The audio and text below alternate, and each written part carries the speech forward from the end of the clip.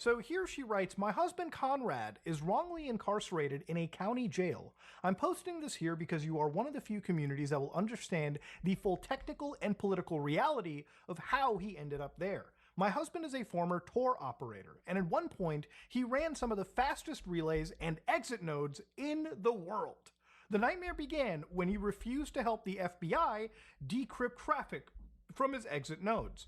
So to give you an idea of what happens here, right, ladies and gentlemen, I care a lot about internet censorship and our right to free speech, and I think a lot of people just have that belief in general. But to give you an idea, to keep those freedoms, it's not free. It's not something that, just exists. You have to constantly fight for it. What happened over here was apparently the FBI couldn't get her husband to decrypt those notes. So they told a judge he used his graphics driver to access the dark web and jailed him pre-trial for 3 years. Now, this story isn't like a one-side win situation. It actually gets pretty complicated, so I want you to kind of stick with me here. But to give you an idea, I love the deep web. I've browsed it for years. I've made tons of hours of content. I would actually probably wager that out of all of the online content creators that cover the deep web, I probably statistically have the most hours of footage out there. And I'm not saying this is a flex, I've just browsed it for years. And one of the things about my deep web browsing series, if you've actually ever watched it, is that generally I like to show that the deep web isn't this like spooky place the media has made it out to be, where red room torture sessions are everywhere, even though those easily exist on real platforms, like real clear web areas. It's not like a haven for child molesters, even though there are lots of them out there. In fact, a lot of the places you can find on the deep web are actually just goofy websites, these kind of like edgy websites where everyone pretends to be an assassin or whatnot. In fact, I would say if I had to percentage out my deep web browsing series, maybe like 80% of it is just goofy laughs, and the other 20% is this mystery-like spooky horror that the media makes it out to be. But the important thing about the deep web is ultimately, it is the most important tool for people that need privacy and anonymity, people that are journalists in dangerous parts of the world, people that are oppressed by their regimes where they can't exercise free speech. You and I can basically say whatever the fuck we want on the internet if you live in North America, within reason, of course, as long as we're not putting out violent calls to actions. You and I can say whatever the fuck we want. Granted, not everyone will like our speech. Maybe the government won't even like our speech, but we are free to say it. There are parts of the world where you do not have the freedom, which is why Tor is such an important thing. Now, to give you an idea really quickly, ladies and gentlemen, Tor is not something that sort of came out of nowhere. To give you an idea, the Glowies were the ones that came up with it. Tor was a product of the U.S. Naval Research Laboratory, part of the United States Navy, where they developed the Onion Router, which is a general approach to securing the routing and traffic flow information for network communications by separating identification of network location from routing. So basically, this is how the government decided and designed a way for us to anonymously communicate with each other over the internet through the Tor network. Now, the way that Tor works in its anonymity is basically producing a crowd large enough for everyone to hide into. If Tor consisted of 10 people maximum, it would be pretty easy to identify who the fuck those 10 people are after a while. But because Tor has millions of users, anybody that runs a exit node or any kind of node is actually a pretty important person to the Tor network. So here they write, the Tor network strength comes from its thousands of global volunteers who run the relays that form its backbones. This is not just an ideological choice, it is essential to the network security. When running an exit relay, it carries potential risks. It is a legal activity in the US, and these volunteers are the reason the network functions. So when an American intelligence officer, soldier, or diplomat uses Tor from a hostile foreign territory, their safety depends entirely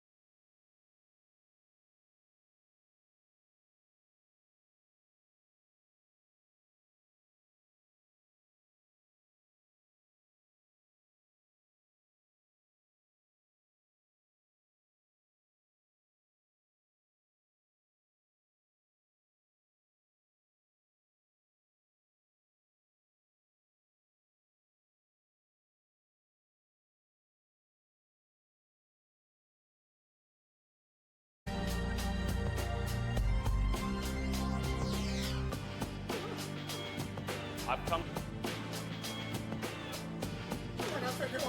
We have a car. It's a sprinter van. It doesn't fit. Y'all not in it in the drive-thru. We cannot. We are take it. in. Can we come inside? The inside is closed. It was closed at 11. I told you it wasn't. Because y'all lame as hell. Why are you coming here trying to troll? We're trying to order food. We're not trying to troll. Listen to what we're saying. You are short as in real life. Oh my god. What are we gonna eat? Gas? You are short as in real life. Oh my god. What are we gonna eat? Gas?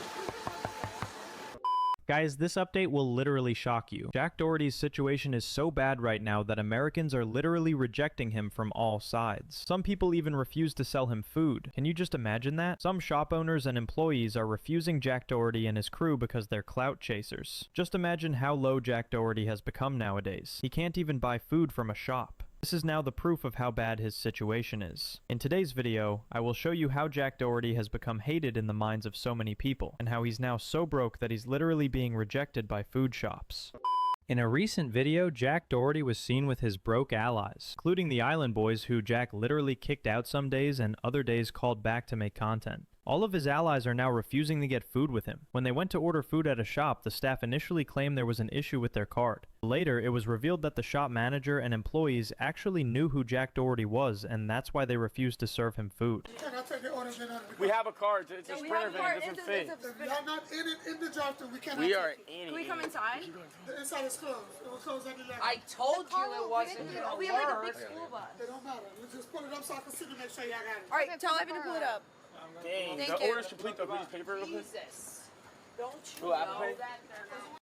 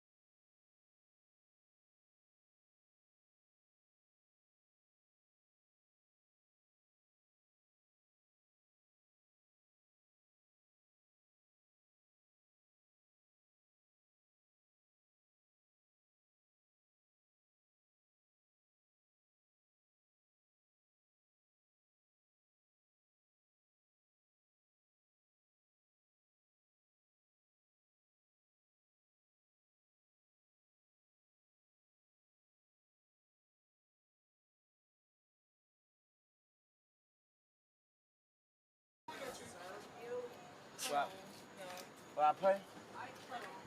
We got a car.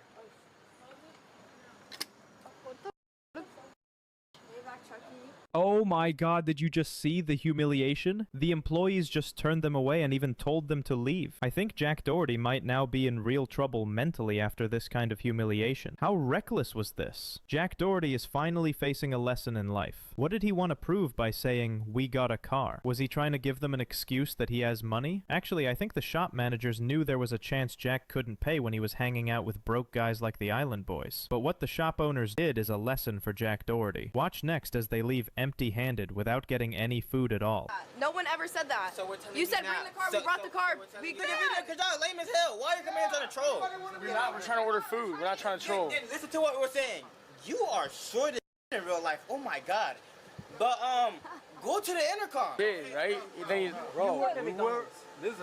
Do you see yourself? You're broke. Do you see yourself? You're broke. Do you see yourself? You're broke. Look what they do to go viral. You're broke. What? The Island Boys are saying that the staff is broke? They literally couldn't get food from them and were begging for it. But then the Island Boys are saying the staff is broke? I honestly think the staff's salary is much higher than the Island Boys' monthly income nowadays, yet they're saying he's broke. How disgusting is that? This is just proof of their shady mindset. The staff literally refused to give him food. What's wrong with you? No, now we're not getting nowhere. Get my order. Spit in our food. They're gonna Get my spit order. Let's go to the gas station.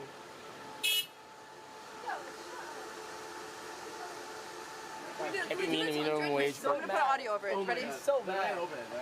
Wait, he's coming. Hey, yo. Wait, can I do the tongue trend, or is it like dumb because he's not even looking? What are we gonna eat? Gas? Michael's down too.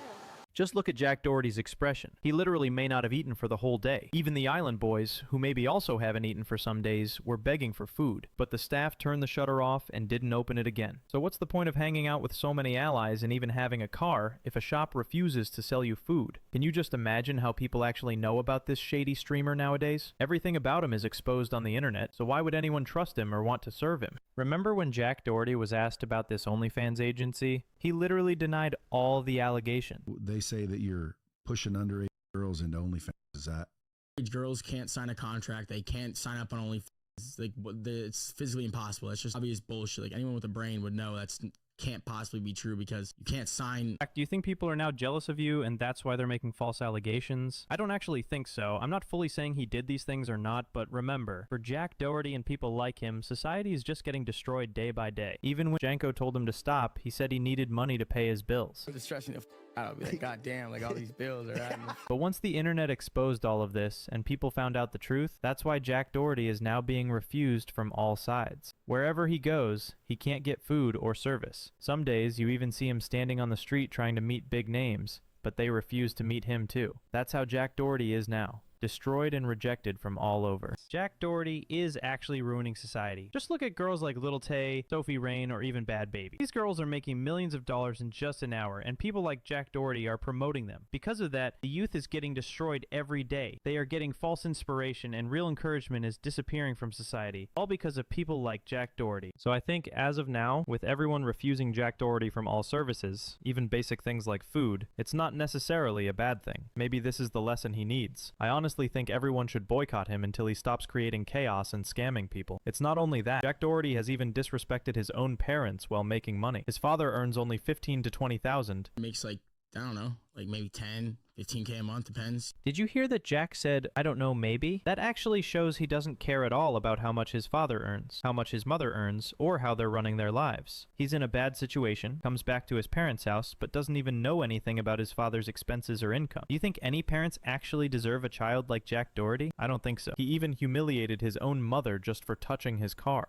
I asked your friend Michael. You could have just asked him. You don't just What? take You're always telling me I don't know anything. I didn't stall. I just went for a ride. Yeah, the police are going to be here shortly. So just imagine, when a person like this gets exposed on the internet, someone who only cares about money, why would a small shop staff or manager treat him kindly? They take that anger and frustration, and when Jack Doherty walks in, they refuse to serve him. This is what Jack Doherty actually deserves. Remember, even before, when Jack Doherty was asked about it, he literally admitted that he would do anything just to get relevance online. What type of hate do you get? A lot. I mean, people obviously, like, social media is different than like in real life, and people don't understand that. So it's like you obviously play a persona online, and that's what gets attention and views, and that's what like brought me here and made me all this money and gives me this lifestyle. And it's like people don't understand that, but I'm not a bad guy at the end of the day. I'm just trying to keep living this life and do what I gotta do, but also I want to do it in the best ways possible. I don't want to like... How shameless are you, Jack Doherty? Everyone knows that. But thanks, at least you're admitting and agreeing that our blame on you is not false. You are actually an attention hunter and a clout chaser with chaotic content. Jack's situation is actually worse than ever. It looks like he can't even manage regular expenses. And how would he? Even before this, his ex-girlfriend McKinley was ruining his life. He wasn't making as much money as before. When she was around, he was making a big amount. Now it's not even 1/10 of that.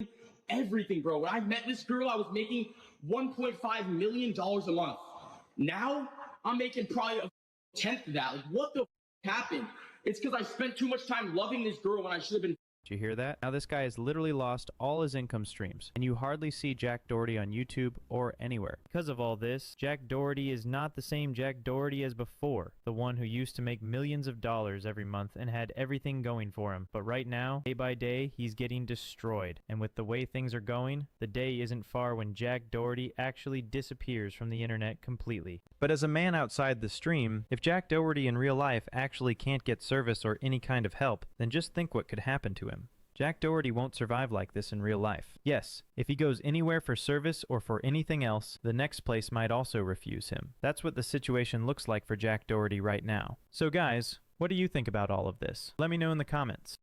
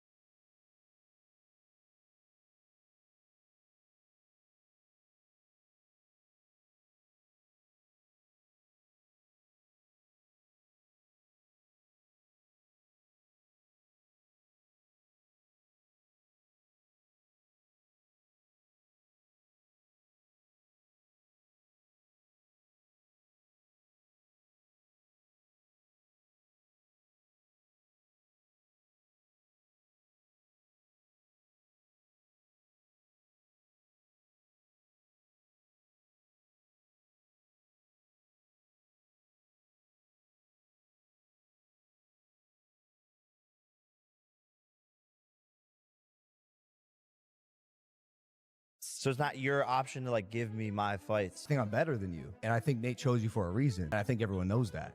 It's him undermining me and being condescending towards me and trying to little bro me and discrediting everything that I do. You, by the way. Oh my goodness! What is going on? Why? Why'd you blur my logo? Turns it on and it's fucking Logan. And it's not just Logan, it's Prime everywhere. And it's not just Prime everywhere, it's Logan talking condescendingly about Jake with these snide little comments in Jake's own fucking documentary. Logan Paul destroyed his brother's career out of jealousy, greed, and money. This statement might sound simple, but it's far deeper than you think. Most people already know how Logan Paul slowly ruined his brother's life day by day. Some even say that both Logan Paul and Jake Paul are shady brothers who rig and scam people, right? But today, in this video, I'll give you a secret breakdown that will shock you, showing how Logan Paul scammed his own brother, rigged his money and fame, and even broke their relationship after all the scams he pulled. So keep watching until the end.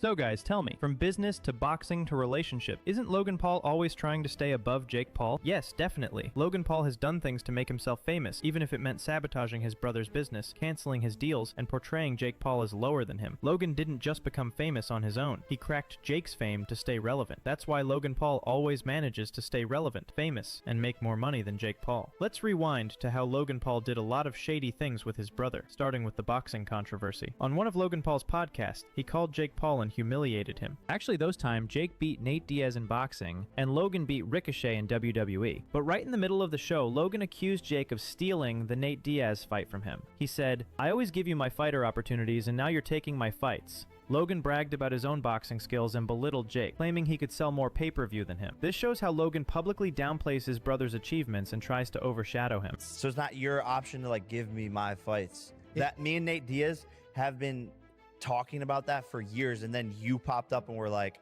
no, now it's my turn, I want that fight, and then start talking shit and then try to like get the fight in Saudi Arabia, like on the microphone, and like trying to like jump in on all of these things.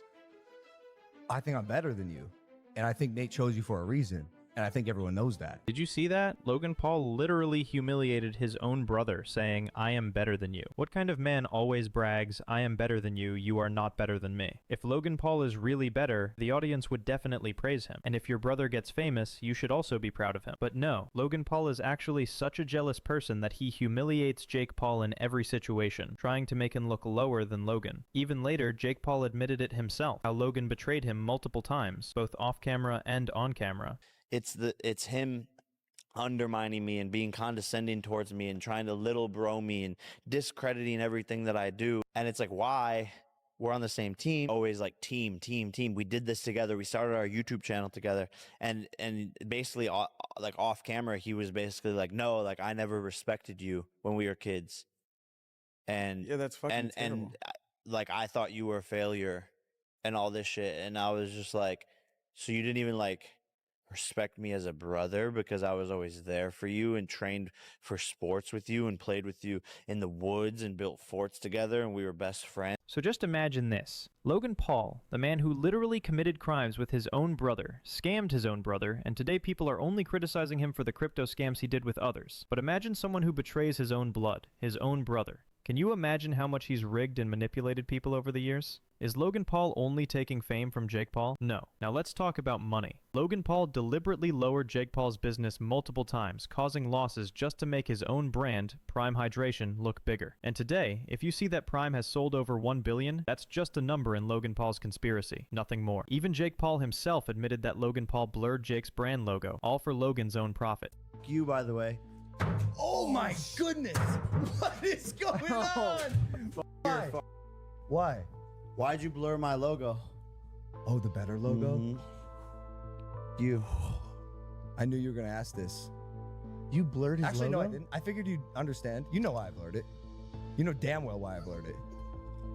Don't give me this. Bro. You know damn well why I blurred your logo on Johnny's parachute. I don't know why. But now we know why Logan Paul blurred Jake Paul's logo. It's simple. If Jake Paul's business became an empire, then the relevancy of Logan Paul and the popularity of his Prime Hydration brand would be equal to Jake's. Jake would also make a lot of money from his brand, and that would feed Logan Paul's greed. Logan felt he couldn't just earn equal money. He always wanted to earn more than Jake. That's why he scammed him in so many ways, humiliated him, and deliberately harmed Jake's business multiple times. It wasn't just about money and fame. It was also about relationships. Logan betrayed his own brother to the point of being intimate with Jake's girlfriend, knowing she was in a relationship with Jake. Jake's girlfriend was Alyssa Violet. Their relationship was long-term but troubled, and during that time, Logan got physically involved with Alyssa, fully aware that she and Jake were together. This incident completely changed the dynamic between Jake and Logan. Many people consider this act Logan's biggest betrayal of all. Higher road. He does it, take higher road, take higher road, take higher road. And he like, fucks your girlfriend. Yeah, and exactly. And it's like, take higher road. Don't expose that. Oh, now he wants to expose it himself. Okay. But I just don't even perpetuate it. So Logan Paul literally rigged everything from Jake Paul. Every single thing. Even once, when a documentary was made about Jake Paul, do you know what Logan did? He turned the documentary into a promotion for his own Prime Hydration brand and his own story, while Jake Paul was barely included. The documentary was supposed to be about Jake Paul, but almost everything focused on Logan. Later, one of Jake's own allies even exposed this on their podcast, confirming how Logan hijacked the project for his own gain. Jake's point of view, what it feels like, and you're right, it's a great documentary, and it, as a viewer, unbiasedly, it's great to watch. But from Jake's point of view, what he maybe won't say is that his whole fucking life, Logan has made anything that's great and big for Jake about Logan somehow, one way or another. He makes it about him. And this is supposed to be Jake's big fucking break, where Jake finally gets a documentary about himself, and it's Jake to the world, and this is huge for Jake. And then Jake turns it on, and it's fucking Logan. And it's not just Logan, it's Prime everywhere. And it's not just Prime everywhere, it's Logan talking condescendingly about Jake with these snide little comments in Jake's own fucking documentary. So just imagine, is there anything Logan Paul didn't humiliate Jake Paul in? I don't think so. From relationships to business, money, fame, even boxing, Logan tried to humiliate and take everything from his own brother. As the elder brother, Logan should have helped Jake get famous like him, supported him, and built him up. But instead, he rigged his own brother at every turn. Just imagine the level of a brutal mind and how shady Logan's mindset really is. And now, look at the backlash Logan Paul is facing. Nature is catching up. His Prime Hydration, the brand built while blurring his own brother's logo, is literally collapsing under FDA investigations. Prime Hydration. Senator Schumer claims that packaging and advertising for the two drinks are almost identical. Makers of Prime point out that the label warns it is not recommended for children under 18. Logan is also facing massive lawsuits and fines from legal authorities for crypto scams and other issues. All the money Logan made by rigging and scamming his own brother is now crumbling. Logan Paul is facing fresh questions over his cryptocurrency dealings. Even the relationships he broke and influenced are suffering. Today, Logan's relationship with his fiancée, Nina Agdal, is reportedly on the verge of breaking, even after marriage. He doesn't believe in marriage, would never let the government dictate who his life partner is based on a piece of paper, but went through with the rigmarole of a ceremony to make Nina happy. And also, Logan Paul even destroyed his own brother's girlfriend by being intimate with her. Today, we're seeing scandals about Logan's own wife, Nina Agdal, exposing even countless intimate encounters. This is Logan Paul facing the consequences of everything he did against his brother, Jake Paul. In this video, I'm not trying to make Jake Paul look better than Logan Paul. I'm exposing how Logan rigged and scammed his own brother. So what do you think? Who's really better? Jake Paul, Logan Paul, or are both just shady? Let me know your thoughts, and please subscribe as we break down more for you.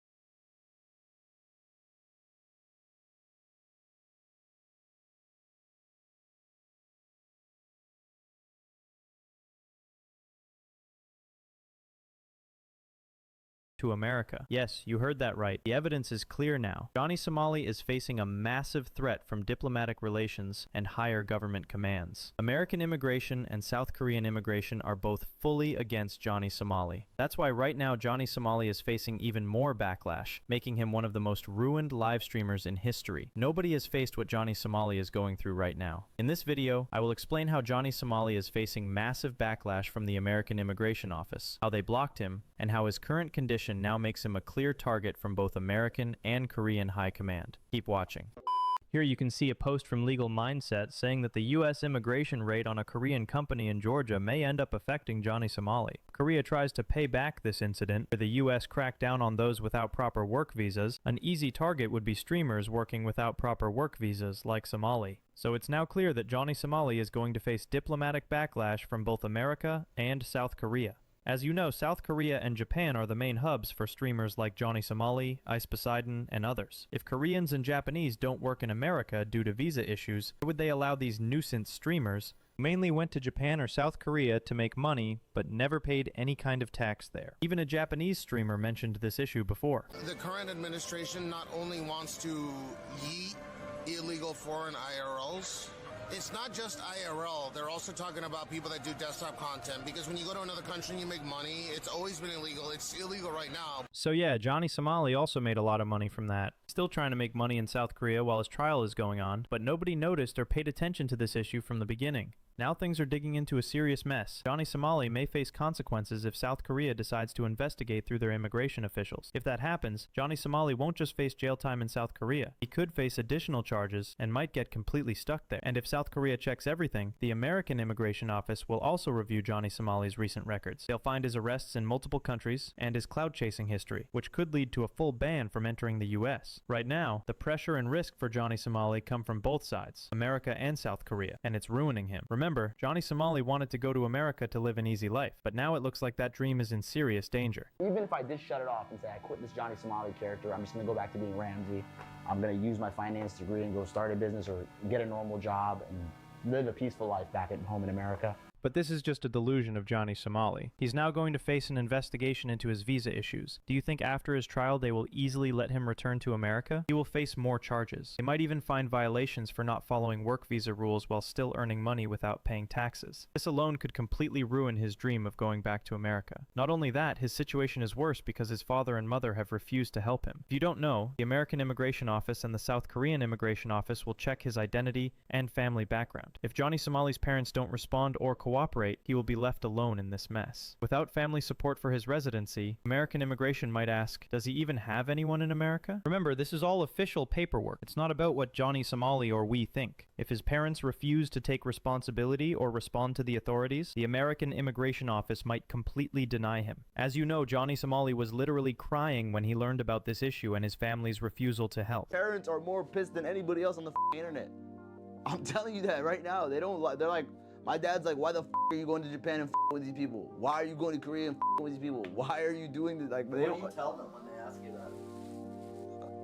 I don't even have an answer. Not only that, if the South Korean Immigration Office investigates and files any kind of charge against Johnny Somali, do you think he'll be able to pay legal fees or handle the case? No, because Hank Yu has already refused to give him any more money. Right now, Johnny Somali is showing up on the streets, walking alone like a homeless person.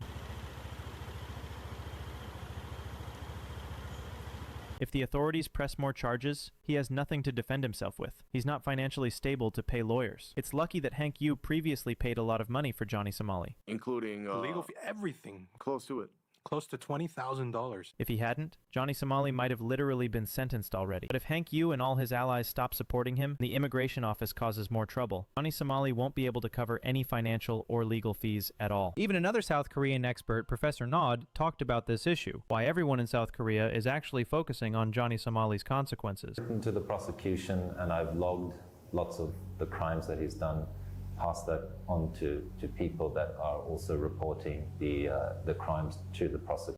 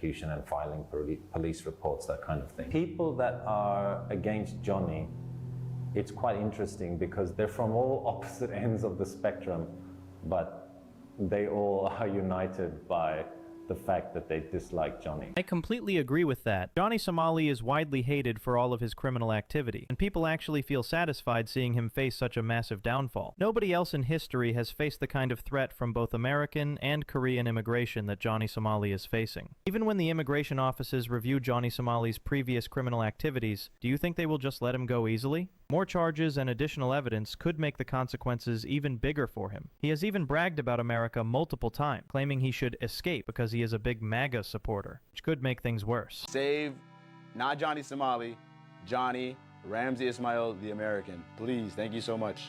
Please. Let me out of here. I want to come home, man.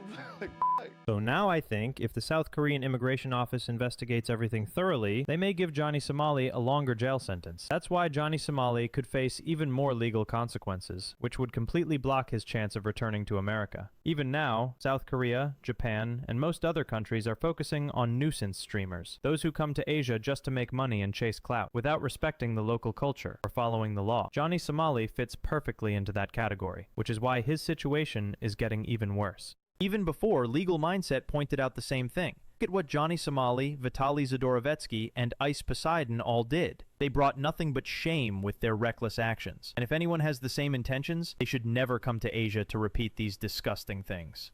If you have a problem, if you at home, or anybody, nuisance streamers, Johnny Somali, Ramsey Ismail, Vitaly, Ice Poseidon, all these guys, if they have a problem with a country and its due process, don't go there. Don't go to a country and then complain about the laws and the rules and the procedure. You chose to go there. Stay home. If you are only happy in Europe or America or Canada and you only like that there, stay there. Do not come to the country and then complain about the rules. I completely agree with Legal Mindset on this. If the authorities had taken action from the beginning, maybe this time streamers like Johnny Somali wouldn't be able to ruin the reputation of America, South Korea, or even the rest of Asia. What South Korean people and the authorities faced from Johnny Somali, I think most of it, if not all, is actually his fault. But at the same time, it's also the fault of the people and authorities for not being aware and taking strict action against him and all the other nuisance streamers. If they had acted earlier, do you think streamers like Johnny Somali could have done all the damage they did? I don't think so. Now, definitely, South Korea and the authorities are facing the consequences they also deserve. Do you agree with me or not? Let me know.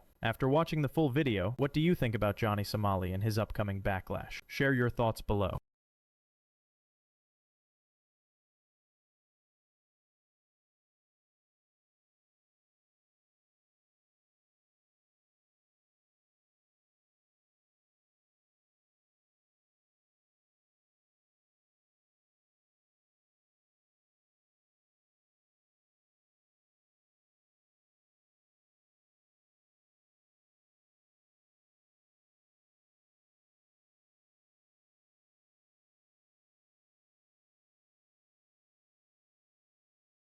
What you're about to watch is mostly unedited.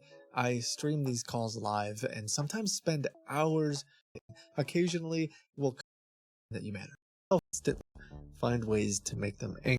And if you've seen my videos before, you'll know that scammers are constantly innovating and finding new ways to scam people, and researchers like myself find ways to make them angry. Why are you like that guy? But after doing this for more than 8 years, I'm realizing now more than ever that I can't do it alone. We need more people in the fight, people who understand how cybersecurity really works. We need people like you. And that's where today's sponsor comes in. Palo Alto Networks has been leading the way in cybersecurity for more than 2 decades, protecting businesses, hospitals, schools, even governments. They recently launched a certification program that's built for people who want to jumpstart their careers in cybersecurity. You'll learn the fundamentals, cloud security, network defense, and the best part is you can train at your own pace with digital classes or instructor-led courses online on your own schedule. Whether you go for the cybersecurity apprentice or the practitioner certification, right now you can get 50% off the exam with this code, KitXPanW50. So if you ever thought about joining the fight against scams or fraud, maybe now is a good time to start with Palo Alto Networks. Let's call this one. They are claiming that you have an $11,000 grant. You got it, sir? Let's see if they're open. State your name after the tone, and Google Voice will try to connect you. Kevin.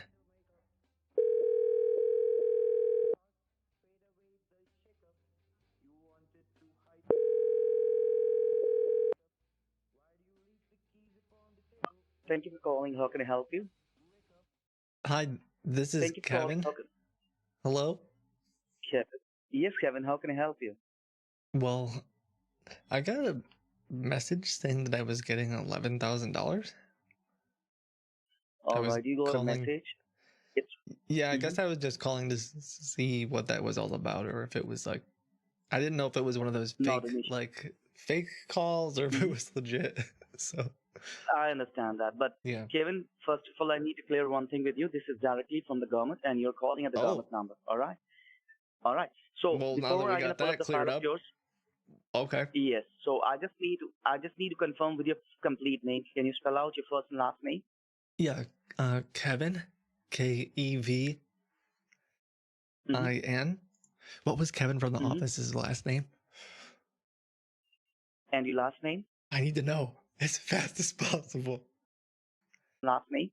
Yeah, Kevin, Kevin. What was Kevin from The Office's last name? And your last name? I need to know as fast as possible. What was that? You're breaking up. I couldn't hear you. I'm saying you need to spell out your complete name. It's Kevin, and what is your last name? Malone, Malone. All right, Kevin Malone, right? Yeah, right. Kevin, I'm trying to pull up your file. In order to pull up your file, you need to verify me with your date of birth. Oh, easy. That would be September 21st. I was born at night. September 21st, 1984. 1984. All right.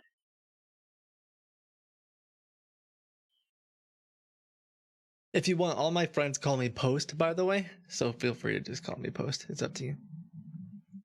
All right. Just stay with me. Yeah. So your friend call you Post? Yeah, it's just a nickname I picked up in school. All right. Kevin, you're working or you're unemployed? Both. Like a part-time job? Well, like I'm unemployed from my full-time job because of everything going on, but I do have a startup company that I've been working at. It's called Carrot Oil. I've been selling like medical supplements, things like that. We take fresh, organic, purple carrots and we press them with our feet and extract the oils from them and create superfoods and super, like, what do they call it? Supplements, basically. Supplements, all right. Yeah. Yeah. You're married or you're single? It's complicated. Let's put down I would be engaged if she would return my phone calls. How about that? Can we put that down? No. You need to mention that according to the records of yours. That means you're single, right? Yeah. Yeah, let's call it single. Sir, in order to verify your identity, you need to verify me with your social security number. Whoa. Like over the phone? Yes, these lines are recordable. There is no need to worry about it. Okay, I assume just the last 4 digits, yes? Yes, the last 4 digits. Okay. Whew. Okay, I was gonna say, because my grandma always told me never to tell anybody my social, but No, there is no need to provide your social security number. The complete social security number over the phone to anyone, but you can verify with the government with the last 4 numbers. Okay, yeah, it's 1235. Just stay with me. Let me put all that information in order to pull up the file of yours. So just stay with me, all right? Okay.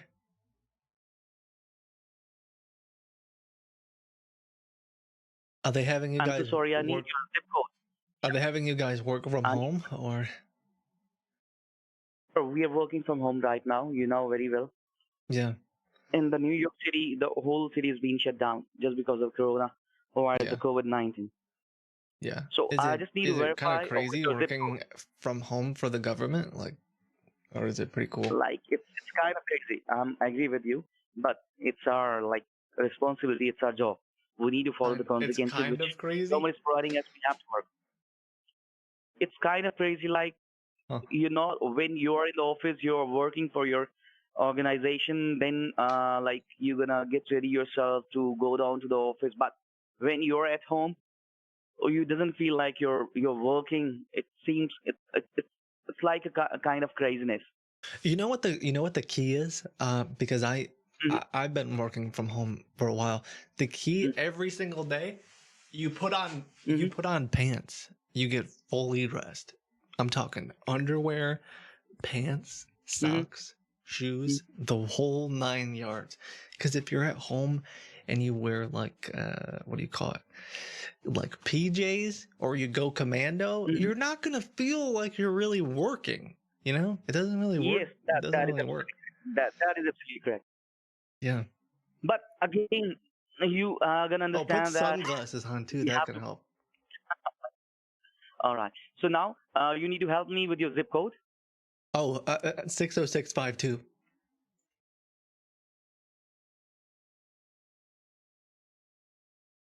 Just stay with Kevin. All right. I really appreciate your time and patience with me. Again, please, I putting- insist. Call me post, man. Listen, no hard feelings here.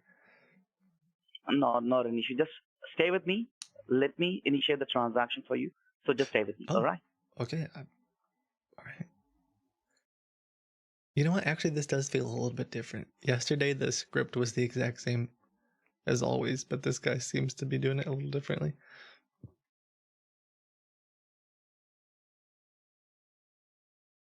Let me process your transaction.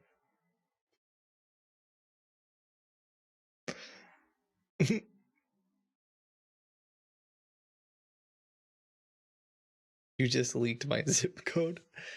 Listen, Scruff McGruff. That's all I'm gonna say. What's my shirt? It's like, I don't know. I feel like it's a. Well, it has been a very eventful week for Riot, their products, the people surrounding it, as well Appreciate as the Riot. gifted subs, But guys. before- Thank you very much. I mean, I never really asked for subs. I don't need subs. Keep in mind, I'm completely self-funded. I don't need subs. I don't need ad revenue. I don't need anything.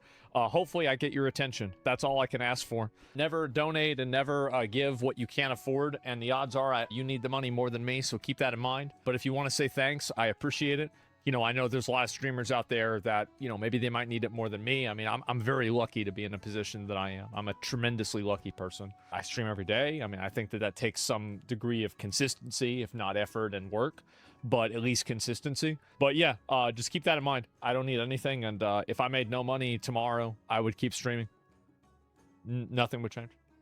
Well, it has not been a reward would make the premium passes quite good, since those finishers are also themed around the seasons. So this could serve as a cool memory of the story that happened in that season. But also, I am not exactly sure just how popular Nexus finishers are, and that's because so far they have only ever been shoved into the Mythic store. So maybe Riot noticed that not a lot of people are using them and they are looking for new ways for people to get them. After this, still moving within the world of strings and code, Skin Spotlights also found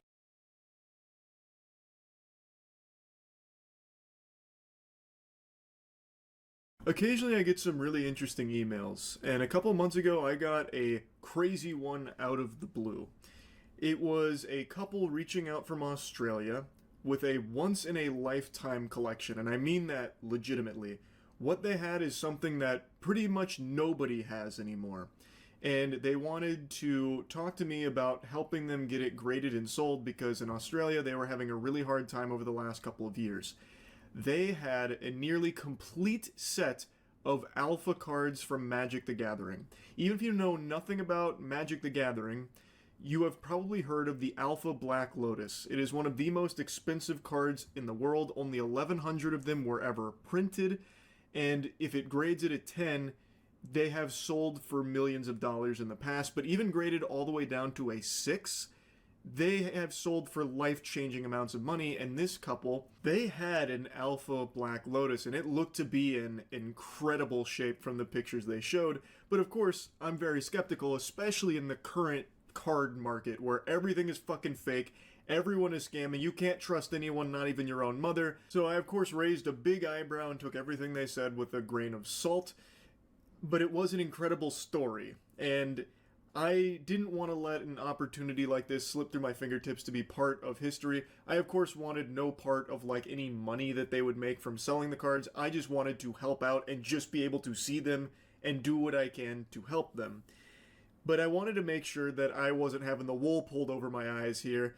So I asked if I could have a trusted professional in the industry go through a process with them to verify the authenticity of the cards, which of course they agreed to. So I reached out to Tolarian Community College on YouTube, a massive Magic the Gathering channel, an incredible guy as well, and he put me in contact with who he claimed was the best in the business for it, Missouri MTG. And Missouri MTG spent a long time going through a very grueling process with them to ensure that these are real alpha cards, because if they are, we're looking at a collection that could potentially be worth millions of dollars. And I'm happy to say, it turns out it was all real. So we started getting everything in motion over the last couple months to get them from Australia to America with these cards so we could grade them here and have even more layers of authentication to ensure truly these are the real deal, get them graded, and get them sold, and also just share their story, because it is truly something special, and I'm honored to have even been a small part of this journey with them. Now, of course, many of you know I have an entire channel dedicated to Magic the Gathering, Dungeons & Dragons, and other TCGs like One Piece. So we did this in collaboration with Drew and Ryan and Zach of Skill Check. So we brought in all the bells and whistles here to really make a pretty big production out of this, because with no exaggeration, this is truly a once-in-a-lifetime thing. My video here is not going to have everything that the skill check video is going to have, like with the actual going in person and grading type stuff. So if you want to see like the full complete package of this experience, go to Skill Check Show, the YouTube channel. I'll go ahead and put a link to it in the description. Yeah, they had no idea, and he just like blows the dust off the folder. There's a Black Lotus in this. It's been something that we haven't really wanted to tell people we have. It feels a bit scary to be like, yeah, this is in our house. You're looking to sell it, keep it. What's the plan? I am so happy for them. This opportunity to get closure on that situation, because I think this is a grade that will truly blow their minds. I'm thinking there's a really good chance they're all 10s. Brother, you're holding history. I know, I'm shaking a little, I'm not gonna lie. Crazy. Holy shit. That's how. Oh my god. 3, 2, 1, go.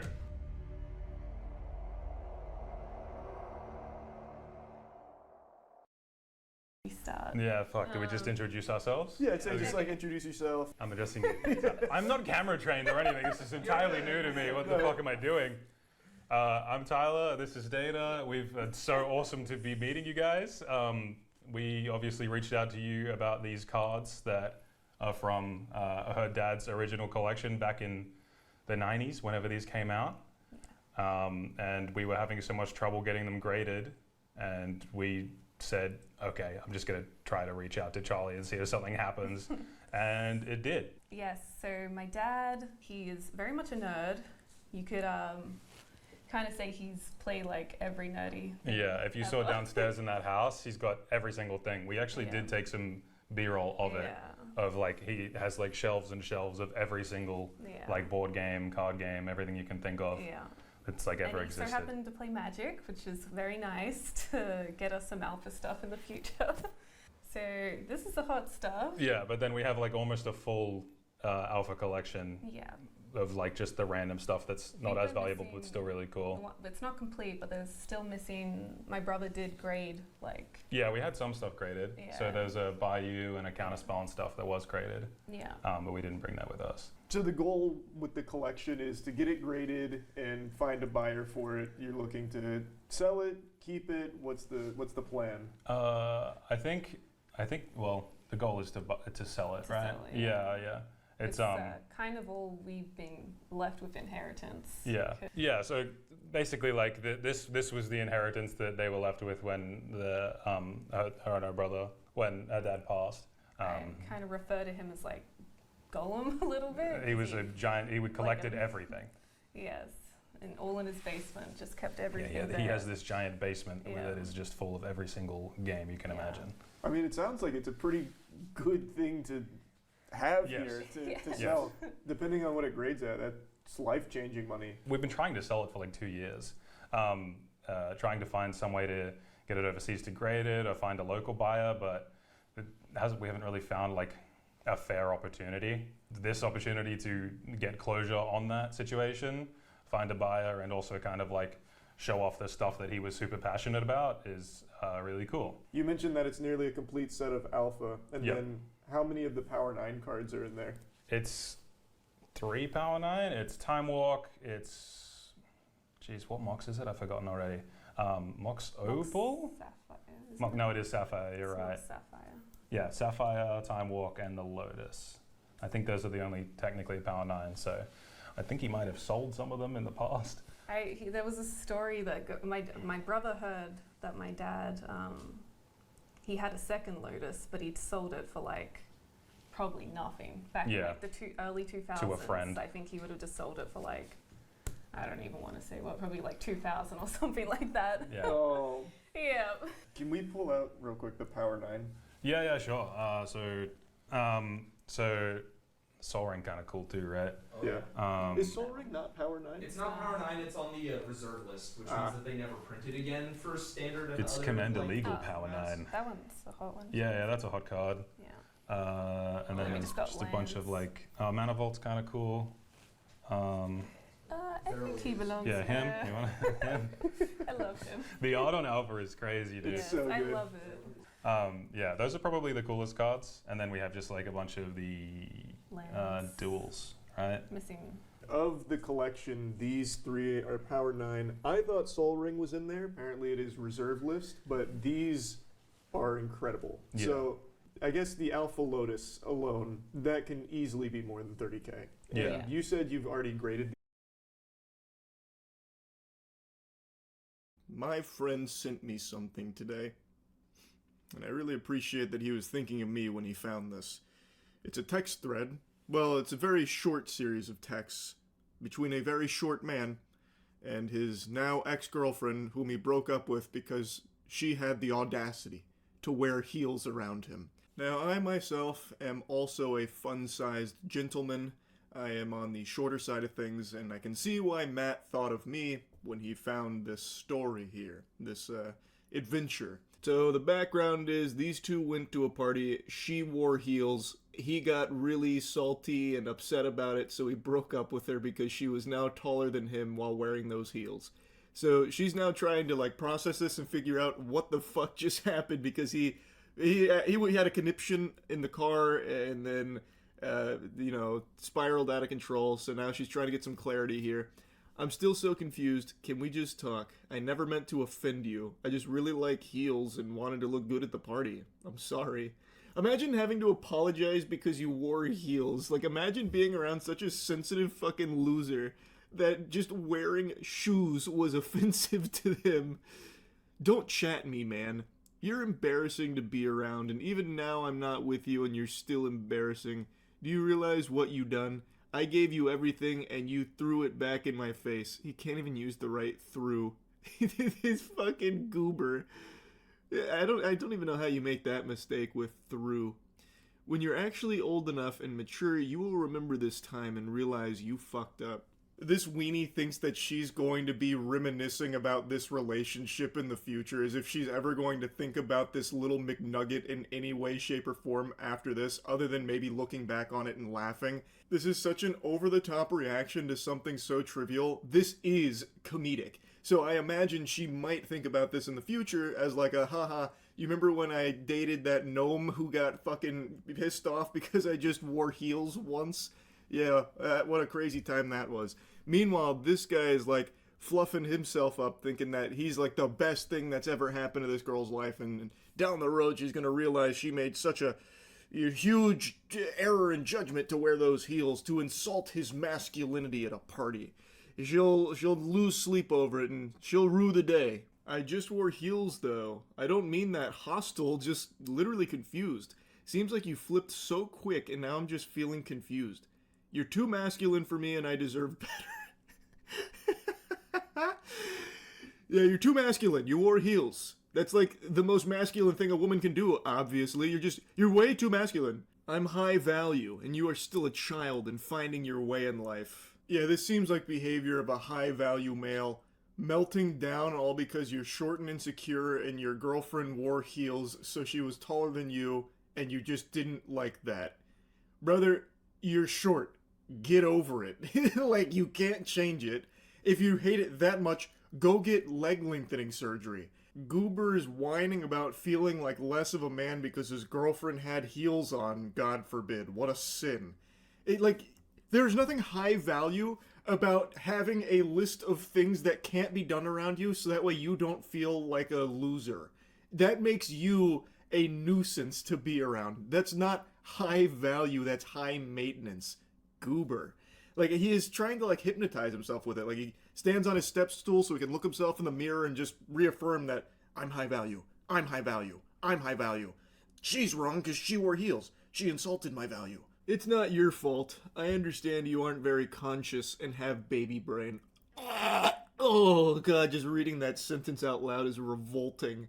I understand you aren't very conscious. What is he doing? Dating a dead body? Like, what?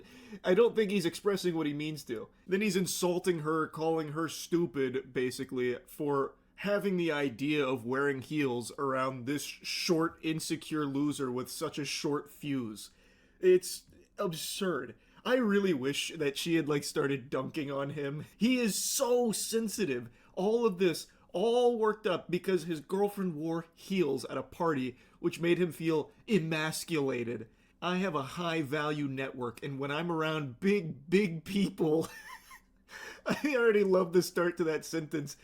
Big people. I don't know if he means physically or metaphorically, like, you know, powerful people, or if he just means tall people. This man just goes to a party and, like, with average-sized people, he just thinks he wandered into the fucking Elbaf land of the giants from One Piece. It's so fucking absurd reading the things this guy had to say. All over him being just so uncomfortable in his own skin. When I'm around big people who I can network with and elevate my business and future, I need someone who shows me off and compliments me. You're so needy, brother. Oh my God.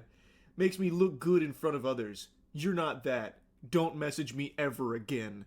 She did nothing wrong. She wore heels. That's it. It's not like she went out there and started insulting him or anything. He just lost his mind. He's going off his gourd here just because she wore heels and was a little taller than him at a party. Who cares? Get over it. You are short. I am short. It is something you're gonna have to come to terms with, man. It's not changing, unless you do want to go through leg lengthening. And even then, even if you do go down that path, you're gonna get made fun of for that too. You're gonna get clowned on. So your best bet is to come to terms with it now, instead of letting all this hostility fester where you're lashing out at people that have done nothing wrong with this short man syndrome of being, like, so hostile to anyone you think is slighting you. She did nothing to insult you. All she did was wear heels because she likes wearing heels. That's a very normal thing to do. If she was a little taller than you, so what? It is what it is. That's just the way the cookie crumbles. It's not that big a deal. It's not worth being this insufferable piece of shit to her all over that. And then, like, breaking up with her and, you know, just going ballistic for something so minuscule that doesn't matter. He talks as if he needed to do this to appease his high-value network that he's built up here, like some kind of fucking Illuminati or something. But it sounds more like the network he's building up is people that don't really respect him, and he doesn't want to give them more ammo for insults. He's like, geez, you're taller than me in heels. The high-value network that I'm around will not appreciate that. All right, you gotta go. Hit the road, please. You've insulted me. You've made me feel like less of a man. Like, how is that not just so shameful? Being short, it's not the best thing in the world. It's not like I love being 5'6", but again, I can't change it. And I'm not going to be mad about it forever. I stopped being mad about my height when I stopped growing at like 21, even though my height had only grown like a couple inches since high school. What am I going to do about it? What value is there in getting angry at anyone taller than me, or feeling as though people look at me as less of a man? What value is there in me just constantly being on edge about that kind of shit? It's preposterous to get this worked up over it. This is now a message to all of my fellow shortmen out there. Do not be like this guy. Just come on in. The water's fine. Being short's not that big a deal. Trust me, it's really not. It's fine. Anyway, I just wanted to yap about this a bit. Had me giggling. That's it. So, yep.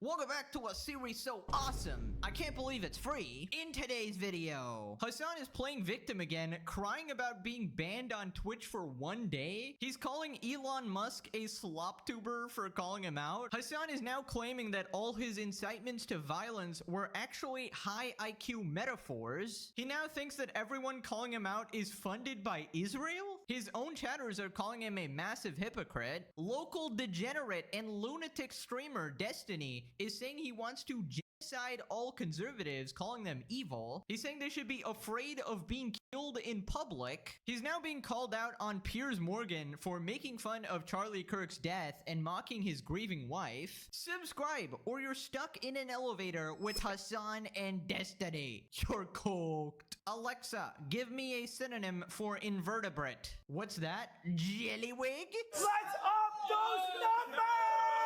Now let's begin with Hassan playing victim again. This time he's crying about being banned on Twitch in the past. Keep in mind this was a 24-hour ban on his day off, which was basically a holiday. Hassan claims he's been banned on Twitch more than your favorite edgy streamer. So basically a chatter calls him out for glazing the terrorist group Hamas, and he responds, Also, once again, I've been banned more times than all of your favorite fucking edgy streamers.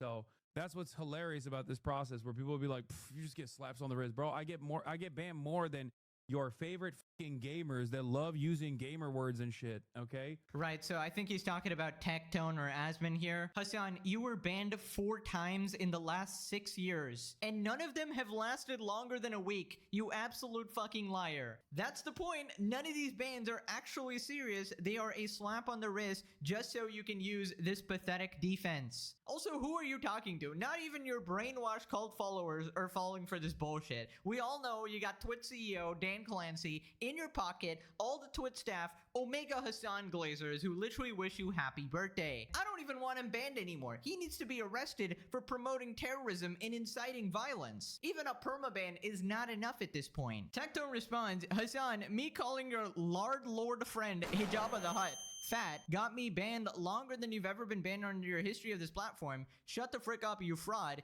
If any of your audience fact checked that shit spewing out of your mouth, you wouldn't have a career. And he's attached this image of all the Hassan bans starting from August 2020, and it's literally just 4 bans, 7 days, 23 hours, 1 day. And this guy's crying about that over 6 years. Can you even consider 1 day bans? Not really. I mean, it's usually on his day off. It's like coordinated and shit so he can take his vacation in peace. Anyways, moving on to Elon Musk trying to get Hassan banned and arrested. Elon Musk responds to a tweet saying Hassan is inciting violence, paging Jeff Bezos. Hassan responds, the richest dude on the planet spends most of his time on his social media website fomenting white supremacist hatred, trying to spark race riots while highlighting out of context clip compilations to imply a leftist Twitch streamer should be deplatformed or worse. So dumb. Rich dude spends most of his time on social media, tries to spark a race war, highlights out of context clip to deplatform people. Didn't he just perfectly describe himself? As usual, Hassan,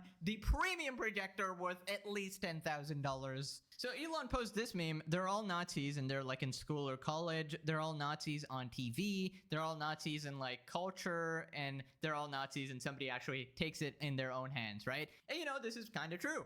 Basically, if you brand the other side as literal Nazis, of course, somebody is going to take it into their own hands. So Hassan responds calling Elon Musk a slop tuber. You can't, bro. Why hasn't he banned you on Twitter then? I don't even want to test that because he's so petty he would. You know what I mean? He is so petty he would do that, and I still use Twitter as a primary mode of communication, so I don't want him to get any ideas. But yeah, it's the same principle behind like he's like a slop tuber, okay? He's like a fucking slop tuber. On the one hand, what do slop tubers do? Well, they'll be like, Hassan is a terrorist. On the other hand, they'll be like, he has a nice car and he's a socialist. It's like these two things don't make sense. Like, am I a terrorist or am I like a fake socialist? And also, are you a real socialist?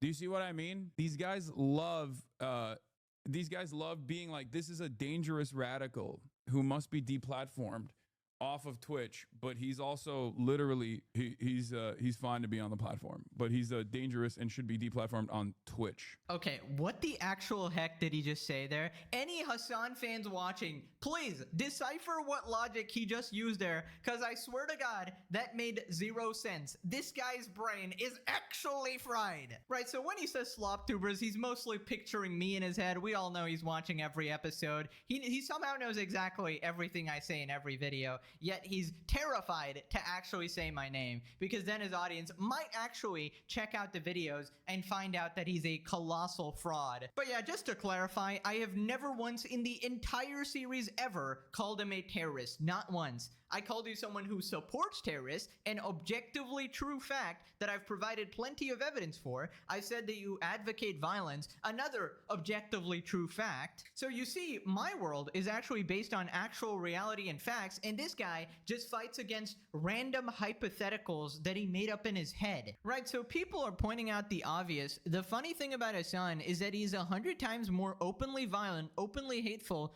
clearly unhinged, and wildly anti-Semitic than Charlie Kirk, but he's on Team Blue, so they put up with it and platform him in the New York Times. And somebody pointed out the landlord's clip. 100% true. Hassan was a million times worse than Charlie, but he's okay because apparently he's on the right side there. He has the approved politics on Twitch, so he faces no consequences. Now people are pointing out the Hezbollah clip. Hassan Piker sitting at a table with an LGBTQ flag with his gay friend as well, says, overall, my favorite flag is Hezbollah. This is progressivism today. A guy in a tank top in the West praising a terror group that executes gay people right in front of a pride flag. Pretty much sums up the hypocrisy. Quick refresher for the new people to the series. Oh, like overall, what my favorite flag? Yeah. Hezbollah.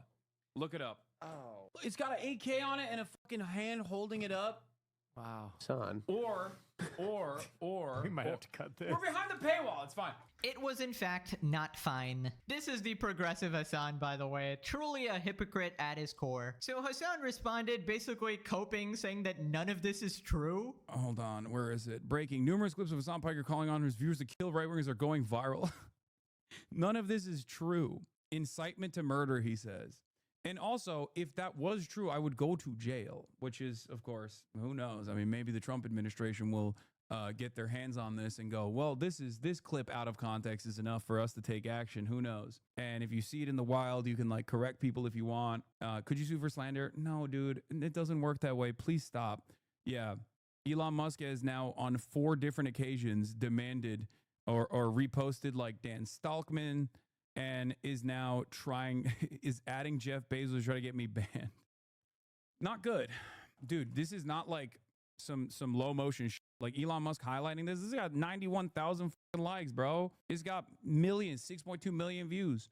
It's the classic, my ideological enemies are incapable of engaging in metaphor. That's just never the case. They are unable to engage in metaphor. They will never be able to engage in metaphor. He must mean everything literally, right? That's what they do all the time. And that's precisely what's going on here. as well.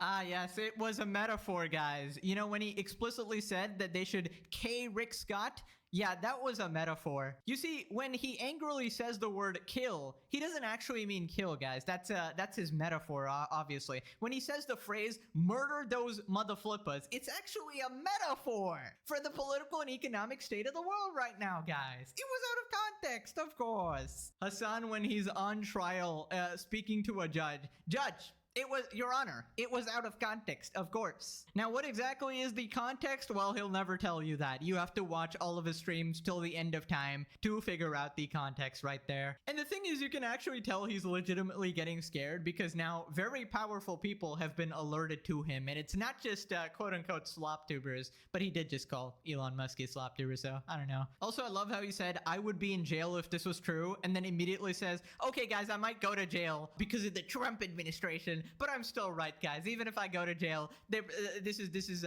political terrorism or something. So he actually understands that it's very possible that he could get arrested now. Buddy, you know what? You just keep yapping. You know, please F around some more. Give us some more clips because I can't wait till you find out. So anyways, he continues alting. Projector VMAX 10,000 here says that people are not interested in the truth. People don't care. They're not. You can only convince someone who is actually invested in the truth. If they're not invested in the truth, and this is not something that they're interested in at all, they're just like angry and they're looking for a target that they find to be appropriate, you're never going to be able to, like, you might be able to convince your parents who are just like, oh, I heard this guy that you're watching has said a bunch of violent stuff.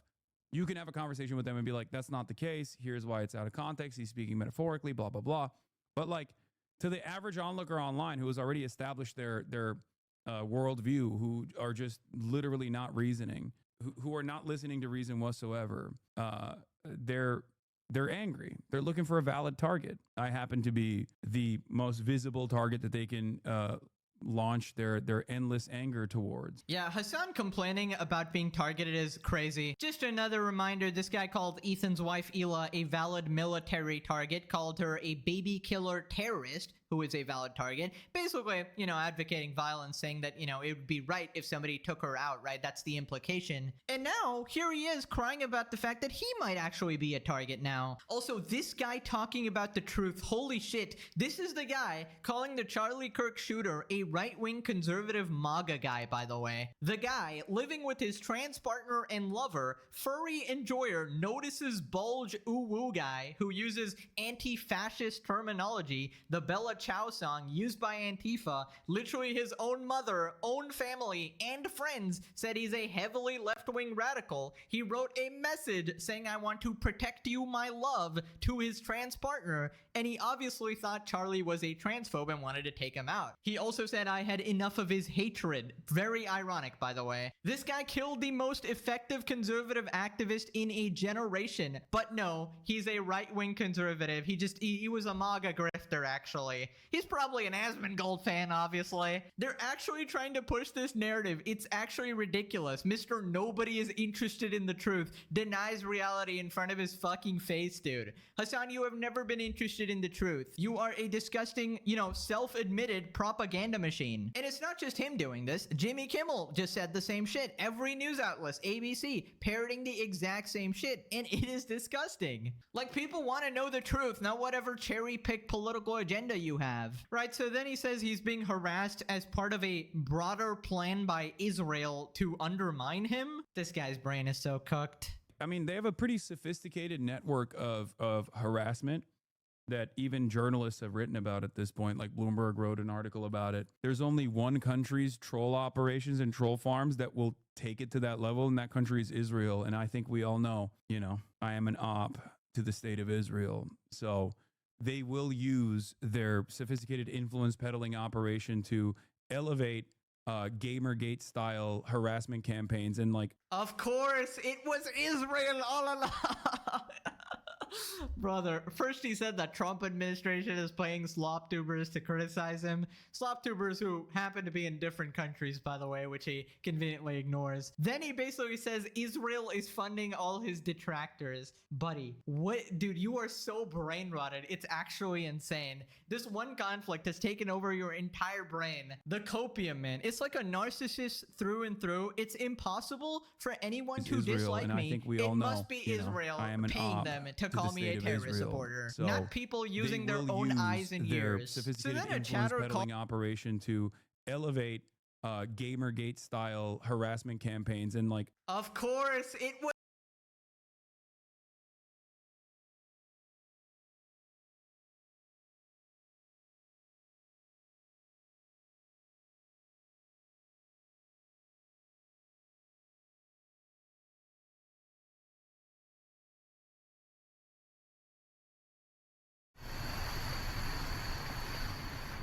It's finally weekend tomorrow. I've been waiting for them for so long. I plan to wake up early tomorrow and have a productive day.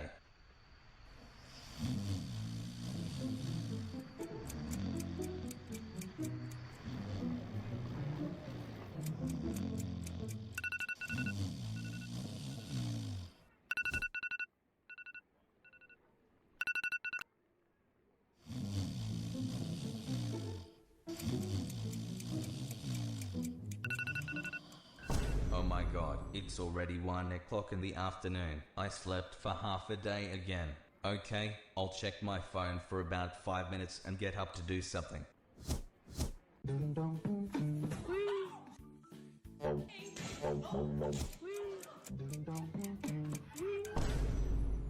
It's already 4 p.m. and I still haven't gotten out of bed. I urgently need to get out of bed and start doing something useful.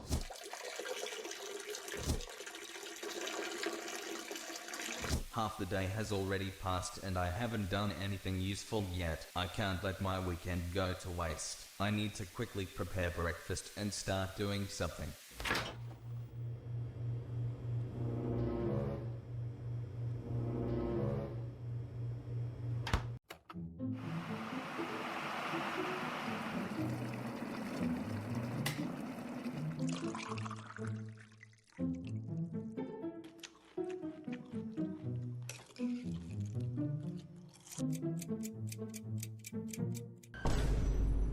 I finally got around to cleaning the room. A lot of garbage appeared in a month. I need to finally clean this room.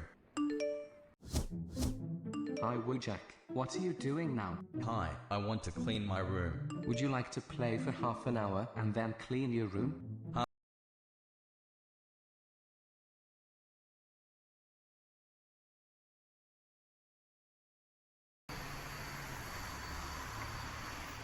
Knocking off a youngster ain't gonna mean all that much to me.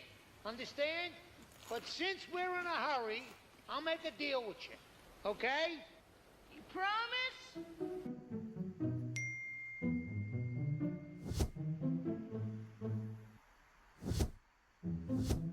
Hi Wojak, it's happening. I finally found a girl on Tinder. What? David has never had a girlfriend because he doesn't know how to communicate with them. How did this nerd even meet anyone? Try registering on Tinder too.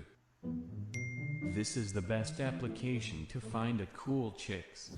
Maybe I should really try downloading the app and try to find myself or girlfriend there?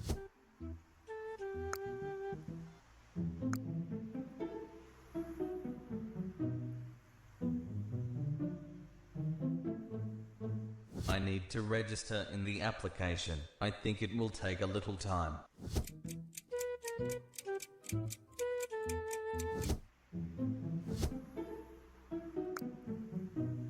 I need to take some nice photo of myself.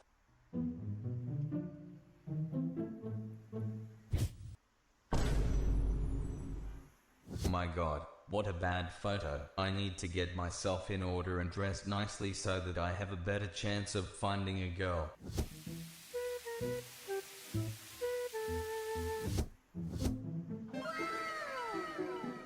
Well, I like myself a lot more this way. I can take a new photo.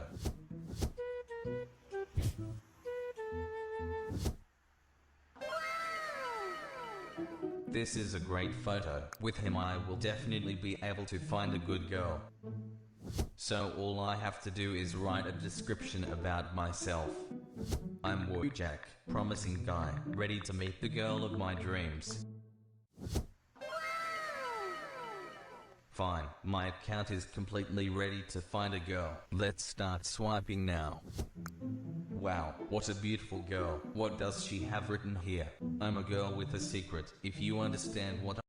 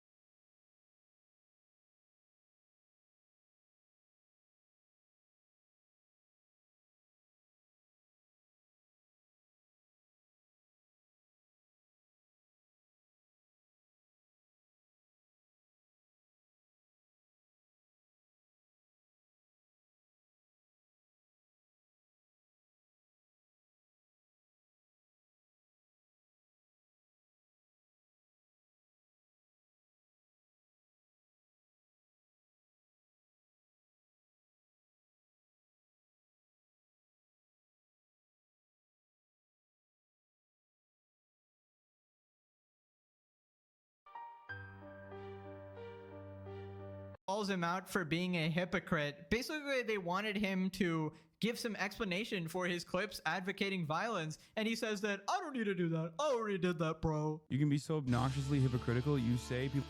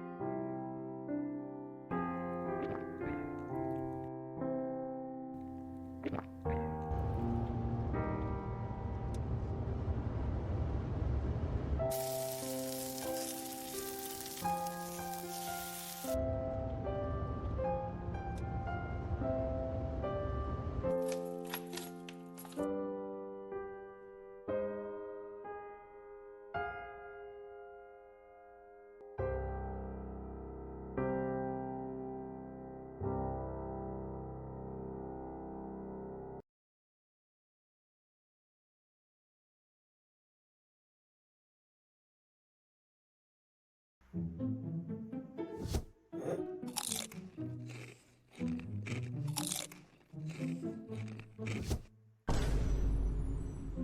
chips are out. I've already eaten 4 packs. I need to go to the kitchen and see what else I can eat, but I just need to get off the couch.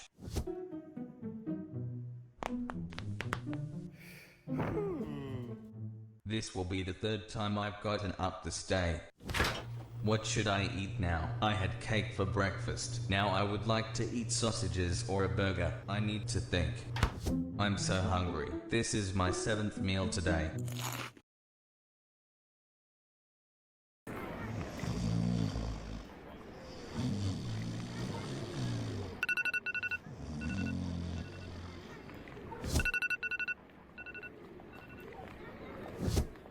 I drank a lot yesterday. I don't want to get up from the couch just yet. I'll lie around for a bit and watch YouTube.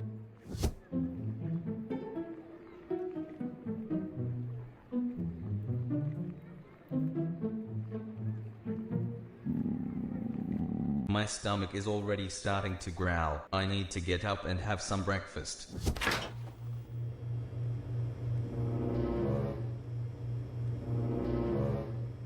Okay, I won't have breakfast yet. I'll sit on my phone for a while and go do something useful.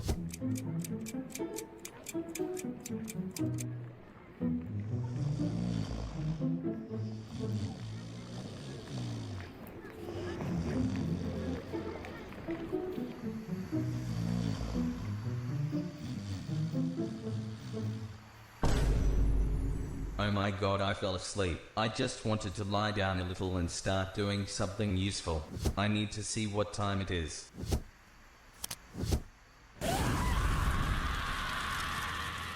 It's already 9 PM. All I did today was sleep all day.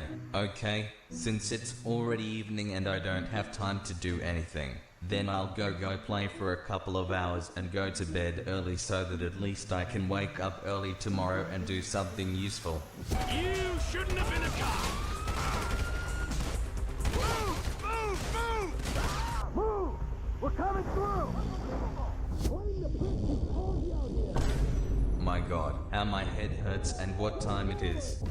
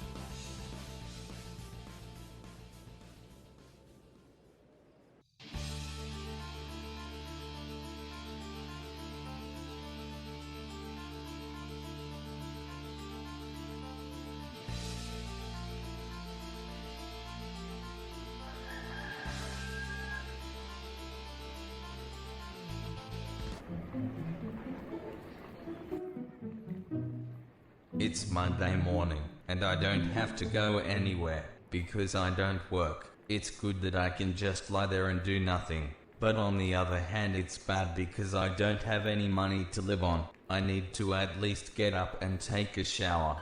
Because I didn't wash for more than 3 weeks to save water and not pay a lot for it. Most likely the water was turned off for non-payment. Thank you for giving me at least a few seconds to wash myself.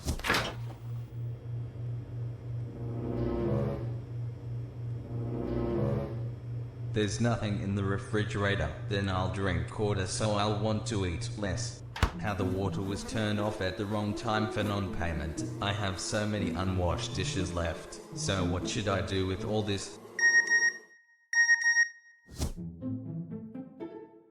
Message from the bank. Dear client, you have a debt of $2,000. You need to get money back by the end of this week. Oh no, also a debt from the bank. How can I repay all the debt? Why are there so many problems? I don't want to think about the problems that have accumulated for me. I want to lie down for a while. Oh no, not John. He clearly wants to ask when I can return his money. Hi John. Hi Woojack, I think you can guess what issue I'm calling you about. I want to ask when will you return $600 to me? You've been promising me to return them for a month now, but you haven't. I really need them now. John, I'll give you everything back next week, I promise. God, where did I accumulate so much debt? The worst thing is that I'm unemployed. I don't earn anything and I owe everyone so much money. Oh no, looks like my electricity was turned off for debt.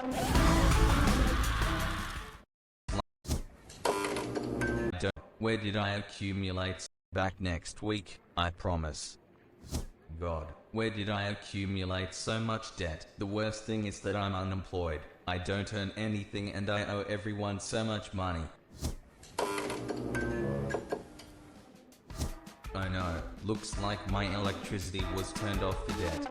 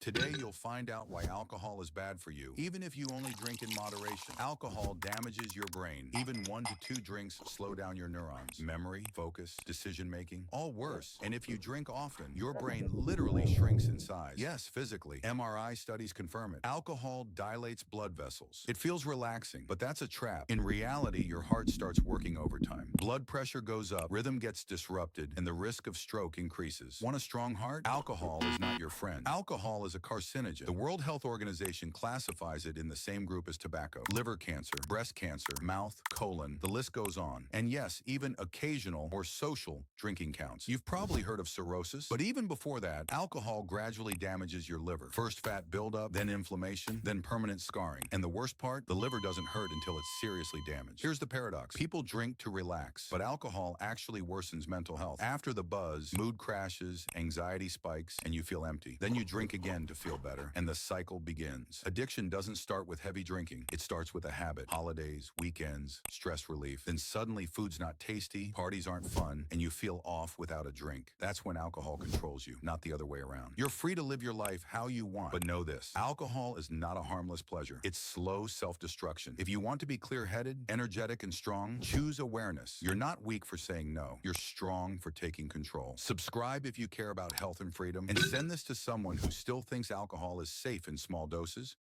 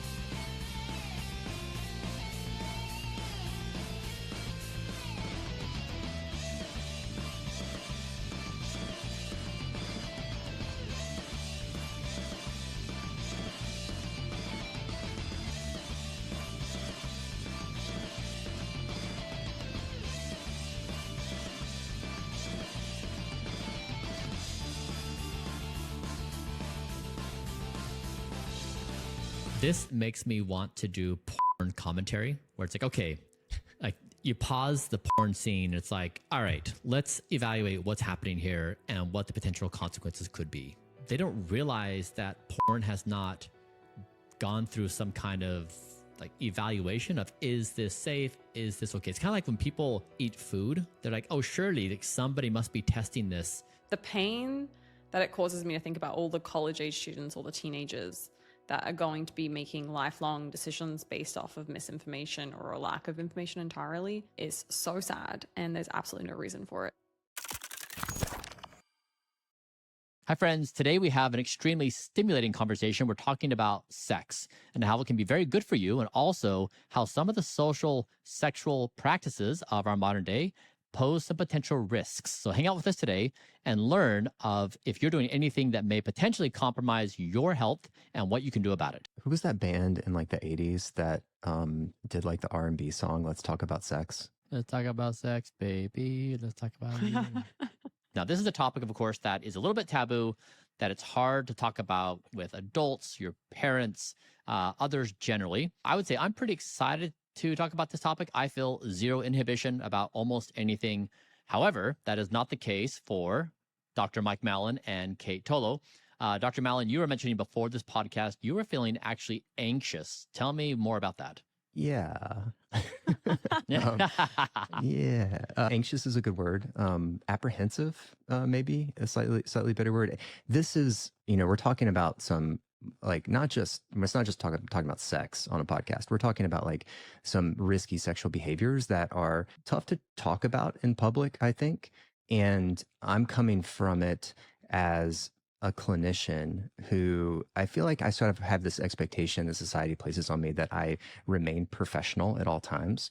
And it feels in some ways hard to talk about these topics outwardly and still feel professional. And I recognize that that's like my own hiccup and my own upbringing, growing up in the Southeast, being a physician, like expectations around what I should and shouldn't talk about. I see all that, but it's hard to deny the sensation, that I get about a little bit of anxiety when we start talking about this kind of stuff. Yeah. So yeah, anxiety is a good word. I mean, it makes sense.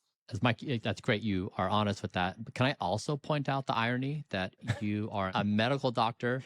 And I say, like, by no fault of your own, you feel pressure about what is appropriate and inappropriate to say on this topic. And so I would just say, is this not about Dr. Mike Mallon? This is probably a culture of our medical profession where there is an apprehension to talk about the science and biology of sexual activities, that the things that people have morally said are maybe higher risk activities or ones that just don't fall into the blessed areas of sexual activity, that there is this coding of like resistance to actually talk about it, leaving a lot of people with no information whatsoever. So I'm happy that we're having even that conversation, because that alone is useful for people to internally feel like, hey, there's resistance to even talk about these topics. 100%.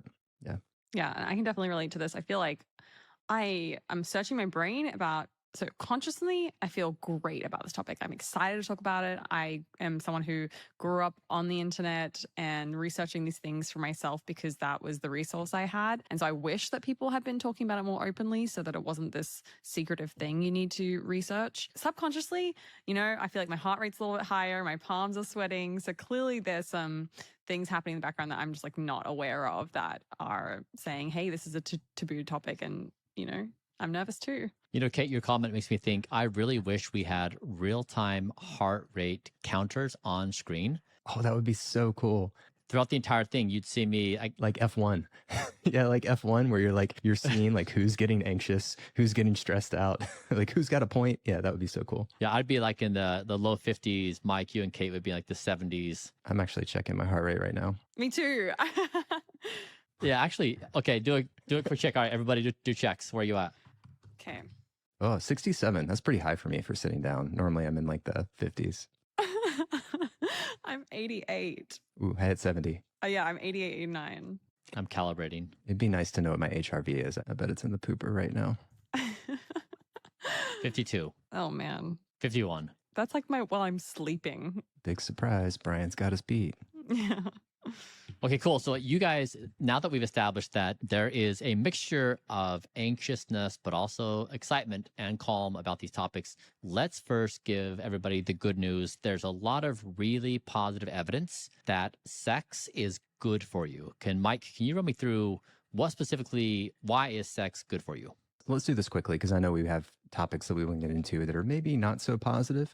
But I think setting a baseline understanding of the benefits of sex is super important. So first off, sex is exercise for all extents and purposes. The average person is burning about 85 calories per intercourse, which is like going for a walk. So you're actually getting cardiovascular fitness and benefit from having sex on a regular basis. It's also a stress reliever. So we see that sex can lower cortisol levels. It can release oxytocin, which is the love hormone. It can release endorphins. So it's beneficial from that standpoint. And also because of that, is often associated with a reduction in depression. So about 20 to 40% reduced risk of depression if you have regular sex, frequent sex. We've also seen that it can increase your immune system by releasing higher levels of IgA. So there's an immune system boost. And there's a cancer reduction, specifically for men. So men who ejaculate 21 times or more per month have a 20 to 35% reduction in prostate cancer risk. And then if we look more broadly, there's also a longevity benefit. So people who are having regular sex have a lower risk of all-cause mortality. And then finally, we see things like just subjective benefits like reduced pain, increase in pain thresholds, reduced heart rate variability, improved sleep quality. All of these things point to a act that has a significant longevity benefit that is something that we should be prioritizing in our lives. So in short, if you're not having sex, it would be a good thing for you to increase the total amount of sex in your life. Is there anything specific around orgasms that is necessary for these benefits? Do you know anything specific around orgasms that is necessary for these benefits? Do you know? Some of them likely require orgasms. So there's a parasympathetic sympathetic activation that happens with orgasms that is probably having a benefit as well with things like HRV, some of the depression associated symptoms. But some of it is just the movement, the actual like the energy that required in sexual intercourse is having, benefit. So the more you're doing that, the more you're getting that additional movement. But there's also like this connection piece that I think is hard to quantify, right? Mhm. That I think we all recognize is a part of sex and a part of being human. Yep. So a lot of this is I probably not studied well enough to say for sure, Kate, but I suspect that there are benefits to the intercourse itself as well as the orgasms themselves. Yeah, and the intimacy of having the closeness with a partner. And then it's important to note for women specifically that only 18% of women orgasm from vaginal penetration alone. So most women require clitoral stimulation. And that makes sense because the clitoris has 8,000 nerve endings in there. And so it's important if you're a female listening, this isn't talked about enough. So make sure that you're getting to know your own body and making sure that you're pleasuring yourself and having a good relationship with a partner as well. How many nerve endings are there in the penis? Pretty sure it is similar. It includes the glands of the penis and the foreskin, but very similar to the clitoris, is my understanding. Those are the benefits and why it's important. This isn't trapped under the, taboo restrictions of society. We want to talk about this as a biological function for the body. And so let's now talk about the other side of things where there are actually risks involved with the sexual practices. So we're actually going to cover a couple of topics that are specifically things that you may be doing in the bedroom that you don't realize are risky behaviors. This isn't to change your behavior. It's to inform you so that you can make an educated decision on what risks you are going to take and how to prevent risk exposure. So just to give you an idea on like stats around risks, 1 in 2 sexually active people will contract an STI by the age 25. So these are young people, 50% of them contracting an STI. So it's really important that we have these open conversations. Fortunately, most are treatable, so that's good. So let's talk about the first topic, choking during sex. We posted about this on X this week and it got a really engaged response. So I think we tapped into something that is a topic that a lot of people care about. So this study that we looked at, it takes 32 college-age women and half of them had been choked during sex 4 or more times in the last month, and the other half hadn't. They got their blood work done, and they saw an increase in this protein called S100B, which is linked to things like traumatic brain injuries. And so what we're seeing here is that there are real biological repercussions of being choked during sex. So, Mike, what does this say if you're seeing this protein spike that is similar to a traumatic brain injury?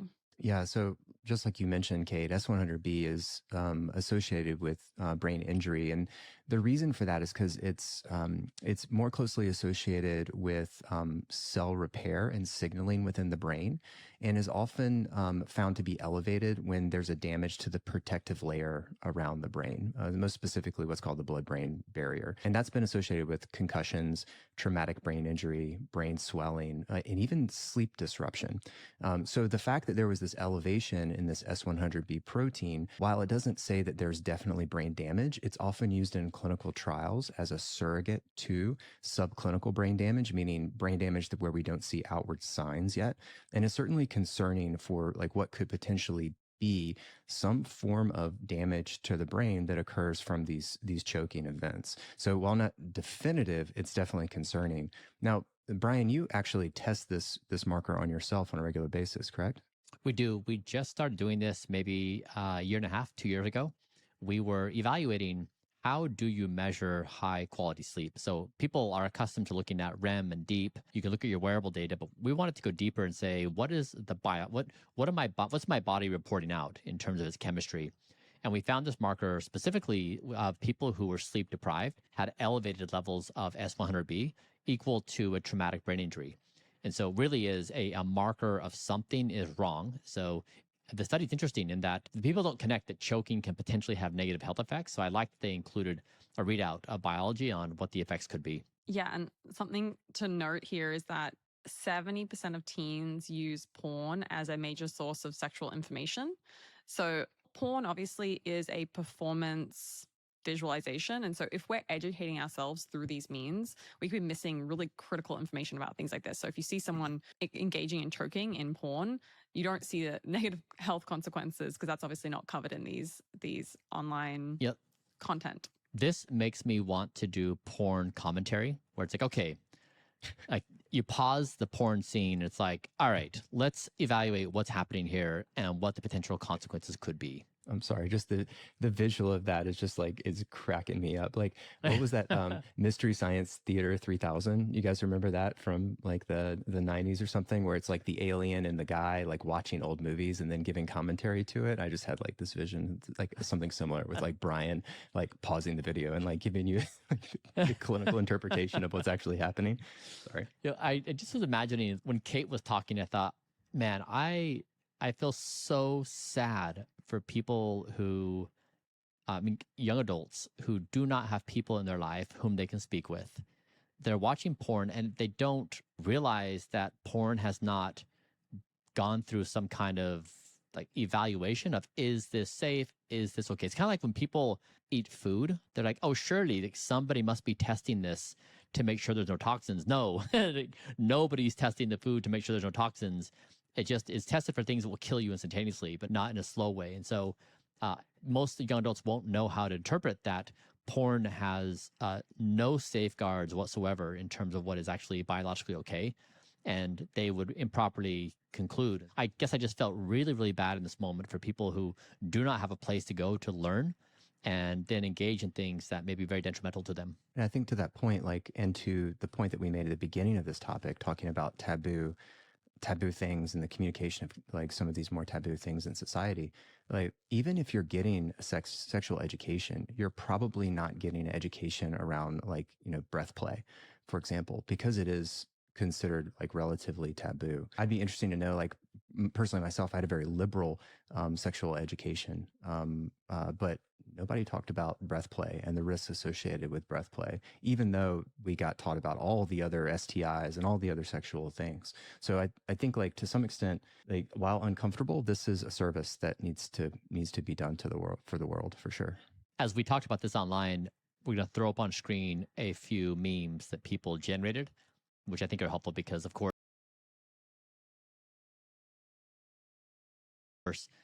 this kind of education is translated to memes, which is how people then understand reality. So the internet's great. I love how people are, actively engaged in this. Now we should probably mention there are some limitations on the study. This is not conclusive that choking is proven to be, detrimental long term. It's meant to showcase that it's an area of interest. The data is interesting. The sample size was small. So if you're going to engage in this kind of practice, just be mindful. There are risks. It's not a risk-free activity. And so I think that more research needs to be done, but definitely it's very helpful just to call attention to there may be more risk than people are aware of. Okay, so let's talk about the next taboo topic that people don't talk about that could come with some health risks associated. This is analingus. This is aka known as rimming, where someone uses their mouth, their tongue, their lips to stimulate someone else's anus for sexual pleasure. So, Mike, a lot of people don't realize that there are things to consider here, like hygiene, what you're getting exposed to, even STIs. So could you talk through some of the risks there? Yeah, totally. So this one kind of falls into a bucket of bacterial contamination with sexual sort of activities, right? The different types of sexual activities. And I think people don't really realize that fecal to oral transmission is the second most common cause of infectious disease transmission across the world after respiratory. So traditionally, this is, through stool or fecal matter getting into water supplies or through, hand contact with something that someone else contacted with fecal matter on it. But obviously, the same applies for oral to anal contact. And what happens is you can transmit not only STIs, like some of the ones that we've mentioned, herpes, chlamydia, gonorrhea, all those things, but also the actual pathogens that we see in fecal matter. So Shigella, Salmonella, E. coli, Campylobacter, Giardia, all of those things can also be transferred. And not just with oral to anal, but also with traditional oral sex, we see that there's bacterial contamination to the genitalia themselves. So oral genitalia can also transmit these same microbes. And actually, while we're on the topic of bacterial contamination, I think another thing that people aren't really aware of is that the most common cause of urinary tract infections is actually, at least in young women, is actually sexual contact. So 75 to 90% of acute bladder infections in young women happens within 24 hours of intercourse, and the odds of a urinary tract infection jump about 60 times 48 hours after sex.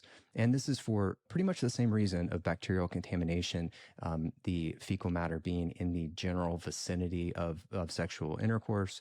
And of course, women having a shorter urethra put them at much higher risk than men. So in general, there's an element beyond STIs of bacterial contamination that needs to be considered when you're having any types of intercourse, whether that's oral to anal, oral to genital, or traditional vaginal. Yeah, I find this fascinating. Like what you're essentially saying, Mike, is that fecal matter is dangerous. It can be actually extremely dangerous. I mean, to be the second most cause of infectious disease blows my mind, because during sex, there's so much opportunity for there to be contamination there. And so sex is often spontaneous. And so a lot of people don't want to kill the mystery or put in hygiene practices, but it just goes to show how important hygiene is in this, to make sure you're clean, to make sure your partner's clean, especially if we're talking about, people who are 25 and under at college, in these kind of circumstances where these things aren't prioritized. This really hits home for me how important that is. Yeah, in fact, Kate, we created If You Must rimming protocol with a breakdown of how you can do this safely. Do you want to go over that? Yeah, that's a good idea. Okay, so I'm just going to run through these things. It's broken up into 6 different areas. So firstly is to clean the area. So make sure that you shower, bathe, use a bidet beforehand, and use some gentle, unscented soap. Bob Ross / just classic, nice little painting, and then there's a duck.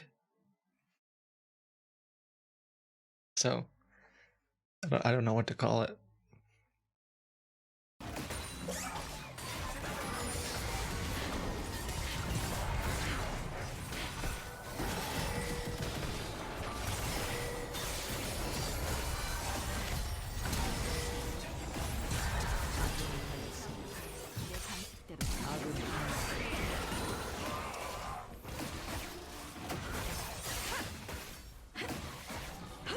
I love it. Can I change that?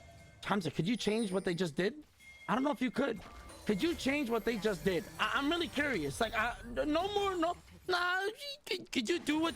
Could you change the outcome, Hamza? Could you have changed the outcome? I don't think so. I think they just got. Man, no, I was still hitting. I was using my HP. Nah, I don't think you can. Nah, maybe. It's gonna be a hard game, chat. Very hard game for no reason. You're never behind playing Kaiser ever. Play for me. Me carry, please. Me kill equal win.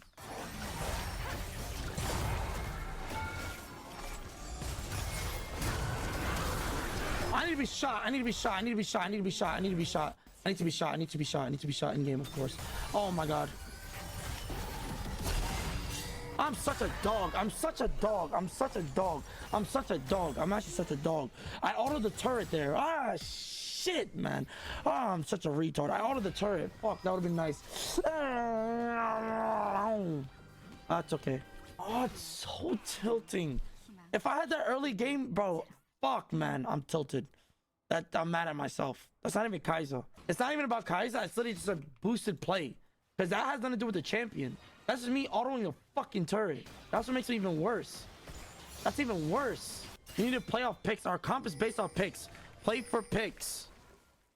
You think they understand that, chat?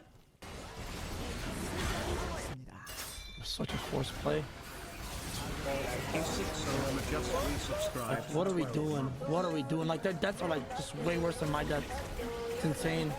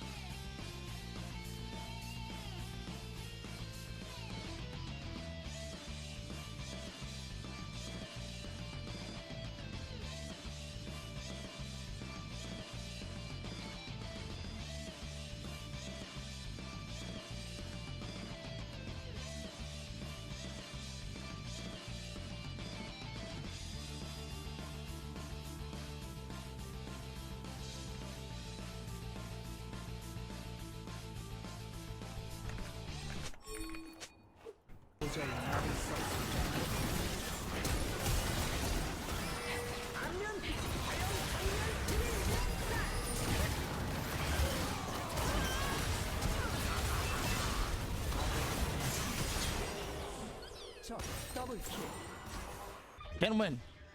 Can win.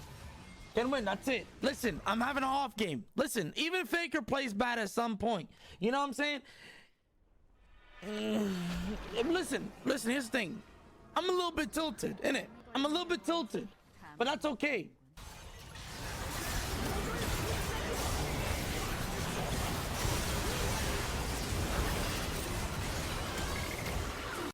Like my Blitzcrank, I swear Wallah, my Blitz tilted me the whole fucking game. Wallah, he did.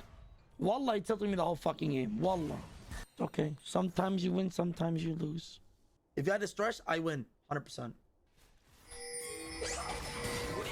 Huh? What? Wait, what? Wait, what? Wait, what? Riot! Riot! Riot!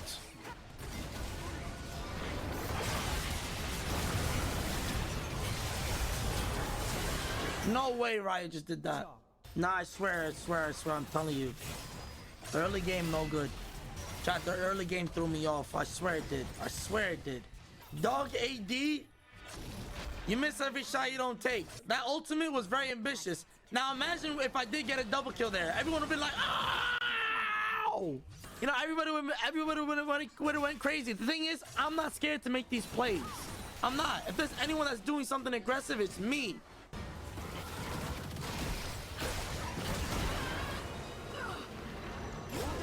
You want Hail Mary?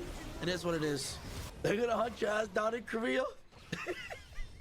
You keep calling me a dog. No, I'm human. We make mistakes. Sometimes go to your home. Home is Korea. I love Korea.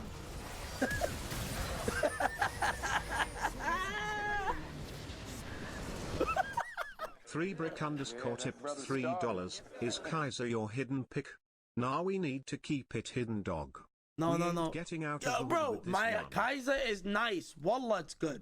Wallah, it's good. Wallah, my bro, my one. Kaiser is nice. Wallah, it's good. Wallah, it's good. Wallah, my Kaiser's good. I had a donkey support though. I swear it's good. Wallah, it's good. I'm no. I didn't get to play. Fuck that shit. Wait, did you see what they did early game? Huh? You saw what they did. They died, the Blitzcrank, and my stinky ass jungler. They griefed my early game. Did they not? Did they not? They did. They did. They griefed it early, really hard. You solo lost the game. I did. I'm not gonna lie. I did. I did some terrorist activities. I will say, honestly. The Hail Mary that I just did was... You know what I'm saying? What? We all make mistakes in life. And that's okay. As long as we acknowledge the mistakes. If we acknowledge, we do better from it. I am Vego from before game. If you come to 7-Eleven, I punch on face. Ugly foreigner. I'm Jang. You knob. Go Sky. No. You, mom. No, you. Mom, no. You, no, mom. Magma. $3. You. Stinky. No good. You know fart?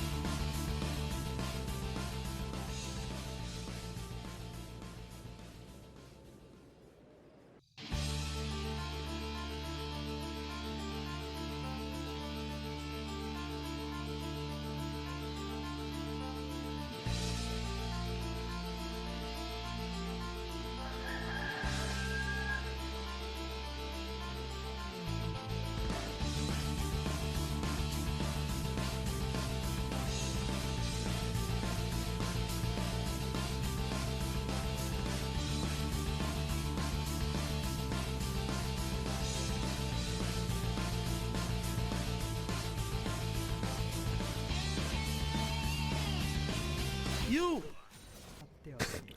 Why that motherfucker trying to come at me? Bro, you were ass. You were some cheats. Don't even. Ugly donkey foreigner.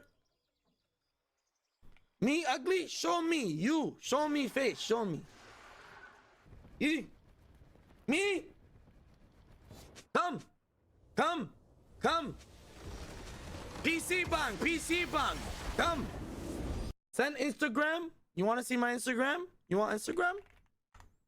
Handsome. Handsome. Me? Handsome. Okay, we punch. Come PC. Okay? No. Give me IG. You IG. IG. Now. IG. You Instagram. Me? Boxer. Me boxer. Train. Me train. You train? We fight. Gloves. Gloves. Professional. No, you not understand. Come to Busan. I show you ugly whore. Plus 20. And I had this dickhead in my chat trying to fight me. Shabi ni ma ni ma. I fuck you. I fuck you. Queue up. I fuck you. You look like piece of rock kimchi.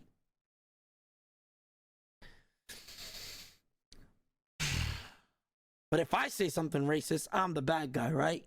Send Instagram. Shh. You shh. You little boy. You shh. Me dada. Me dada. Dada. Dada. Me dada. You little boy. Forehead. You son. You my seed. My dick. Dick. Psst. Dick. You come out. You pussy. I fuck you. Hamza, what did I just had to listen to, bro? Bro, this guy from my previous game trying to flame me, but he was ass.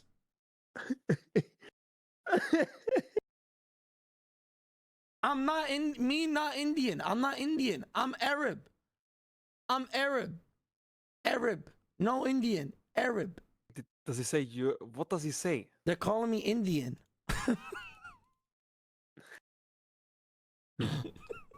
You are dog, that you are for sure. No, you, Shabi, you Shabi.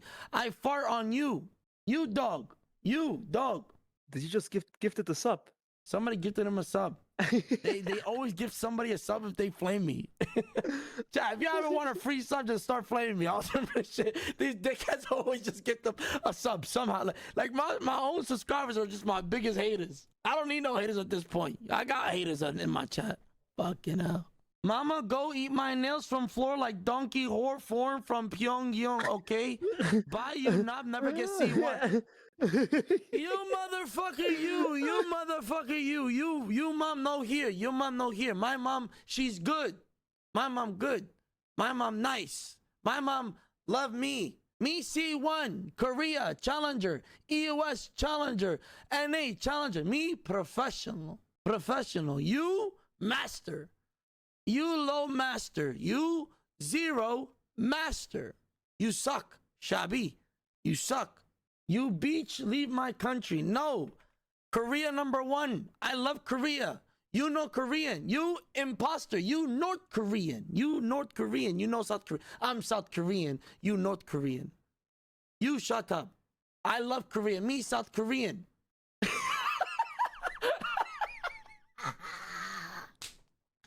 He said, he said, I'm from Busan. If you come here, I feed you to fish. He's feeding me to the fishes. My friend, come, Seoul. I take you out on dinner. I take you food. I give you food because you fat. You fat. You man boob titties. You have big titties. Tetas. You. I give you food. Don't worry. I give you food. I'm nice guy. Wait, the guy. This dickhead just ducks himself. Yo, Mods. No, dummy. No. I'm sorry. Me pussy cats. Me pussy. Meow. Me meow. Come Busan, we have talk and be happy. I promise. No. Me meow. I'm scared. You kill me. No, you scary. Are you gonna cut me up or something in the fish market? Mama told me never trust a stranger on the internet. I learned my lesson. Trust me. We're from Indian Taj Mahal. LOL. No. Yemen mountains. Donkey. Me ride donkey. Camel. This guy, he thinks I'm Indian. You think I'm Indian? I don't look Indian. I go to eat waffle with hot girl. Okay, you lost it much more. Foreign knob. Give me girl. Give me girl. Me virgin. I need pussy. That's why angry. Sex frustration. Me need pussy. Me virgin. Please. Give me one Korean. Kansamida. Give him ladyboy. Hell no. What the fuck? You like girls small? Indian? No. I like thick. Me like big. Nice. Skinny, no good. Skinny bone, no. Me need good. I go Q1 end, we play. Yes, my friend. Yes, my friend, we play. Give me, your girlfriend has sister? Sister, you friend? What? Your girlfriend have sister? Me handsome. I could be me, you, brothers. He literally thinks you're an Indian pedo incest man. Wait, what? My girlfriend is 10 years. India, like young girl. No. No. Never mind. No, you keep her. Me no Epstein. You know Epstein? No, me. No, 20 up. 20 up. You getting smoked? Allow him, bro. Let him have his fun, yeah? You Epstein, I Einstein. Eat salad and fish too heavyweight. You said heavyweight.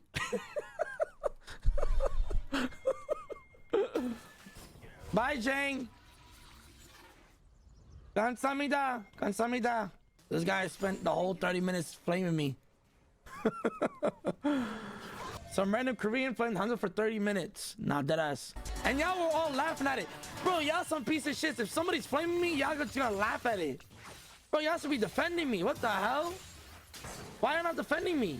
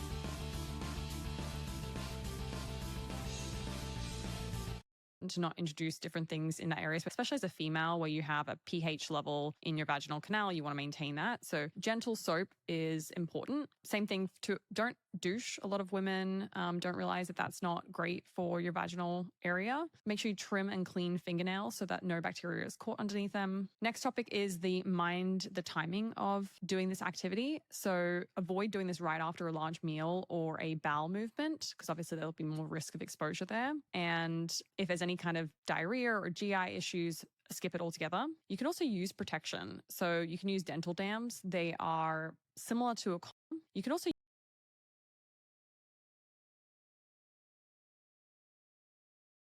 use protection. So you can use dental dams. They are similar to a condom in their way that they work. So it's a layer of latex between you and your partner to help protect. Know what risks that you're taking. So rimming can transmit things like hepatitis A, E. coli, obviously we talked about, HPV, herpes, gonorrhea, worms. Avoid it completely if there's any visible sores, recent STI diagnoses. If your partner hasn't been tested, it's important and has had other sexual partners. If there's a weakened immune system or any known gut infections.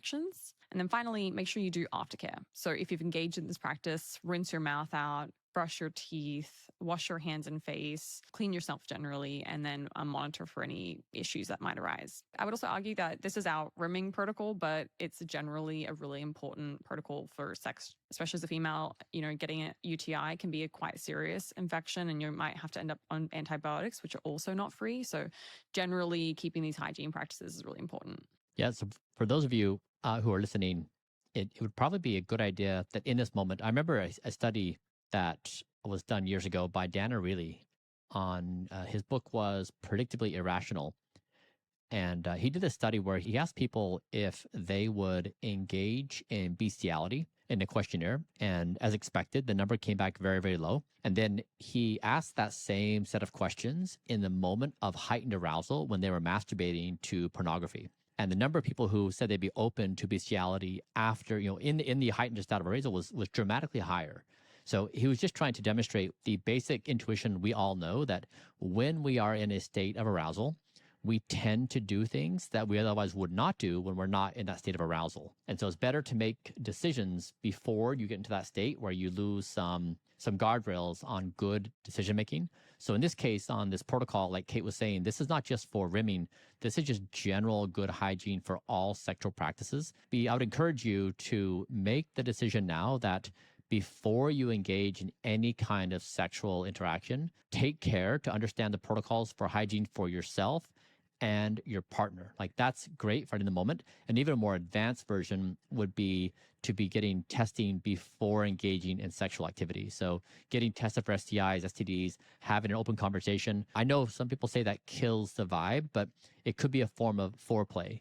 But these are just very practical, reasonable things everybody wants to do. And like Kate was saying, if you do get an STI or STD, it's a hassle to deal with. There's an antibiotic course you have to deal with. So it really is. It's much better to do prevention than it is to do treatment on the back end. We can't expect ourselves to make entirely reasonable, rational decisions in a moment when we haven't already had time to think about it. So if you're listening to this podcast, know where you stand on these issues so that if you find yourself in this position, you know where you stand and it's not this spur of the moment decision. Okay, you guys want to move on to the next study that we found, which we thought was really interesting. So there's this new study that looked at 75 HIV negative men around the average age of 31. And these are folks that are engaging in homosexual practices of being, in colloquial terms, a top bottom or versatile, engaging in both. So this is where you're insertive, you're doing penetrative sex to another male, or you're receiving that back. And the wild part is that you can actually see what your sexual preferences are in these groups based on your gut microbiome. So Mike, what was discovered here? Yeah, so they took these groups of men and they broke them up into 3 different groups where they're either insertive only, receptive only, or combined. And they looked at the gut microbiome of each one of those groups, and 2 different sort of phenotypes or microbiome types emerged. One dominated by a specific bacteria was found to be higher in those men who did both, insertive and receptive. And they found that those particular men broke down more amino amino acids and fewer carbs and fats, whereas the group that was high in the other bacteria was found to lean more towards carb and fat metabolism. So this is really interesting because not only are we seeing a change in the gut microbiome associated with the sexual practices of these men, we're actually seeing a change in the way their body uses nutrients, whether they're digesting amino acids or fats and carbohydrates. And that's just like, this just kind of blew my mind. The fact that there's this much correlation between our sexual practices and the way our body actually functions. So really interesting data. The thing I loved about this study is we are trillions of cells. Like each one of us is almost 70 trillion cells. In fact, the average human is 38 trillion bacterial cells and 30 trillion human cells. So we are more alien or more bacteria than we are human. And we oftentimes have this extreme bias in thinking that we are independently minded, rational, intelligent creatures, deciding what we're going to do with our conscious existence. And that's really not true, that there are forces that are acting upon us every day that we cannot see and acknowledge. And the fact that we are more bacteria than we are human cells is, I think, a meaningful data point. And then to see how sexual practices actually connect to determining how my body processes foods, which then may have another feedback mechanism of the kind of foods I'm going to eat and my dietary protocol, etc. It really does show that we live in this emergent, dynamic biological system with ourselves, with our partners, with the rest of society. And so I thought this was interesting, that not just as a sexual practice, but it's a feedback loop into everything else about how I process my biology as a human. Yeah, I find this fascinating. Maybe in the future, we'll have more robust measurement. We'll actually be able to know, should I be eating carbs and fats differently as a result of my sexual practices? So really fascinating study. Okay, I know we have like endless topics we can talk about this. If you guys have been interested, like I would hypothesize that we should be doing 2 or 3 more episodes on these topics. I think there's tons to cover.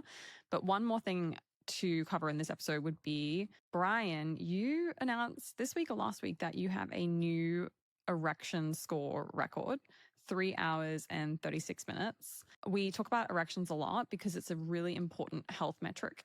And so, for example, women, you might not realize that you also experience nighttime erection cycles, just like men, where the clitoris engorges. It's a systems check of the body, pushing blood to the genitalia to make sure that they continue to function. So, Brian, talk us through your erection results and why it's important. I speak about erections because I think society is a little bit insane right now, and we can't see it. That when you're in it, you become oblivious to it. And I think this insanity has come from a sleep deprivation culture that is celebrated, that it is encouraged for you to sleep little, to sleep under your desk, and to brag about it. It's a badge of honor to be tired and to push through the pain. And the problem is, when you talk about sleep or you try to address that topic, people just roll their eyes. But when you tell them that their sexual function is impaired or broken, they listen up. And so I've really been trying to say, listen, if your body is not having a certain amount of nighttime erections, your body's broken in a really important way. It could be hormones, it could be vascular function, it could be cardiovascular. There's all these contributing factors, but nighttime erections are as important as blood pressure or cholesterol levels. It's just not a marker that has received a lot of attention, but it hits this unique point where nobody wants to have impaired sexual function. They're okay if they feel tired. Like, that's a trade-off they'll make to feel like they have a high social status standing. And so I've really tried to introduce a new idea that sleep is really important, and sleep is one of the biggest contributors to health sexual function. So yeah, my new personal record was 3 hours and 36 minutes. This was 4 erection episodes. Every night, males and females have between 3 to 5 erection episodes. And for males, because we have the ability to measure it, there's also a rigidity score where the amount of engorgement is measured. And so it's interesting that we looked at the data from this Japanese study, but nighttime erections peak between the ages of 2024, and mine are better than 77% of that peak category. For people my age, I'm 47 years old, my nighttime erections are better than 99.9% of my age group. And so my body is running like a 20 to 24-year-old in peak condition. And that is because we take care of hormones and sleep and nutrition. A lot of people think that erectile dysfunction is just about sexual activity, but actually, like, here's a stat for you. Men with ED have a 25 to 50% higher risk of a future heart attack, stroke, or all-cause mortality. So this is serious. If you're experiencing ED, make sure you get it checked out. Yeah, and also I guess we'd pile onto that, Kate. There's, fertility has dropped by 50% over the past 50 years. So not only are there fewer erections, there's less fertility. And so I'm not sure if we actually have shared this or not, but where my fertility markers dropped dramatically from not icing my boys in the sauna. And so again, I'm trying to tell you what we're telling you is really helpful to know. And these are things that you just don't find out there in the general health and wellness community, like piecing all these things together. So I just want to emphasize that if you follow these protocols, you will experience a meaningful increase in life wellness. If you want to have a sex life that is healthy and strong, if you want to be fulfilled in that way, then you need to have other parts of your life that are also taken care of, including sleep, nutrition, and exercise. And so we're trying to piece together this whole thing that health is high status, sexual function is high status, and these things don't get talked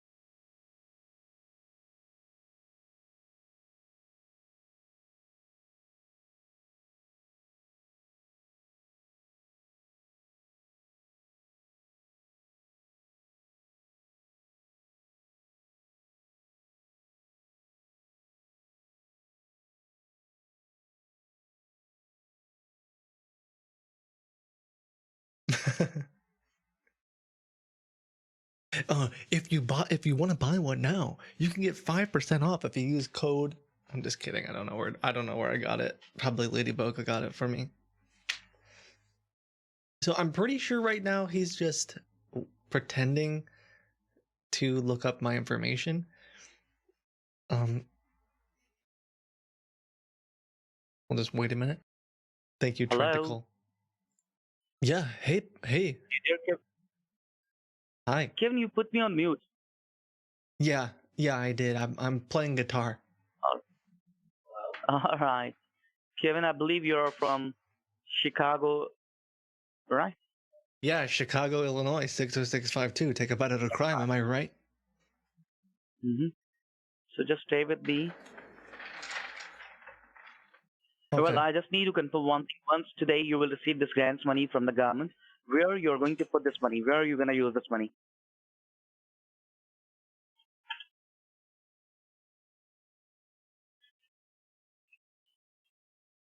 Sorry about that. I had muted again. Put my guitar. I'm gonna stop. In terms of the money thing, are there any rules about what I do with it? Like you need to mention that where exactly you're going to put this money. Well, are you good at finances? Because here's the thing. For the past month or two, I've been buying puts like every day, dude, all the time. But I feel like this urge, like today. You know what? I'm just gonna start buying calls, which I think means. I think that's really bad. I think that's really, really bad. So probably I will just take all of my money and just YOLO it. Like, probably. All right. So how would you like to receive your money directly credited into your checking account, or He has no you want idea to what receive I it through just any said. other way?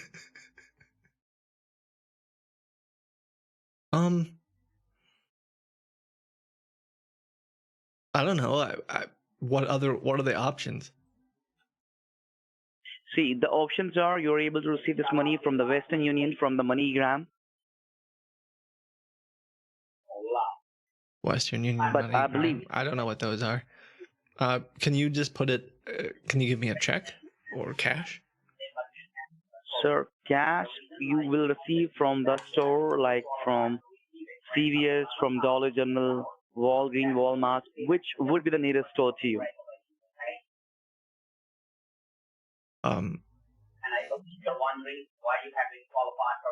Yeah, I have a Walmart pretty close by. All right, you need to do one thing. You need to carry your photo identification proof along with you. All right, like your state ID or your driver's license. And once you are nearby the Walmart, once you're outside the Walmart, just give me a call back. So we're going to start working together and you're going to receive the cash from the Walmart at the same point of time. But give me a call back. Once you're going to step inside the store, before that, you have to give me a call back. All right? Okay. Really quick there, Captain. Why do I got to go to Walmart? I'm kind of supposed to stay at home. Like we're under lockdown. Remember, you were just talking about that. I understand that, but I did confirm from you. You said that you want to receive this in a form of cash. All right. Well, what are the other ways I can receive it? I thought you were just going to mail it to me. Sir, the mail is not possible right now. We can do a direct deposit in your checking account. Okay, that's fine. I'll take that. All right, not an issue. So you need to help me with the name of your bank. What is the name of your bank? I usually just use this local credit union called Global Financial. It's Global Financial. No, Gull Bull.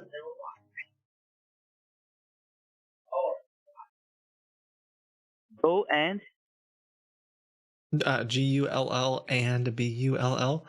But if you guys don't process money with that, I do just have a Chase account as well. Chase account, all right. So you have one account with a Chase Bank and you have one with a Global, right? Gull and Bull, it's called. Go and both. Yeah, gullible.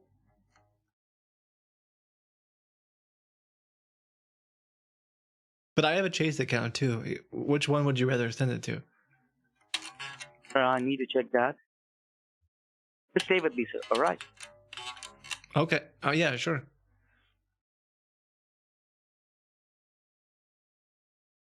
Because Chase is fine.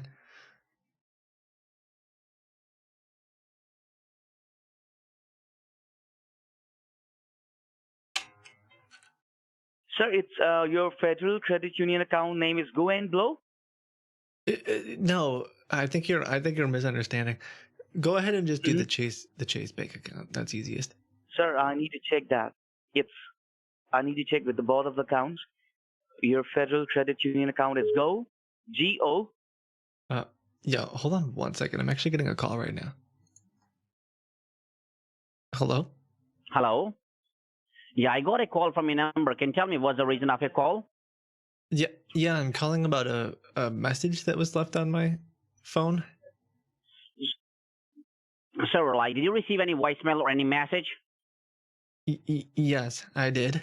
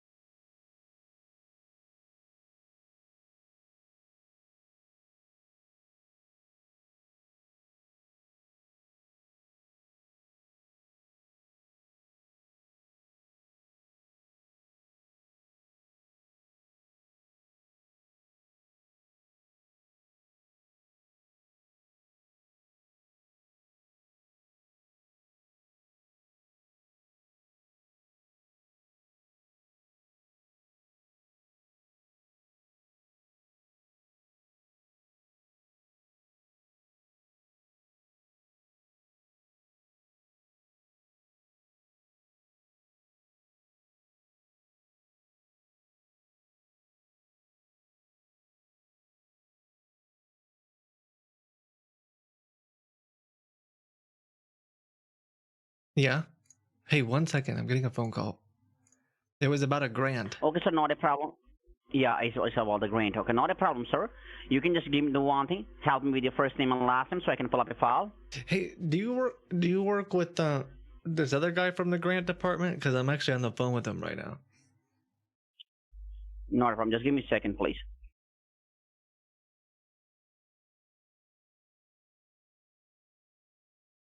Hello? Just give me a second, sir. I'm checking that, okay? Hold on, please. Wait, I merged the calls. Where did the other guy go? I like in the middle of this call, I got a call. I just received an. So did you remember the name of the the officer you had words with? Do you guys remember? Did he give us the name? No, he Can was. you hear me? He was on the phone for on the phone. I don't know where he went. Were you just talking to me? Yes, sir. I'm talking to you. Like, what's your good name? Can you help me with a good name, please? So I can check your file. My name is Kevin. Kevin, just give me a second, please.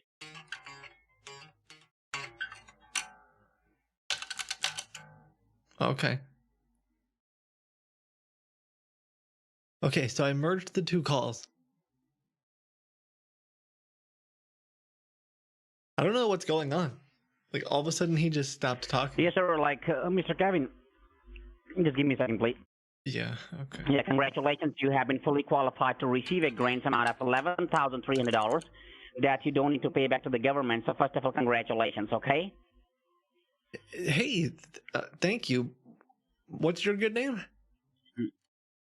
Sir, you are talking with right now Ronaldo Peterson. Okay, who was I talking to before That's one reason, sir. I'm asking you, did you remember the name of the previous officer you had words with? So if you remember, you can tell me. I can transfer your call directly to him. I had him on the phone. Like, I tried to merge the two calls because you called me while I was talking to him, and now he's not there, Ronaldo Peterson. Okay, sure. Like, not a problem. Just give me a second. Let me pull up a file, okay? First of all, okay? So I can explain you in a better way, okay? Okay. Sure. So, sir, congratulations. As I can see your file right now in front of me, that you have been fully qualified to receive a grant of $11,300 that you Holy don't need to crap. pay back to the government. So first, congratulations. Okay. Yeah, thank you very much. I really appreciate that. Thank you. Sure, sir.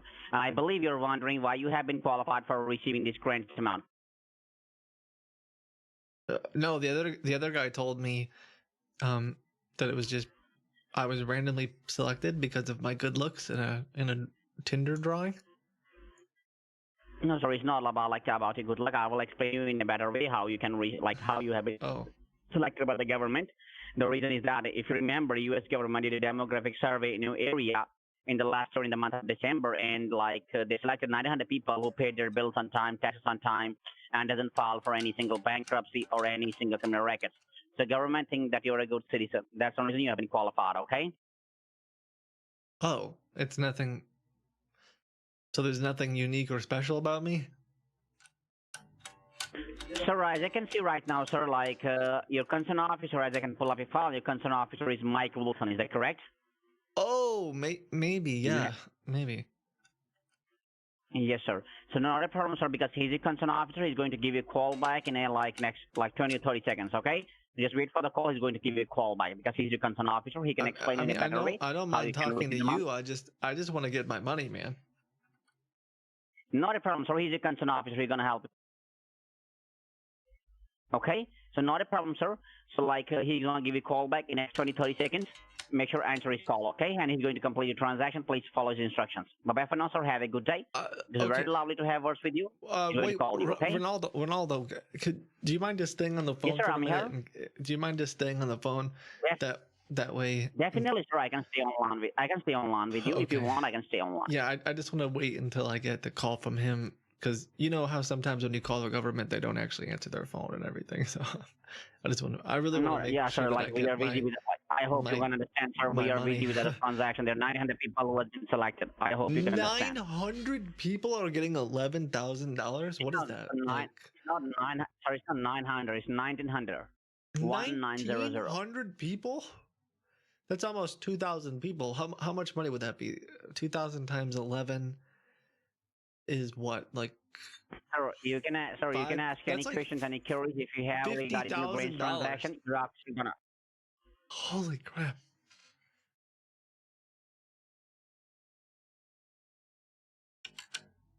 Is he calling me back yet? I still haven't gotten a call from him. Sir, I already got it. I already forwarded your details to your concerned officer. He's going to call you in a couple of seconds. If you want me to stay online with you while he's going to call you, I will stay connected with you. Don't mind about that. Yeah, definitely. Okay. I wouldn't mind you staying on the phone.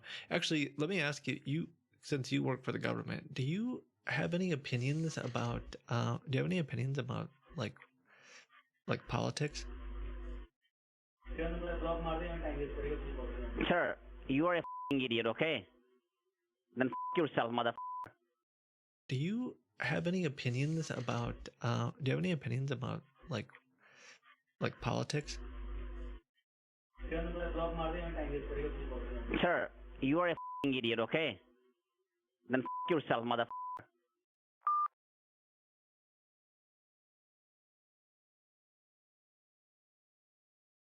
Wait. What did I do? That escalated very quickly.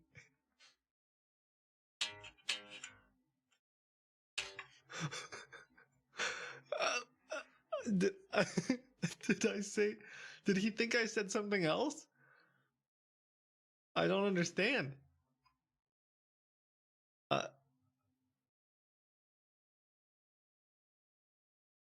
Is it because I said, what do you think about politics? And he knows that. Yeah, I mean, I know it's a pretty touchy subject.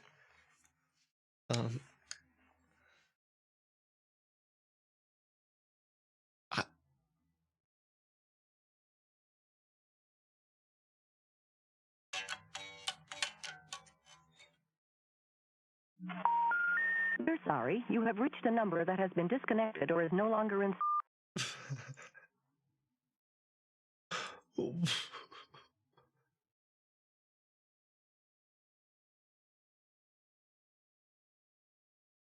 Sorry, you have reached. Hold on, the government just blocked my number. Give me a second. Well, that was a fun way to start off the day. Okay, so don't talk about politics. Got it. Okay, hopefully we get the same guy. Google Voice will try to connect you. Kevin?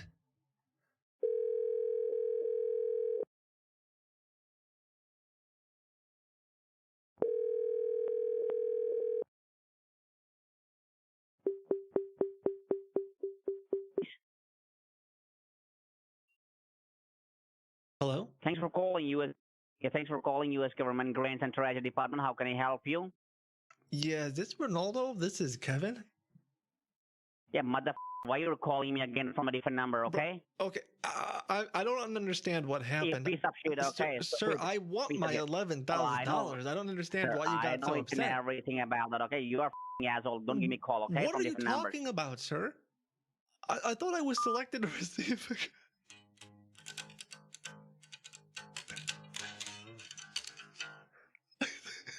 I don't know.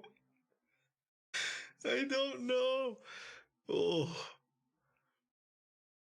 Well, I've got 50 numbers, so...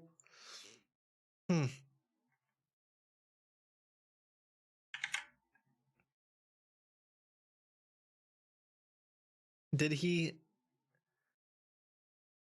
Do you think he looked up Golden Bull Financial?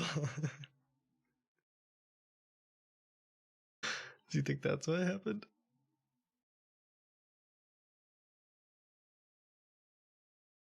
Okay, I'm gonna call one time.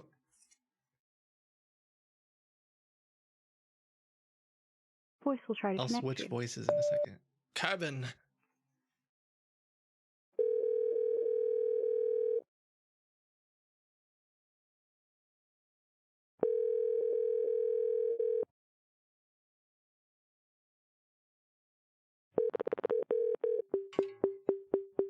Can I help you, please? Hey, this is Kevin.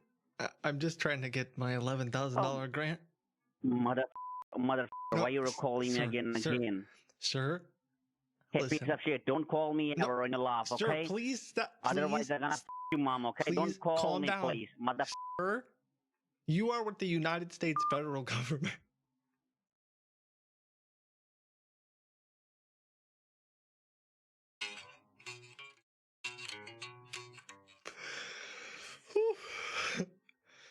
Okay, I'm gonna call from a different number now, different voice. We'll just start all over again, and then later I'll be like, "How come you'll talk to my mom, but you won't talk to me?"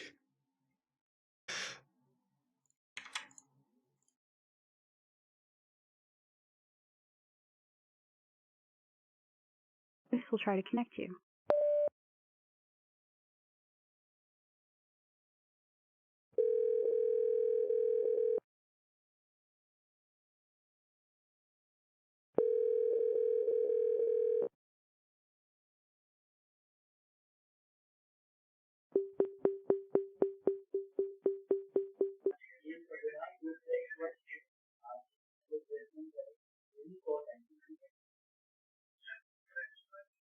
Hello? Hey, motherfucker, why you were calling me again and again from different numbers? Sir, I really want that $11,000. Really? Do one thing. You have a debit card with you? Yes. I'm gonna put the money in your debit card. Yes, Do I have one a debit thing. card. Grab your debit card. Yeah. Do one thing.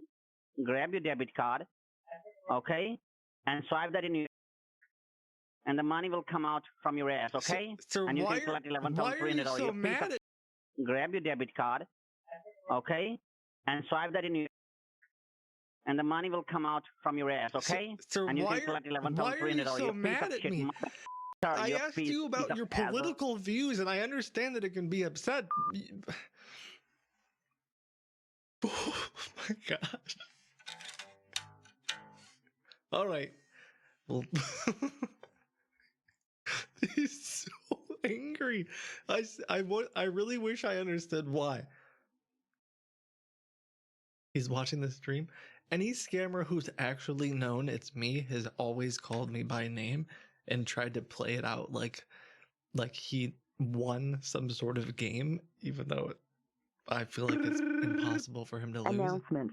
Wait a second. Hello? Hello? Yeah. Yeah, this is Kevin.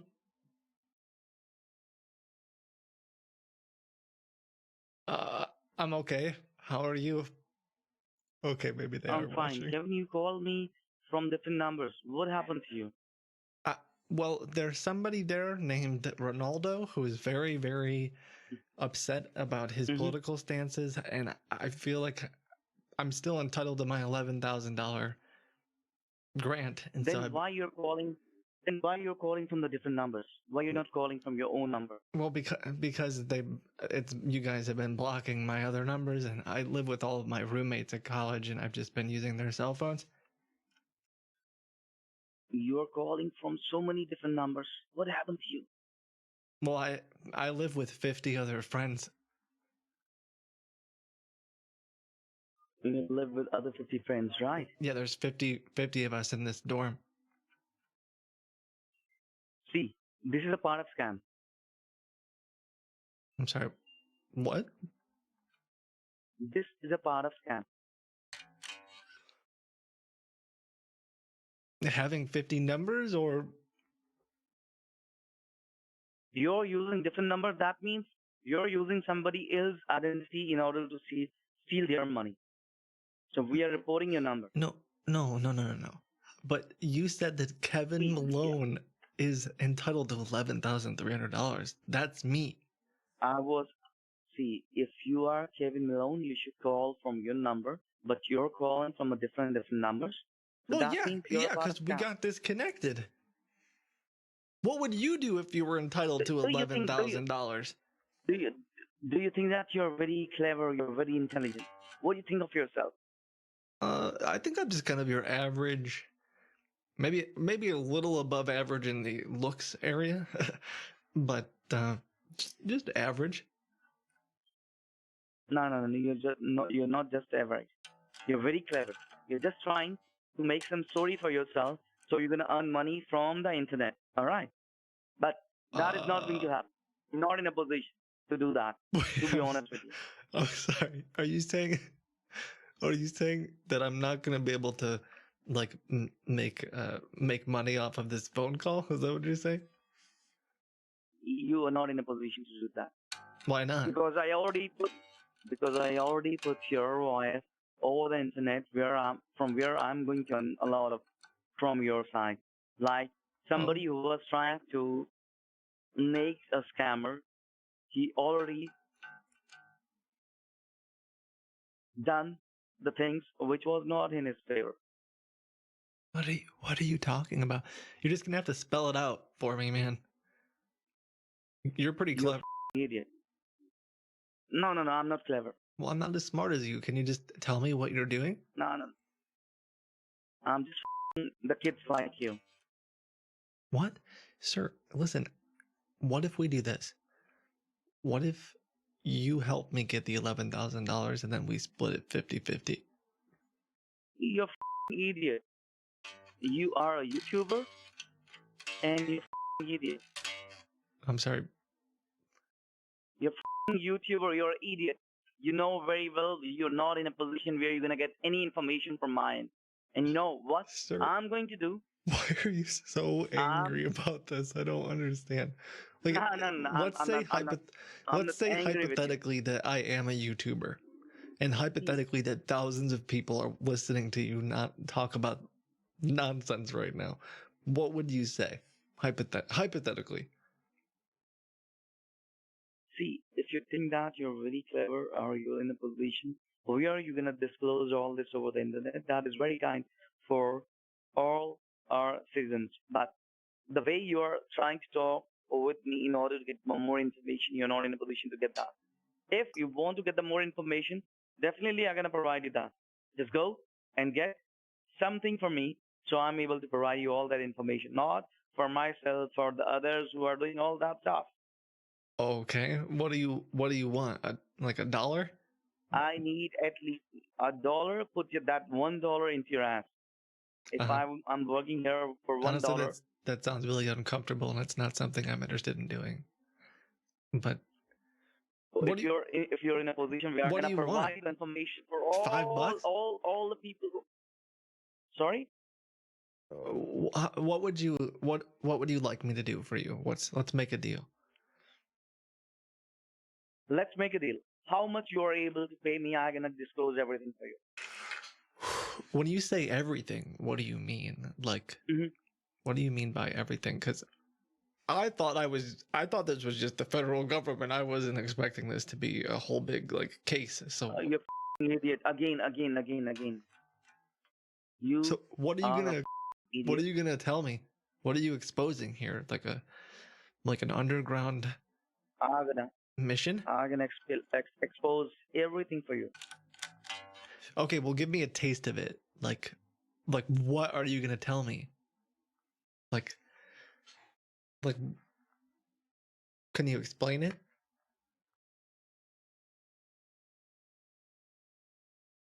You're gonna tell me how this? Are you gonna tell me how this script works? Yourself. Like how you tell me I have to activate my grant with the code from an eBay gift card or something? Oh, you're a really intelligent guy. You guys haven't changed your script in 2 years. So, I mean, what are you going to tell me that's new? Oh, but we have fools like you, YouTubers like you, who are just on the YouTube and trying to get money from the internet, just exposing somebody else. But at the end, did you help anyone? If anybody pay anything to anyone, did you help anyone to get their money back? Sure.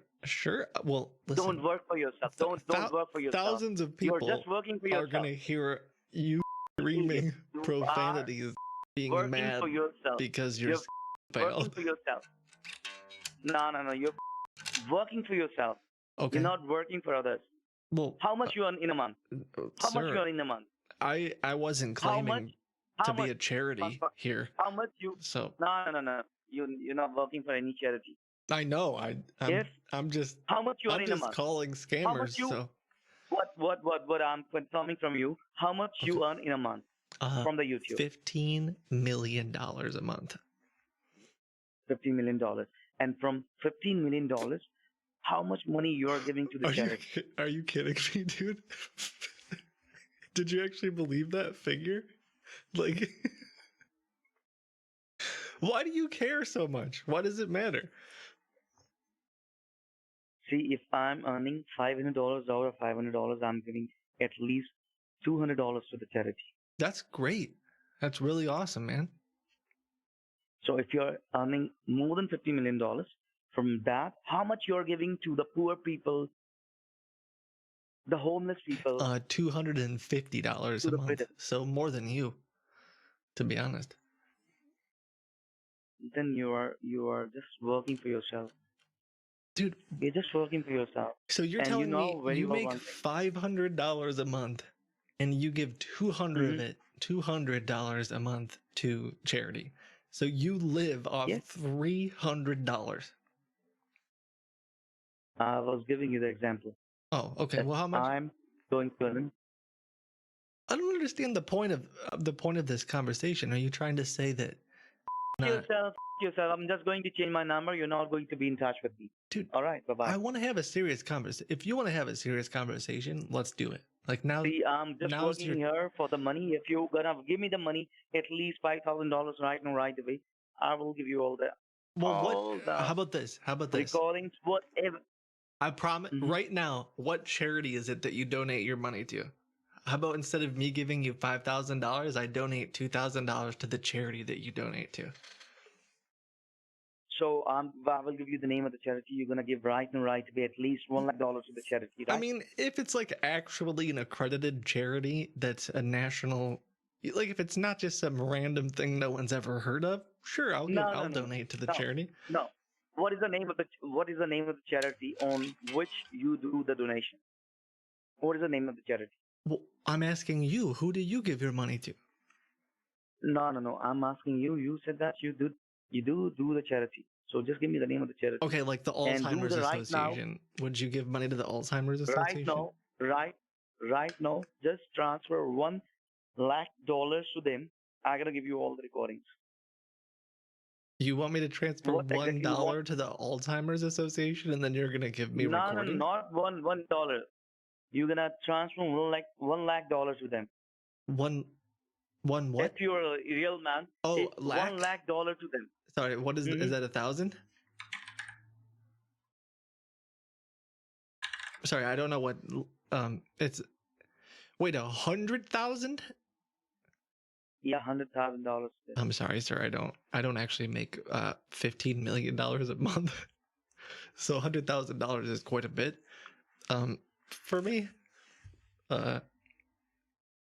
You can donate at least $5,000 to them. Okay. And actually once All right, before just transfer. we did a charity stream for them and raised $5,000. Just transfer them $5,000 and send me the screenshot on the same number. I will give you all the recordings, whatever you want from my side. The recordings of what though? Like that's the thing. I already know how the scam works. I'm just trying to figure out. See, the kind of work which you're doing over the internet, what exactly you need from my side, I'm gonna give you that. So you're gonna record that. What are you gonna give me? I'm gonna give you my. So you're gonna put that into your ass, then you're gonna suck it. Okay. No, that's not.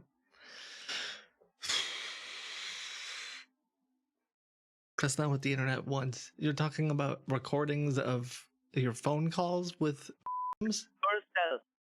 Yes, the phone calls with the victim. Okay. How many do you have?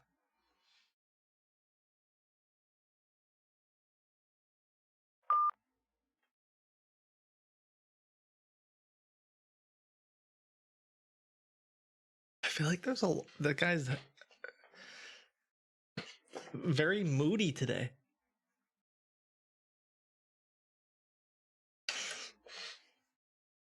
I don't understand what's going on. Well, here I was trying to figure out how I would, because no one's falling for their nonsense. I think he was trying to say something like, you guys who make YouTube videos about scams aren't doing anything good. You're actually just making money and therefore are bad. And if you do something good,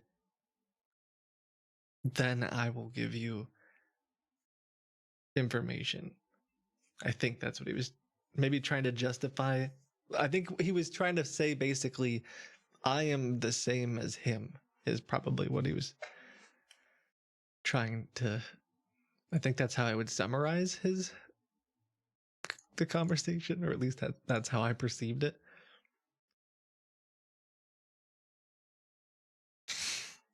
Very weird.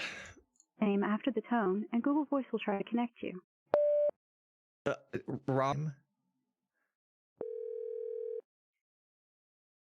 Thank you for calling U.S. Grants and Treasury Department. In order to get more information, please give us a call back. Thank you very much. Aw. Ronaldo? Was that Ronaldo? That's a recording that I heard last night. That actually is a recording. It's not him talking. That is a recording.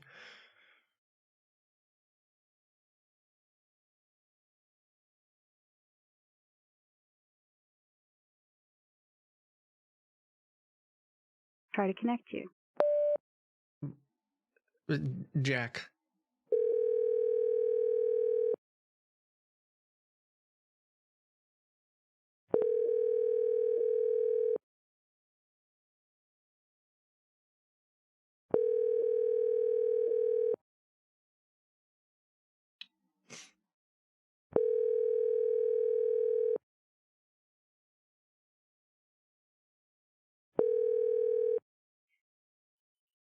Thank you for calling U.S. Grants and Treasury Department. In order to get more information, please give us a call back. Thank you very much.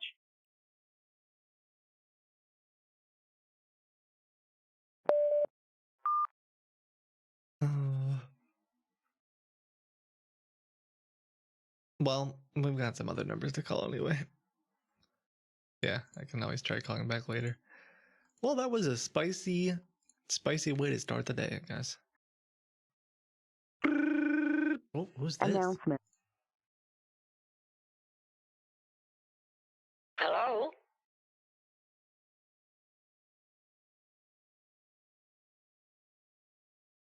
Yes, who is this? Treasury Department. We got a missed call from you. How can we help you, ma'am? You're from where?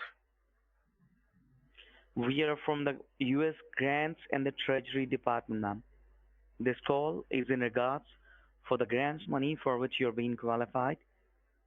Might be that could be the reason you called us on our number, ma'am. Yes, I did receive a call earlier from your number, and I was trying to call and get the money. So, ma'am. All right. Ma'am, I need to confirm with your name. Can you please help me with your first and last name? Remember the beginning of the stream? Yes, my name is Carol Robin Baskins. Ma'am, you need to spell out your name. It's C-A-R-O-L-E. C-A-R-O-L-E. Robin, R-O-B-B-I-N.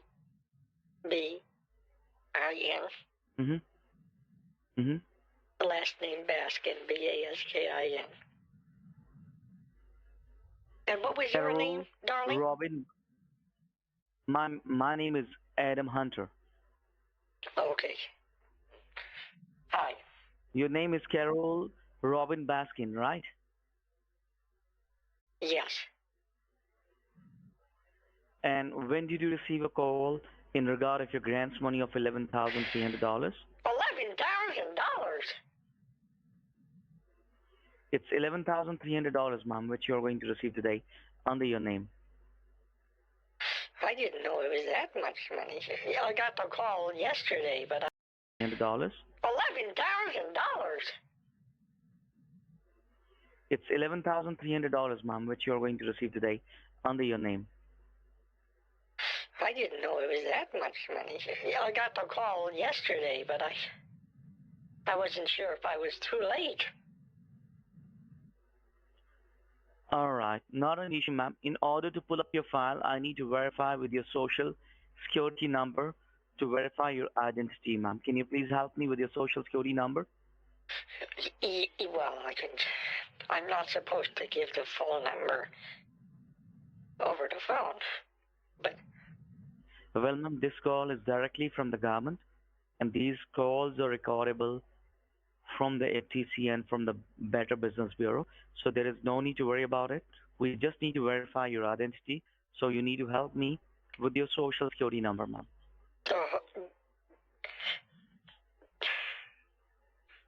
The whole number? Yes, ma'am, the whole number.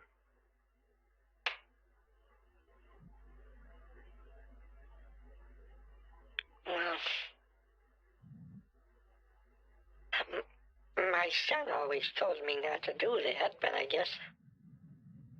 You promise you work for the government? Yes, ma'am, we work with the government.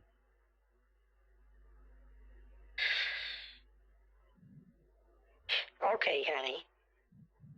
As long as you pinky swear. Sorry? Right. It's... Yeah. I'm telling you, I can give you the number. I just don't want any I don't want any trouble, okay? I don't want... I watched a class at the local community center about identity theft, and I really don't want to lose all of my stuff, you know.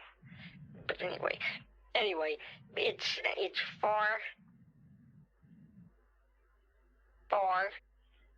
7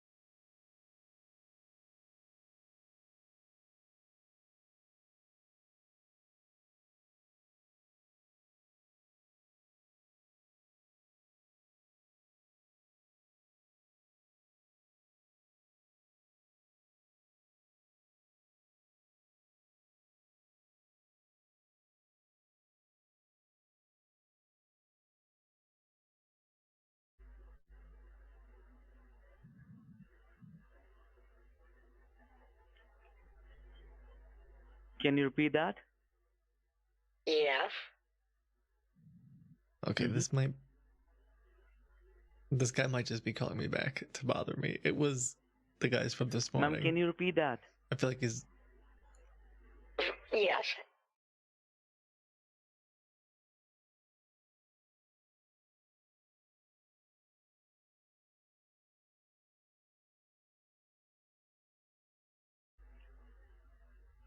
Yeah, that's fine. September 13th, 1952. Maybe I'm wrong. It's September. He's just purposely saying things wrong. September 13th, 1952. All right. You are a friend of Kevin. I'm sure about that, right? Huh? I said September 13th. You're a friend of Kevin. September You are 13th, a friend of Kevin. 1952. Is the Kevin is with you right now? Who? Is the Kevin is with you right now? Kevin, the YouTuber Kevin. I'm sorry, I don't know any Kevins. You're the first person I've talked to regarding my grant. All right. With which bank you're banking with? What is the name of your bank? Huh? What is the name of your bank? Oh, sorry. I bank with TD Bank With and which Bank bank? of America. It's Bank of America, and as well, you bank with some other bank. What is the name of the other bank? TD Bank. TD Bank. Yes. All right. Help me with the TD Bank account number. Look, are you just putting you're putting the money in my bank account just like that? Yes, just like that. Oh, that's great. Thank you, honey. That's crazy, right? Well, I don't know how this stuff works. I've never Yes, you don't received know a grant before. how this yeah, you never. All right, just help me with your account number. Okay. 7 4 2 1 3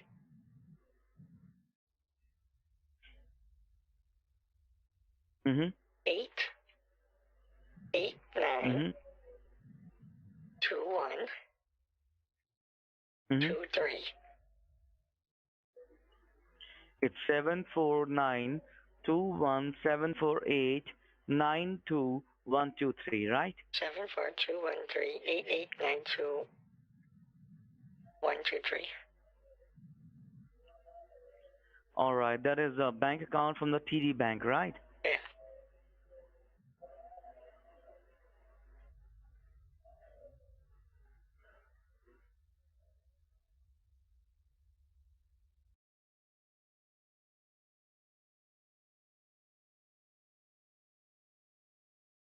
He's obviously suspicious that I'm the same person from before. Because, like, when I was telling him my social security number, he kept saying 7. Like, he would interrupt me, and when I never said the number 7, and I think he's just trying to be, I don't know.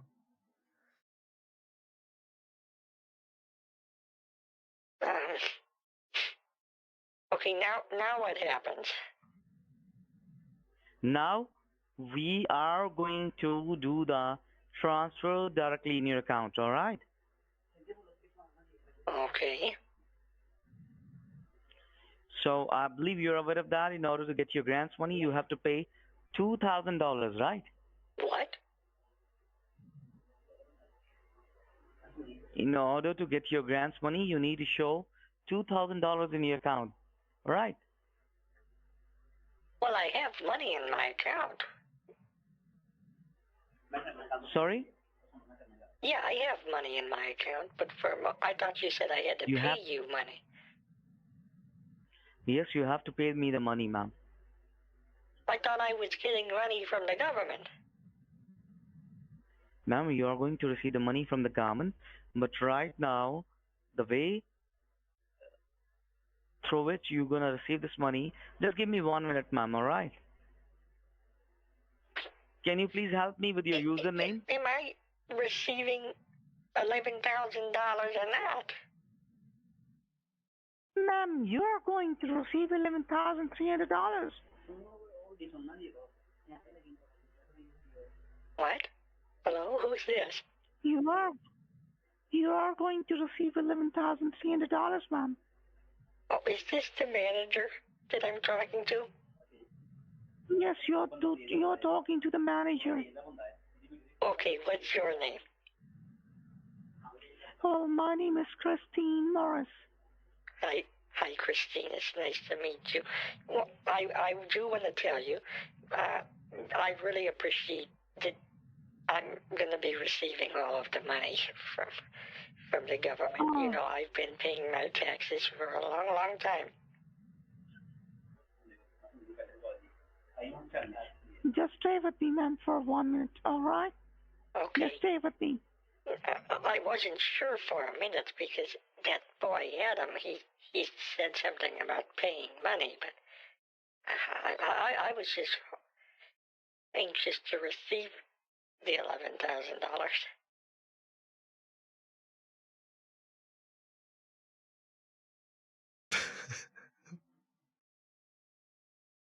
It's that guy from this morning.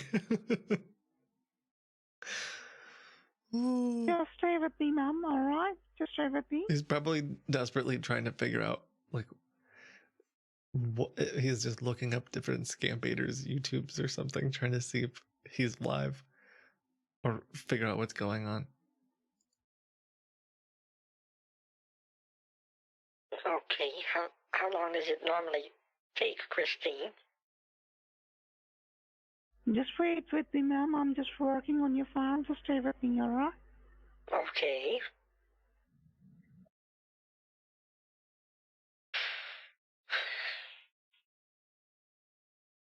Does it normally happen in just a few hours, or do I have to wait a couple of weeks?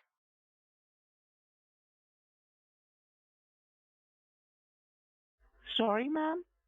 How long do I have to wait? I'm saying before the money's in my account.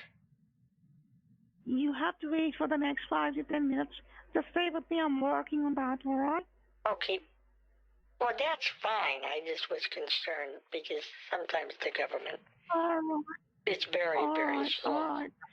Very slow. Just stay with me. Like, it even had gotten to the point before where I had applied for the Social Security benefits to get some of those increased. And I didn't hear back for months from them. You know, and that's real important. All right, I understand that. Just stay with me, ma'am, all right? Hello? Just stay with me, ma'am. I'm working on your file. Who's this? Just stay with me. Is this somebody else? This is Christine Morris, ma'am. Oh. Sorry, your voice sounded... Okay. Sorry.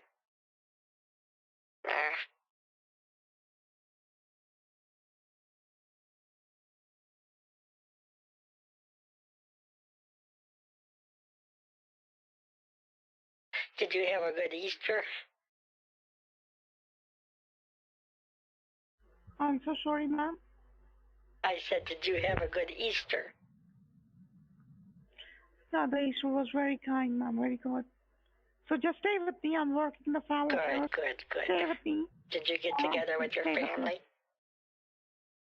I was with my family. We spent some best time together. Just stay with me, all right? What did you eat for Easter?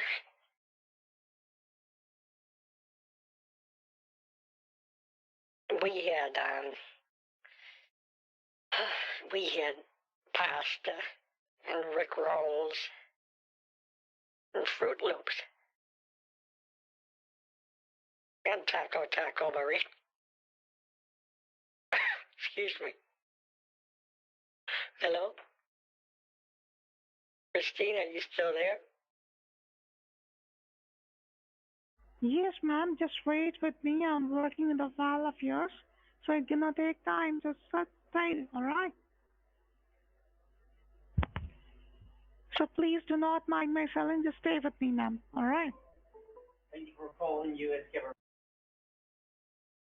Okay. How long? You said a few minutes? Yes, ma'am. Within a few minutes, I will give you the result of your grants money. So just stay with me, all right? Okay. Do you want to just call me back whenever you're done, or? I don't. Ma'am, you need to stay with me, so I'm gonna complete this verification, and you're gonna receive this money right now, right away, all right? Okay. So do not Are hesitate. you married, by the way? 'Cause my son, you know, he's very fertile. I'm sorry, what you said? I'm just saying, I'm not sure if you're married or not, but my son is single, and he's very fertile, from what I understand. All right, I'm married, ma'am. Oh, okay. Just stay with me, all right? I'm working on the file of yours. Just stay with me. Okay, well, good luck, I guess.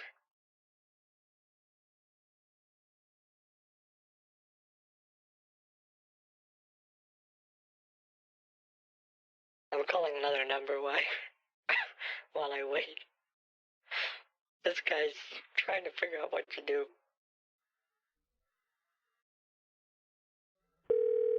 Hold on, I'm getting another phone call. Hold on 1 second. Hello? Hello? Yes, who's this? This is the guy from the grants department. Oh? Hello? This is Kevin. Kevin Molin. Kevin? Yeah, this is Kevin Molin. I don't know. You don't know? I don't know any Kevins. Why are you calling me? I'm on the Did you wear phone. your sunglasses? I'm on the phone with someone about my computer problems. Did you wear your sunglasses? Oh. You're selling sunglasses? Did you wear your sunglasses? Yeah, did you wear your sunglasses? Sorry, Kevin. I'm not buying sunglasses right now. But I'm just trying to fix my computer. See. You're just trying to fix it? Yes. Hold on a minute. She's on the other phone. Let me help you to fix your computer. Oh. Are you from Microsoft? Yes, I'm from the Microsoft. How come? Okay, hold on. I have someone else named Kevin calling from Microsoft. Do you work with him? Who? Kevin? What's his name again? Just Hello? Kevin? Yeah, his name's Kevin. I just Yes, put him ma'am. on the You hear me? call. Yeah. Just Kevin? Yeah. Is Can he you help calling me from with your the full company? name, please? Ma'am, I'm on my extension. You This need is to help me probably out bad. with his full name so that I know who what was Kevin your name, is. Do you have Kevin? his last name? Can you take me on a conference with him? Your wish has been I'm sorry? granted. Oh? Can you hear me? Yeah, who am I speaking with? Hello?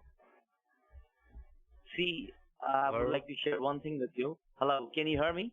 What's your name? I can hear you. My How can I name's help? Carol. What's your name? He's gonna say something about. Are you from the Microsoft? Either he'll freak Yes, you're out calling or he'll tell him Microsoft that here. my name's And who are you? Kiboga. See, the lady to whom you're talking, she's not a customer. He is a YouTuber. He is just recording your voice. What?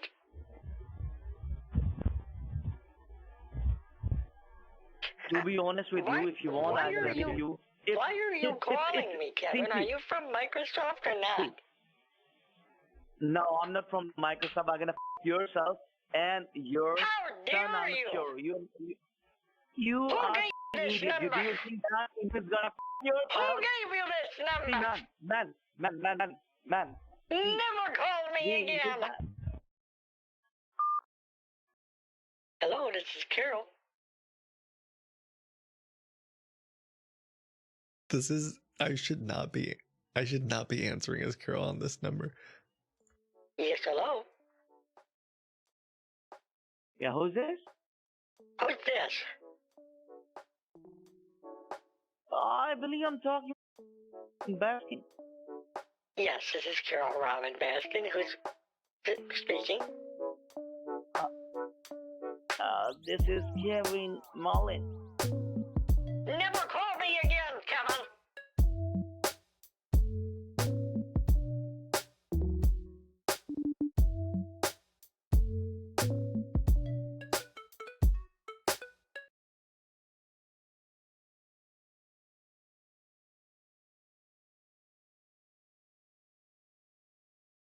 Do you think we're ever going to be capable of wormholing to another universe? I don't know. So here's what you do: bring a little coin with you. You see a person in the other universe, flip him a coin.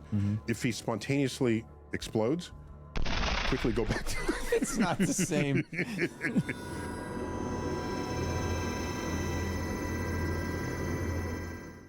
This is Star Talk. Neil deGrasse Tyson, your personal astrophysicist. This is going to be a Cosmic Queries Grab Bag Edition. And to help me get through these questions, I got Paul Mercurio. Paul, how you doing, man? I'm doing well. It's Baron, Paul Mercurio. Baron. Oh, yeah. Sorry. Not barren as in you cannot reproduce. Your womb is barren? No. I actually am. I'm trying to keep that under wraps. You have evidence. You have one son, so that's evidence I'm that. done. Yeah. By the way, look at you all dressed up like a little schoolboy. Going to look at you. I dressed up for you. Clearly, you have no such reciprocal feeling for me. Well, because you asked me to help you move furniture, and so that's what I did. Plus, you're out of a job. I'm now. out of a job. What the hell happened down there? Yeah. What did you do? What did you do to piss off apparently Paramount? I broke CBS and Paramount apparently on the Late Show. Right, because you're on the staff of the Late Show. I work on the Late Show, perform on the show, and we are not going to be in existence come May. Wow. And I am going to be sleeping outside in your bushes looking for any nickels I can find. I live in Lower Manhattan. I don't have bushes in my backyard. We're going to get you something. I'm looking, whatever. All right. If you know anybody. Well, if I know someone needs the lawn needs mowed. an ex-lawyer. Ex-lawyer? I forgot. You went to law school. Investment banker. I could do M&A deals and make you laugh and make you ravioli all at the same time. Come on, but I'm Baron. In case people are wondering, during one of our Patreon exclusive segments, one of our Patreon members, where they get to view a Q&A session live, felt sorry for Paul Mercurio for not having a title. And he came up with a great one. Commensurate with Lord Nice of Chuck Nice. So he got knighted some number of episodes ago. So they felt pity upon you and said, as a lot of people do. And so they decided to call you Baron. Yes. I thought Baron, that feels right. Baron Paul Mercurio. I command I have a presence. I command attention. I felt that worked. And so I happen to have Excalibur in the office. Why wouldn't I? I got everything else. I got Excalibur. And so I knighted you, Baron Paul Mercurio. Cut me on the neck.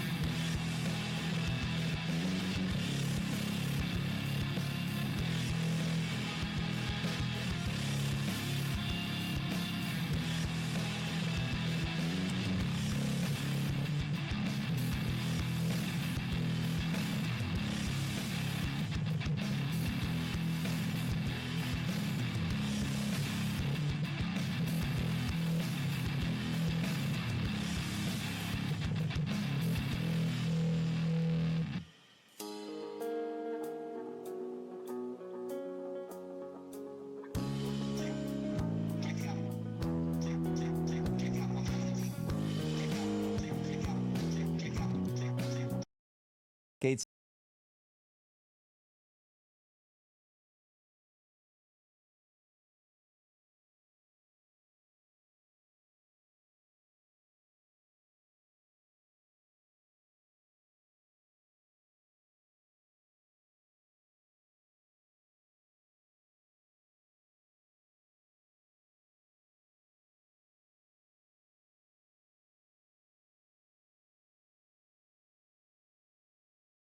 Stitches, but otherwise it was great. So I'm honored, and I want to thank. How did you know the Patreon it was an exclusive- accidental cut? What makes you think that was an accident? I need security when I come on this show. Tamsin's got my back. So we're gonna. And so I knighted you, right, Baron. You did. Paul Mercurio. Cut me on the neck, 8 stitches, but otherwise it was great. So I'm honored, and I want to thank. How did you know the Patreon it was an exclusive- accidental cut? What makes you think that was an accident? I need security when I come on this show. Tamsin's got my back. So we're gonna do some. Yeah, let's do some Q&A here. All right. All right. Just some general grab bag. But you're at least employed through June, is that through correct? May. May. May. Okay. 2026. Unless something happens and I screw something else up and get us fired earlier. Okay. But May. All And I'm also doing my off-Broadway show, Permission to Speak, touring with it, and we have it on Patreon now, so people can go and enjoy it there and support it, because I don't have any money. I'm poor. I'm out of a job. I'm eating hay. If you care, I'm a baron. I shouldn't be eating hay. I'm a baron. Okay. All right. Here we go. Opal Lehman. Hello, everyone. Opal from Atlanta. I'm 15 years old and was wondering, you said recently that we only know 4% of the universe. Well, Neil does. We know more. 4% of the universe, which includes everything we know. So, do you think there are more types of science out there to create or discover, or would the rest of what we would know about the universe just be branches of what we already know? Love that question. Yeah, it's a great question. Ooh, good one.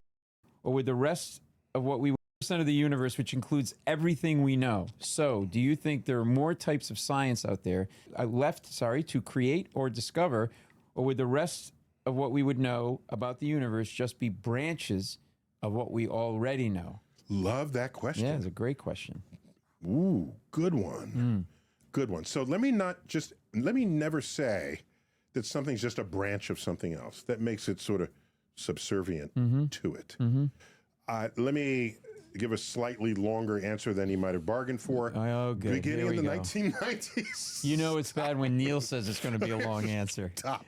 In the 1990s, NASA realized that there was some scientific questions that needed answering that did not sit comfortably within the known body of knowledge. Yes, but certainly not even within the siloed sciences as they have been laid out, as we've come to think of them in college. You major in chemistry, I'm majoring in physics, I'm majoring in this, majoring in that. Nature doesn't draw those boundaries. We did. So one of the questions was origins.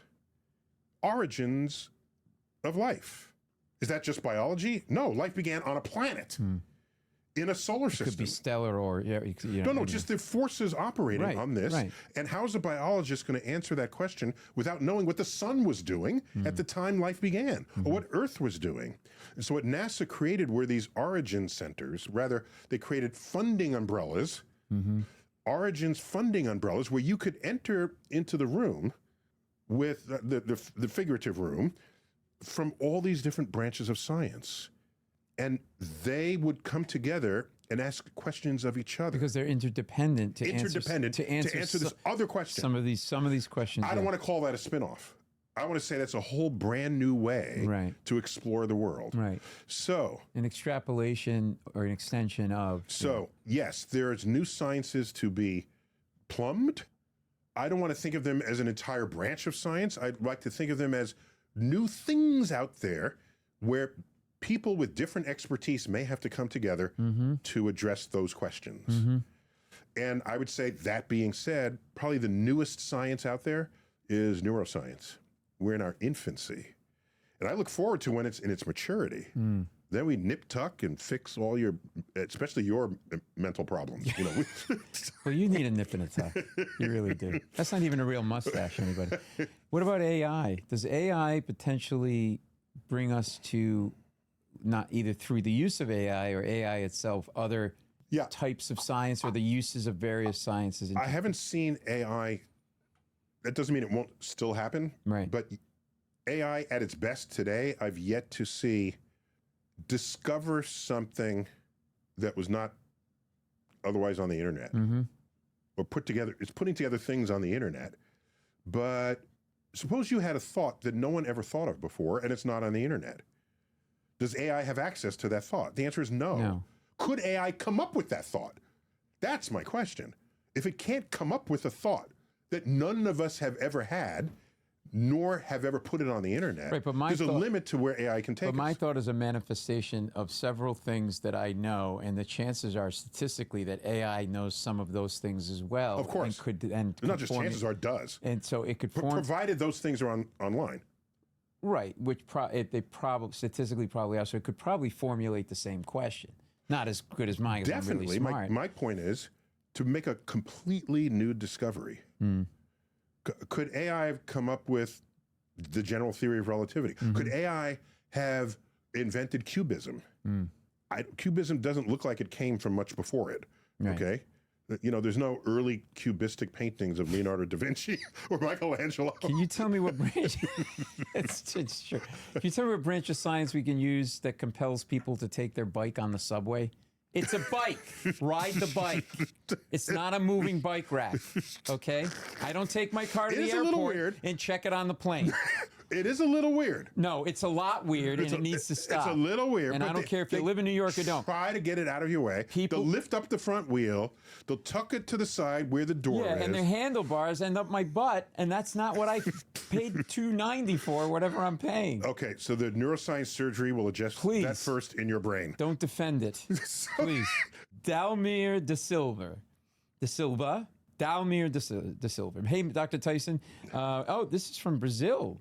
Barados Alonso, Brazil. Assuming I got this right, we can intuitively think of Hawking radiation as matter escaping a black hole when a pair of virtual particles is created outside of it. The That's precisely correct. Okay, you got that part right, and you get a dishwasher.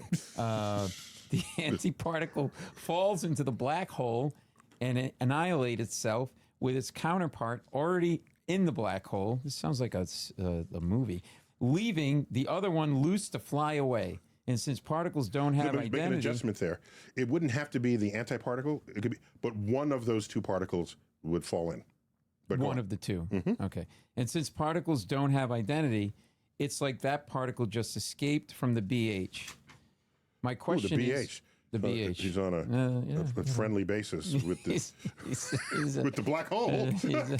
No black hole ever told me I could call it BH. Well, you know, someday you'll be cool enough. You got to hang out with the cool kids to hang out with the BH. The question is, why do black holes favor antiparticles? The creation of virtual particles should be random all the time, every direction. So it should be 50-50. Yeah, and my understanding is that's the case, as is his understanding. If I'm wrong, I don't know why I'm wrong. So, but because when the antiparticle pair is created, the momentum that they have is in random directions. So it's by quantum design random.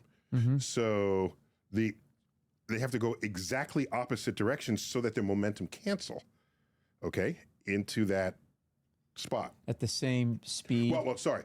It depends on what the momentum was of the photons that begat the particles. The point is, everything has to check out in the end. And when it checks out meaning arithmetically balance out. So my understanding is you could just as equally have an antiparticle in the black hole as a particle. If it's not that, I don't know why it's not that. And if that's the case, we got to check with Jan 11 on that. So yeah, his whole question is predicated on something that I also don't think is true.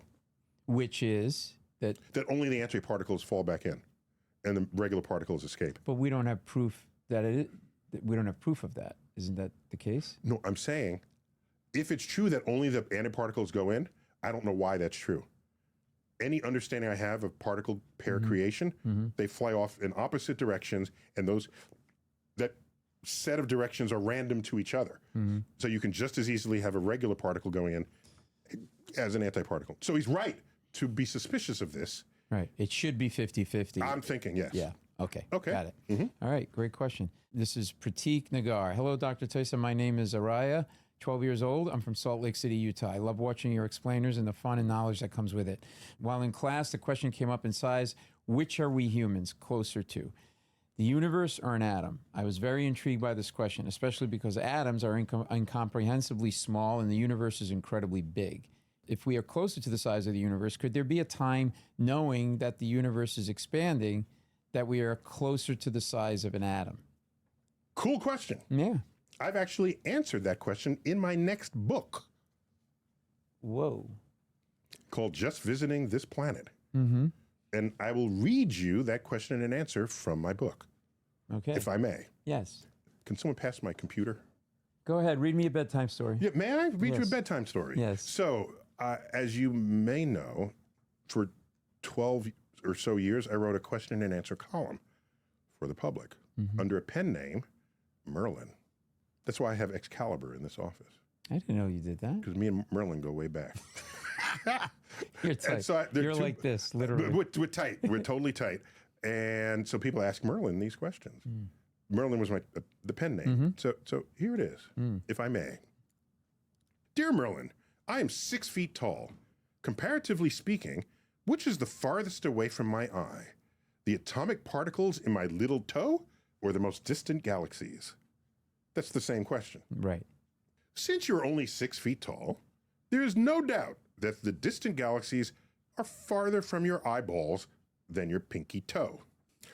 Another way to address your inquiry, however, is to imagine you suddenly became 10 times taller, 10 times taller again, and so forth. After about 25 of these stretching exercises, your head will brush up against the most distant galaxies in the visible universe. Returning to your eyeball, imagine you now shrink in successive steps so that each shift takes you within 1/10 of the distance to the atoms in your toe. So we increase by factors of 10, decrease by factors of 10. It would take only 15 shrinks to enter the nuclei of your toe atoms. Adding the 2 sets of jumps reveals that the entire known universe spans about 40 powers of 10. In one direction. No, you add them together, it's 40 powers of 10. But this seems... From small to large. And I don't mean this... So what this means is you are closer to the atoms in your toe. It's only 15 powers of 10 down, and it's 25 powers of 10 to the edge of the universe. Right, and I'm not trying That's the only way to answer that question. This seems like, and I'm not saying this to be pejorative. Oh, by the way, that book is Just Visiting This Planet. Available October 2025. Okay. Not available in paperback. This seems like an obvious question that doesn't even need to be asked. And I don't mean that to be mean-spirited, but like, to me, I'm a complete layperson. The answer was your toe. Of course it's 15 versus 25. No, you didn't know that in advance. These are powers of 10. I understand, but there's no question that the atoms in your toe if I take a tape measure, the toe is 6 feet away, and the universe is it's 14 billion light years. Right. If you want to say it's obvious, the answer is obvious, that's what you should be citing. But in powers of 10, it's not obvious. But this question wasn't in the context of powers of 10. But that's the only sensible way to answer it in the way they were debating it in their class. Elevate yourself to the level of the 12-year-old. This class. Okay. Man, you were asking a lot of me today. That's impossible. Okay, so online, there's on YouTube somewhere, it's there. There's a 10-minute movie called Powers of 10. It was made in the 1970s, 78. And it starts with a man laying down at a picnic in a park outside of Chicago. And we start with a scene 1 meter wide and 1 meter tall of a man and every 10 seconds we're going to go 10 times farther away. And we do that. With the and you see how many jumps. And it's an early CGI, but it wasn't even use computers. It was very well done in its day. 10 times farther away. Every 10 seconds. Okay. And you go to the edge of the universe. They said, now, then we zoom back, and it says, now we're going to go 10 times closer every 10 seconds. And so you go 10 times closer. And it takes fewer 10 times. It's 10 tens, right? It takes right. And that's all I'm saying is it's obvious that would take 15 tens to You my were toe. not thinking in powers of 10 to justify saying You don't that. know what I was thinking. That's true. I don't know what you were thinking. And that's why this relationship has never worked and we need marriage counseling because you don't bother to think what I think. So I think we hooked up our guy with his answer. Very good question. Yes. And this is 12 years old. Amazing. All right. This is Master Builder EJ. No, but he's one of our fans, so it's not amazing that he says that. It's expected. Can't even give a compliment. All right.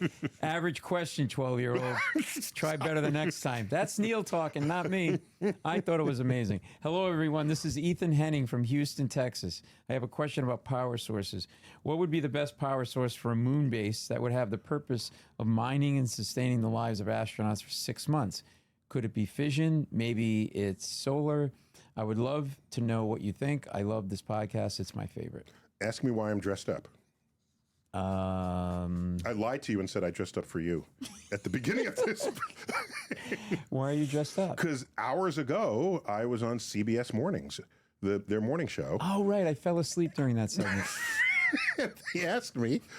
So I get dressed up for TV, but with a little bit of, You look good. Yeah, when you come on the Late Show, Show- which I work on, you wear a tie or you show got some your tie. vest? I show some tie You or got the, that- or the vest. The vest? One or the other. Yeah. Both would be a little much. It would break the lens. Yeah. So people will bleed from their eye sockets.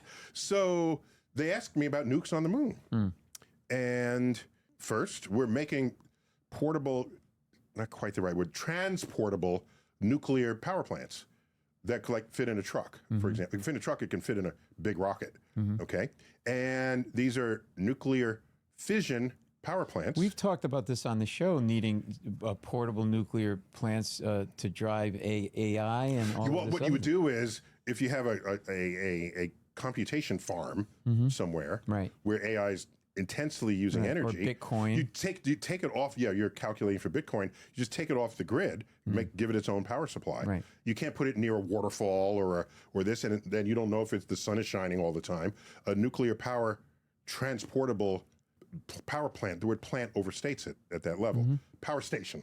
Power station.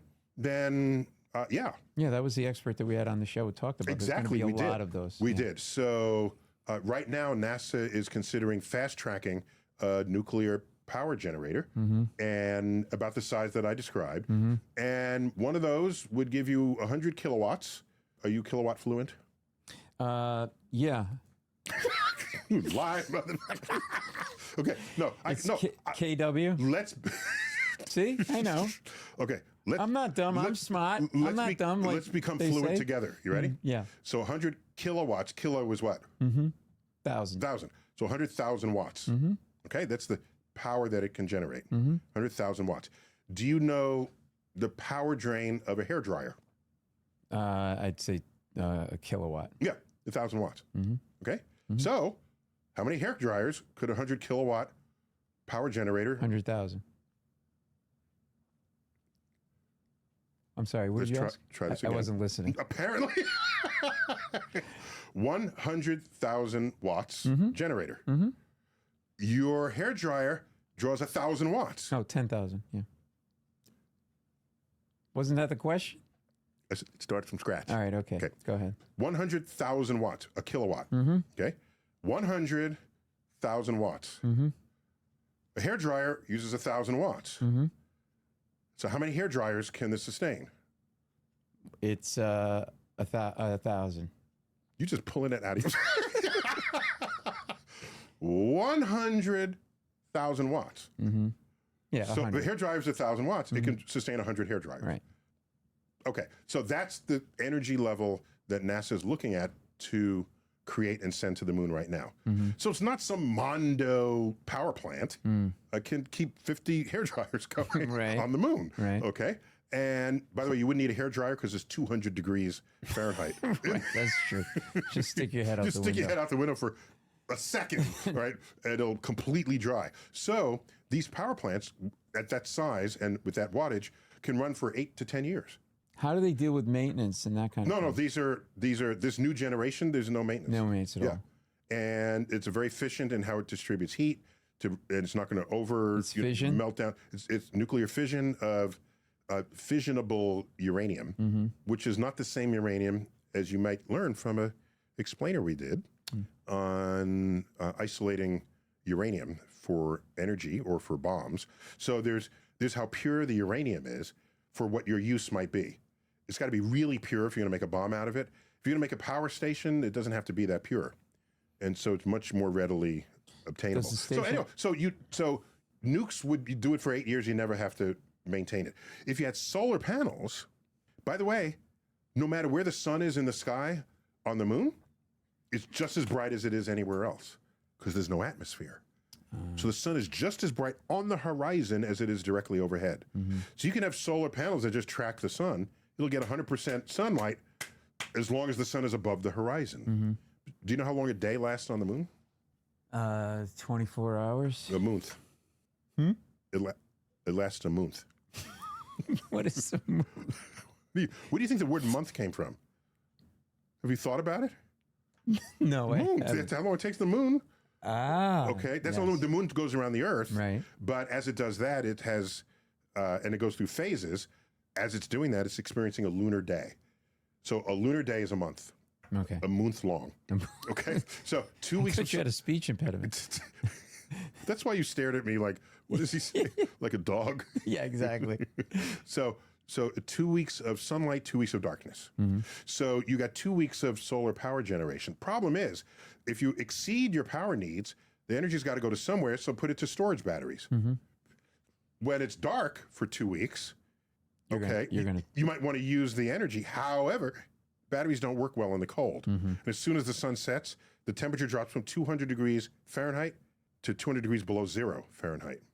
And then we haven't been able to come up with a battery that. We haven't. No, you have to like insulate the batteries and have some other heating source. So just put a Tesla up there. Just take care of it. Have you driven a Tesla in the winter? The battery. It took me an hour to get across town when it should have taken me 5 minutes. Yes, nuclear fission makes complete sense given what we've done with it lately. You can create a reactor and just send it to the moon. One last question on this, then we'll move on. So how do you protect the reactor from whatever something could hit it, happen? What could happen on the moon that is... Yeah, a meteor could hit it. Right. Because there's no atmosphere Right, and there's nothing protecting you. Right. A meteor could also hit you. Unlikely. You can say, we finally have it protected. Bam! No. Now you're dead. No, I'm coming to your house and I'm going to just hide under the couch. So a big enough meteor you're not going to protect. Maybe you could bury it, for example, protect it that way. How far away are we from this, realistically? The military already has prototypes that they're using of just the size I'm describing. And so I think we're very close. Within years, not decades. Yeah. All right, let's move on. Next question. Derek Evans. Dr. Tyson, this is Derek from South Windsor, Connecticut. I know where that is. Longtime listener and attendee of live events. Nice. Thank you for coming to those. First-time Patreon We give 3 or 4 supporter. live events a year, typically in the region, one in Connecticut, the Beacon Theater here in Manhattan, and we sometimes go to Jersey and to Philly. But yeah. Those are great. I think you need a juggler at the beginning of it just to kind of loosen things up. In a recent that would be conversation, you also juggle. Okay. I'm going to do anything come May. Yeah. Whatever. In a recent conversation you had about micro black holes, it had me wondering about interstellar travel. How could you travel vast distances while being sure to avoid these tiny black holes? And what time dilation or other unintended consequences would exist? Or do they radiate away fast enough not to pose any problems? So the larger the black hole, the slower it evaporates. It's obviously the inverse is then true. As the black hole gets smaller, the rate at which it radiates increases and grows exponentially. As it gets smaller. As it gets smaller. So it gets smaller faster still. Because it's compressing on itself? No, it's not compressing. It's because its rate of evaporation has to do with its surface area. And the smaller it gets, the more surface area it has relative to the volume. It's an interesting fact about the geometry of surface area going as r squared, radius squared, and the volume going is r The cubed surface area of the sphere. Doesn't it decrease as it? It does, but the volume decreases faster than the surface area. And why is that? It's just the arithmetic of it, because the volume is Not a good enough answer. Specifically, why? Don't duck the question. Don't be a politician. Answer. So this manifests. I think we have a whole episode on this. It's on size and life. Mm-hmm. So if you can ask, here's a certain surface area you have, and how much flesh is associated with that surface area. You can do that. Mm-hmm. As you get smaller, the amount of flesh associated with the surface area drops faster than the size of your flesh that protects it. Within the body. Within the volume. Mm-hmm. That's correct. Okay. And since the evaporation rate is related to the surface area, the rate it is sucking it. Yeah. Extracting. There's no such thing as gravity. Black holes suck. Sorry. You should put that on a business card. So, what's a business card? Can I explain that? So as it gets smaller, the amount of volume that's going to evaporate out gets smaller faster relative to the surface area, and so it evaporates in a flash of light. So a tiny enough black hole will not last long enough for you to come upon it and then put your life at risk. Plus, we don't expect there to be many of them, even if they were there. And space is really vast and really empty. You ever see the sci-fi movies where a person's trying to navigate the asteroid belt? Like, duck left, duck right, duck that. Even in The Expanse, they did this. They got asteroids. No. You know the average distance between any two random asteroids in the asteroid belt? It's like 50 miles. Some number way bigger So you could than literally they have ever shown. Right, so if you're driving through that, you could literally like use your knee to drive and eat a Big Mac, and then eventually put on makeup, answer some texts. The text. Yeah, Yes. yell at your kids in the back seat. In fact, Pioneer 10 was I think it was the first spacecraft to traverse the asteroid belt. Mm-hmm. Americans remain the only country to have probes outside of the asteroid belt. Mm-hmm. Okay, there was some concern. Will it survive the asteroid? Yes, it survived. Mm-hmm. Of course, it survived. So we packed a lot in there in terms of Derek's question, or do they radiate fast enough? Yes, to is the not answer. to pose any problems. That's the answer. Yes, that's the answer because of the dilation. Okay, got it. All right, Mm-hmm. Lily Rose. Hello, Dr. Tyson and Lord Nice, but he's not here. All right. So put in your name with your new title. Put it in right now. Okay. Graft it in. Go. Okay. Hello, Dr. Tyson and Baron Mercurio. Okay. Lily Rose here that really does roll off my tongue. Lily Rose here from Virginia. My question is, was the WOW audio signal ever solved? Have scientists determined what was heard, or do you have any theories on what it was? Thank you and love the show. Yeah, so back in the day when we had chart recorders, there was the theories on what it was. Thank you. My question is, was the WOW audio signal ever solved? Have scientists determined what was heard, or do you have any theories on what it was? Thank you and love the show. Yeah.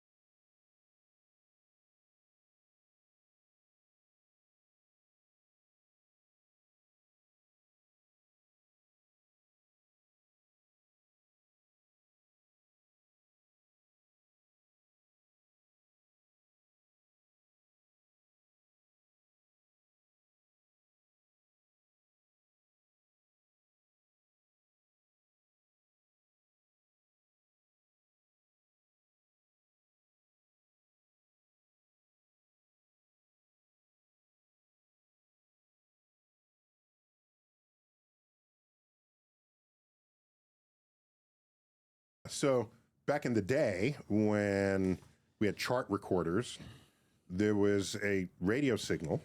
By the way, radio is not the same thing as sound. We equate the two because we used radio waves to transmit audio into a box called a radio, and we associate the word radio with sound. But radio is a band of light that travels at the speed of light. Sound is the result of. You can transmit sound with optical light, as you can do with fiber optics, for example. They have fiber optics speaker connections to your. So you have to be clever about the modulation of the electromagnetic signal and know how to read that and turn that into sound on the other end. So the WOW signal was a radio signal that rose up out of the din of cosmic noise. And then it never rose up again. How long did we? I don't remember how long it lasted, but the astronomers on duty, they say, wow. That's why it's called the WOW signal. Like wow and an exclamation Can I just point. say something? What? You guys couldn't have come up with a I better know. name. What? Holy shit. What did you want? Well, don't have a 6-year-old name it. Golly gee whisker. Like, what's the... Gee Willikers. Gee Willikers. And it was before OMG. You know, no one knew how to do that yet. What's the speculation on what the source of this was? If that has been solved with some explanation, I don't know. But how was there any? Here's what the thing: if we wanted speculate all the time. If we want it to be aliens, and aliens should know better than this. You don't just send out one pulse of signal. Right. You want a rhythm in there so that anyone eavesdropping on you will know it's not from the universe itself. Maybe so you can't do just one blip. And if you send any blips at all, send them at regular intervals. But it was a consistent signal. No, it was one blip. Well, maybe it was from another star system. An alien left the TV on and fell asleep. It could have. Yeah, sure. Well, you're going to mock me, Mr. Wow? That's as plausible as naming this thing Wow Audio Signal. No, I'm saying I don't know what it is. And just because you don't know what it is, doesn't mean you know what it is. Wow. Wow. You said wow. Oh, God. Busted. Oh, my God. Busted. It's not fair that you take acid for these and I don't. No. Go ahead. No. Just to be clear, there are people who see something in the sky that they don't understand. Right. They don't know what it is. And they say, because I don't know what it is, I know what it is. It's intelligent aliens visiting from another planet. No, but that's just people wanting to believe well, this is my point. Just because you don't know what you're looking at, it doesn't mean you know what you're looking at. That needs to be a bumper sticker. Exactly. Okay. Has the WOW signal, has that been left alone? Is anybody still pursuing that? They went back to the region. They couldn't find anything. Yeah, it's been all right. Revisited, as they say. We're going to move on. Conrad Dunphy, Dr. Tyson. Conrad Dunphy here from Portland, Oregon. Portland, love it. Portland. Yeah, on the multiverse-ish JWST coming out with a lot of data supporting the black hole universe hypothesis. What is the likelihood that physics within a different black hole would be similar to ours? And if those physics are similar, what would be the first guess at how we escape our black hole universe to visit another? Wormhole? Wow, it's a lot there. So there's only some tentative maybe for those evidence. Watching that don't know JWST. My people. Oh, you never just know. You don't it might know be what somebody JWST new. is. It might be somebody new. Just because you don't know what then. Okay. Oh, okay. So I'll explain it for others and not you, because you already know it. Okay. Compelled by Paul to bring everyone onto the same page, JWST, James Webb Space Telescope, has, in one recent measurement, found evidence of possible rotation among an ensemble of galaxies, which we don't expect if the universe was born in the ways we expected via the Big Bang, okay? It would mean there was some net rotation of the universe. We know from equations that are in one of these books that inside a black hole opens a whole new space-time continuum. So, black holes, however, accrete matter that circulate toilet bowl style. We expect black holes to have rotation rates. Wait a minute. If our universe has a rotation rate, and we are a space-time existing with that, and we have a horizon, are we in a black hole? There's a chance of that. Can't rule that out. Okay. Now, That means we're in a contained universe with our own laws of physics. In the multiverse, every multiverse would have a different, slightly different laws of physics. Quantum physics tells us that. You don't want to visit those other universes. Why? Because the charge on the electron might be slightly different from what's going on in your body, and you would collapse into a pile of goo. Totally mess you up. So like Star Trek, the whole like transport me, beam me up, it could be a mess. You'd be a pile of goo. Yes. So if you do find one with, I would, dare I say, identical laws of physics, then I don't mind being the first to step in there. You would need a wormhole to connect us. Do you think it's plausible that there's one with an identical? Yeah, if there's an infinite number, there'd be one with identical. Yes. Do you think we're ever going to be capable of discovering wormholing to another universe? I don't know. I want wormholes as badly as the next person. And I like the way work hard. I like the way Rick makes wormholes. You know, he has a gun or some device that'll do. He uses real science. Whereas this guy from, who's this guy? You know what I'm talking about? Doctor Strange. Yeah. From Marvel. He uses magic. That's that's what's that? That's the worst. No, I'm telling you, it should be outlawed. All right, that was a great question. You'd want to. You could probably do it with a wormhole, but otherwise, the universes are not connecting. Connected, and that's kind of what defines them as independent. And universes. even if you could go visit, you're not sure you want to because you don't know what you're going to. Plus, you don't know if they're made of antimatter. Right. The antimatter is not in our universe. Where did it go? If it exists anywhere, maybe it made another universe. So here's what you do: bring a little coin with you. You see a person in the other universe, flip him a coin. If he spontaneously explodes, quickly go back to It's not the same. No, but the minute I entered the black hole through the wormhole, that universe, you have to come in contact with other matter, right? And space is pretty empty. Right. Deep space is very empty. Yeah. So I have time for one more. All right, John. What you got for me? John Swiley. Hi, Dr. Tyson. A longtime listener, first-timer inquirer from Athens, Georgia. With all the excitement around JWST's discoveries of unexpected... That would be James Webb Space Telescope. You're so annoying. Unexpected mature galaxies. A question struck me. Why does Neil Tyson have friends? That's a weird question. What if we're not actually seeing galaxies from the early universe, but instead light entering from beyond it?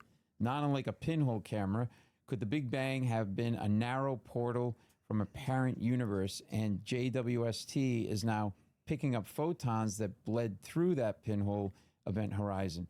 Maybe those galaxies look so evolved because they are. Thanks for everything. Wow. Or we don't fully understand the formation of galaxies. I mean, just have a look at how extraordinary is your explanation to account for a mystery. Because we have mysteries all the time in modern astrophysics. So to say there's a portal to another universe, okay, but Occam's razor remains a very good tool to apply here. Do you know Occam's razor? It's like Occam said, one ought not posit multiplicity without necessity. I say that every day. He stole that from me. So how is that relevant? What it means is if you have a complex hypothesis to explain something and someone else is walking around with a simpler explanation, the simpler explanation is probably correct. Right, but that's sort of answering the question from 30,000 feet. So if we're not actually seeing galaxies from the early universe, but instead light entering from beyond it, not unlike a pinhole camera. Yeah, so that's implying that we can see beyond the universe rather than within the universe itself. So pick. You just make judgment as to what is most likely to you. And for me, extraordinary explanations, as Carl Sagan famously said, require extraordinary evidence. And while it's unusual to have these mature galaxies so early, maybe we don't fully understand galaxy formation. And the whole point of JWST, why it looks at the universe in the infrared, is to see galaxies being born that emit ultraviolet. And over the lifetime of the universe, redshift had expanded it until it has become infrared. Is it a constant that when a galaxy forms, it'll always emit ultraviolet? I mean, there's so many, to me, as we talk about this things we think we know, but we don't know, that anything could be happening out there, right? Yeah, but that's true, and we have to be open for that. But if you have some sense of how things do happen, right, there's no harm in starting with that assumption. Right. Another great question. No harm. Yep, no harm. One more. All right. I'm gonna be. It's a lightning round. One more. All right. Okay, go. Paradox. Hello, this is Dennis from Salisbury, Indiana. Dr. Tyson, if gravitons do exist, shouldn't we be able to cancel gravity waves when putting them under close scrutiny? Can an equivalent to the double slit experiment be set up at LIGO to cancel the wave? So the bigger story is, if you can cancel out light, such as in the slit experiment, there's a bright line and a dark line, and it's bright, dark, and bright, because the troughs add together and you get darkness, and the crests add together and you get bright. All right? They're wondering if you can take gravity, if it's a wave, cancel it out. And if you cancel it out, did you cancel out the gravity itself? That's an interesting question. Can you create negative gravity in this way? Or zero out the gravity in this way? And I don't think so. Why are you hesitant on that? Well, also, what LIGO is detecting is a change in the gravity, not the gravity itself. So, yeah, you can surely... But if you can have change, then you could have negative gravity. Yeah, in principle. Isn't that possible? Yes. But we've not... However, is it really negative gravity if it's just the part of the wave that is a trough rather than isn't a negative crest? gravity basically static? I would think, correct. Right?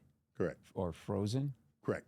And you would need that if you wanted to make a wormhole, because wormholes take negative gravity and expand Well, therefore, holes in if a space-time. wormhole exists, then negative gravity must exist, right? No, but you can use negative gravity. Sorry. Oh, yes. Well, I don't know. Unless aliens found another way to make a wormhole. If we see a wormhole out there, somebody discovered negative gravity. That's correct. Okay. There you go. That was it. All right. Great Paul. questions.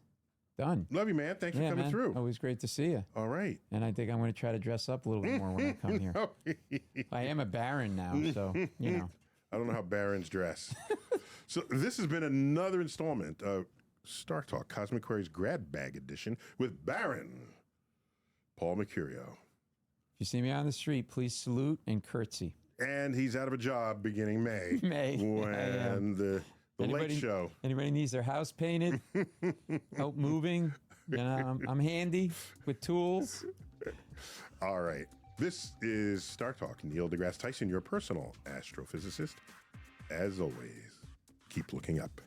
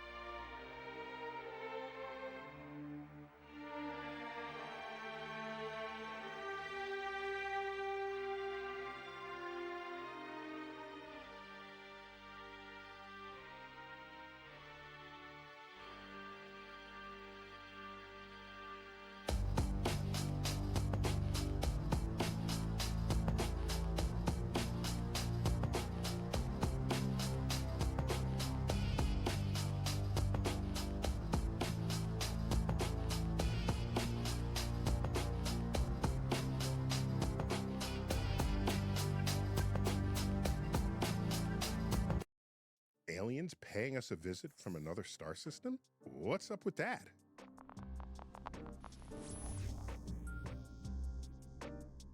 Let's go back a few thousand years. Consider that people try to understand the world around them. And in so doing, every time they got to a point that they didn't understand, in came the power of a god. Let's go back to ancient Greece. Storms rose up in the seas. Where did that come from? How? Why? Did they have meteorology? No. Did they understand barometric pressure? No. Did they know anything about the atmosphere? No. But they knew the will of Poseidon. Poseidon would be enraged by the behavior of people on the shores, and that would account for what they saw. This assigning the glory and the wrath of a deity to things we don't understand is coined by philosophers as the God of the gaps. It's actually got quite a noble history when you think of it. One of the greatest works of science ever is Principia Mathematica. In there, Newton unleashes the 3 laws of motion, the laws of gravity. He figures out how the solar system works. He's figuring out, how do these planets sustain their orbits? Are they pulling on each other, and in what way and how? He figures all this out. But wait a minute, every time Earth goes around the backside between the sun and Jupiter, Jupiter's going to tug on it a little bit. Comes back around again, Jupiter tugs on it again. Jupiter has a strong gravity. What's going to ultimately happen to Earth's orbit? In this scenario, Earth's orbit will become more and more elongated. The gravitational tug of war between the sun and Jupiter will yank Earth out of its orbit, destabilizing the solar system. Not only Earth, the other planets as well. He said, oh my gosh, this will take time, but clearly the solar system is stable. So he writes, can't understand why it's stable, because I know my equations work. So God must step in every now and then to fix things. Now, you got to be badass to invoke God at the limits of your knowledge when you explain so much with the equations you wrote. That, by Newton, was a God of the gaps invocation. He brought in God when there was something about the natural world he could not explain and did not know. Notice Newton did not invoke God to explain the force of attraction between Earth and the moon. He nailed that. He wrote down that equation. That was working. He didn't invoke God when he talked about his 3 laws of motion.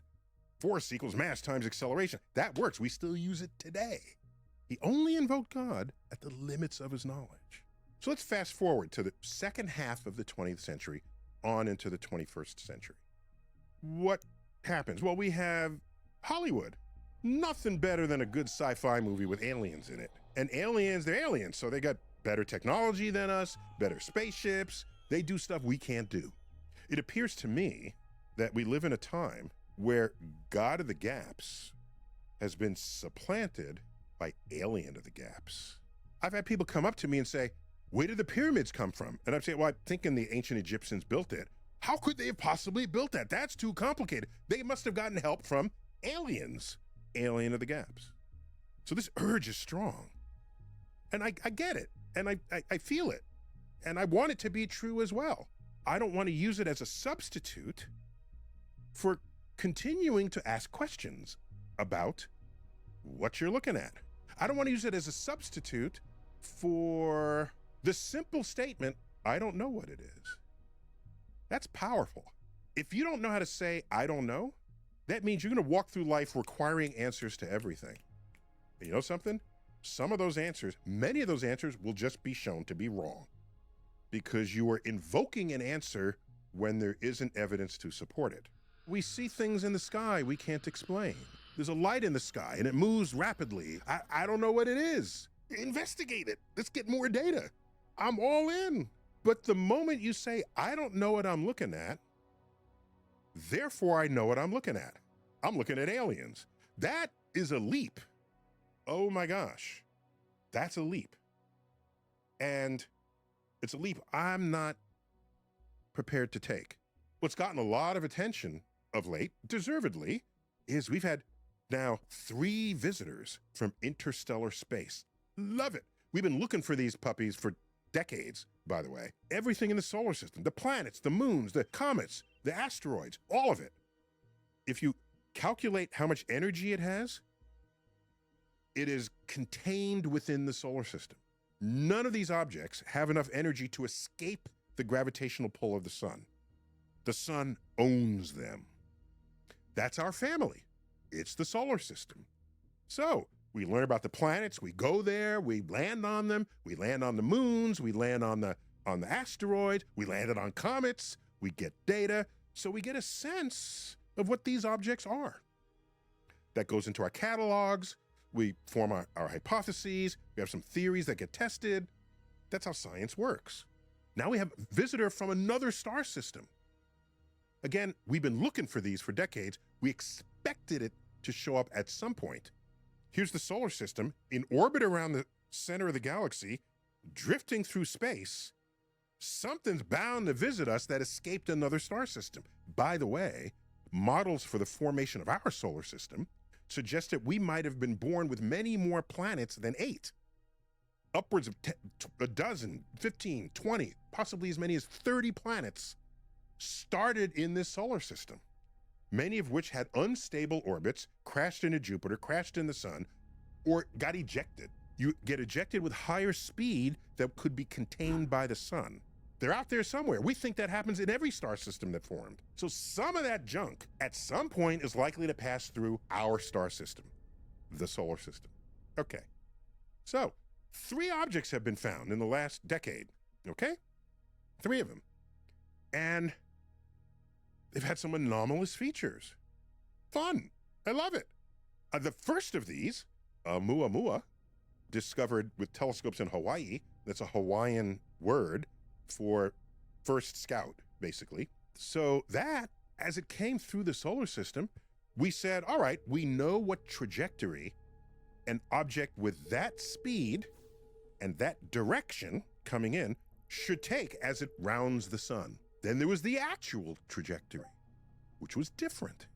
Like, whoa, whoa. Well, comets have a way of outgassing when they get near the sun, and that puts an extra little sort of force on their arc of motion that has them move in ways that are not purely gravitational. And that's true for all comets. So we thought maybe it's outgassing. But suppose you look and there's no outgassing. So what's going on? Well, that's fun. We don't understand it. Not initially. So what's your first thought? Is it aliens? That could be.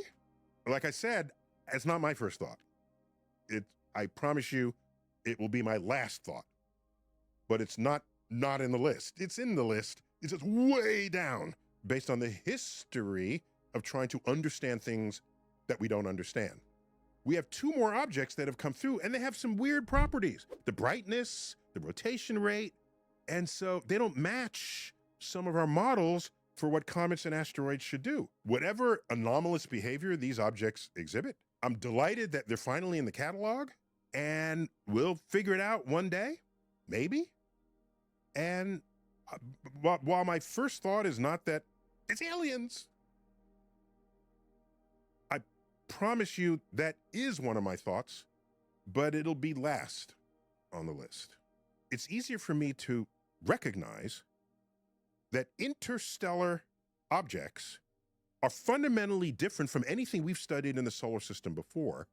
So we have to derive a new understanding of what an object can be as it moves from one star system to the next. It's easier for me to think this is a new kind of object that requires way more study than we've given it thus far, than to say, aliens did it. Aliens. Based on my read of history, and I do a lot of reading of history, I have a certain resistance to swapping out God of the Gaps and replacing it with Alien of the Gaps. That's just me. Regardless, in science, you always want more data. Always. You need more data. You want better data. You want different kinds of data, different kinds of telescopes, different kinds of observations, different people observing it. Often a person might have a bias that can influence how they interpret what they see. or how they even measured what they see. The good thing about science is we have built-in error-checking mechanisms. One of them is peer review. That's one of them. Someone looks over your shoulder and say, "What are you doing?" That's one kind of peer review. Street peer review. What the hell are you doing? No, it's more formal than that, obviously. But you get someone else to sort of check up on you. They're really checking for your biases. Because as science, we know we are humans just like anybody else, and we carry biases. So you don't want your bias creeping into either your acquisition of data, your analysis of the data, or your interpretation of the data, because some other scientists will call that out. You want it to be sort of as straight as you can. And once you did all your homework, sure, you can speculate, go ahead. But the speculation should trigger more observations.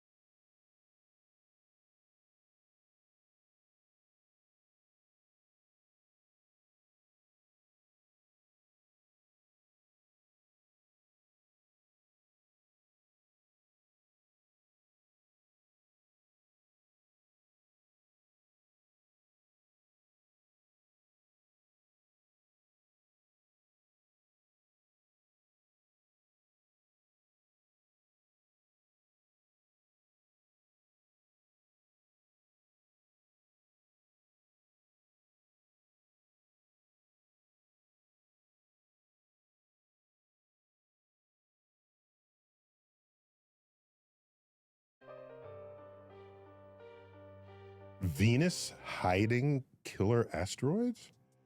What's up with that?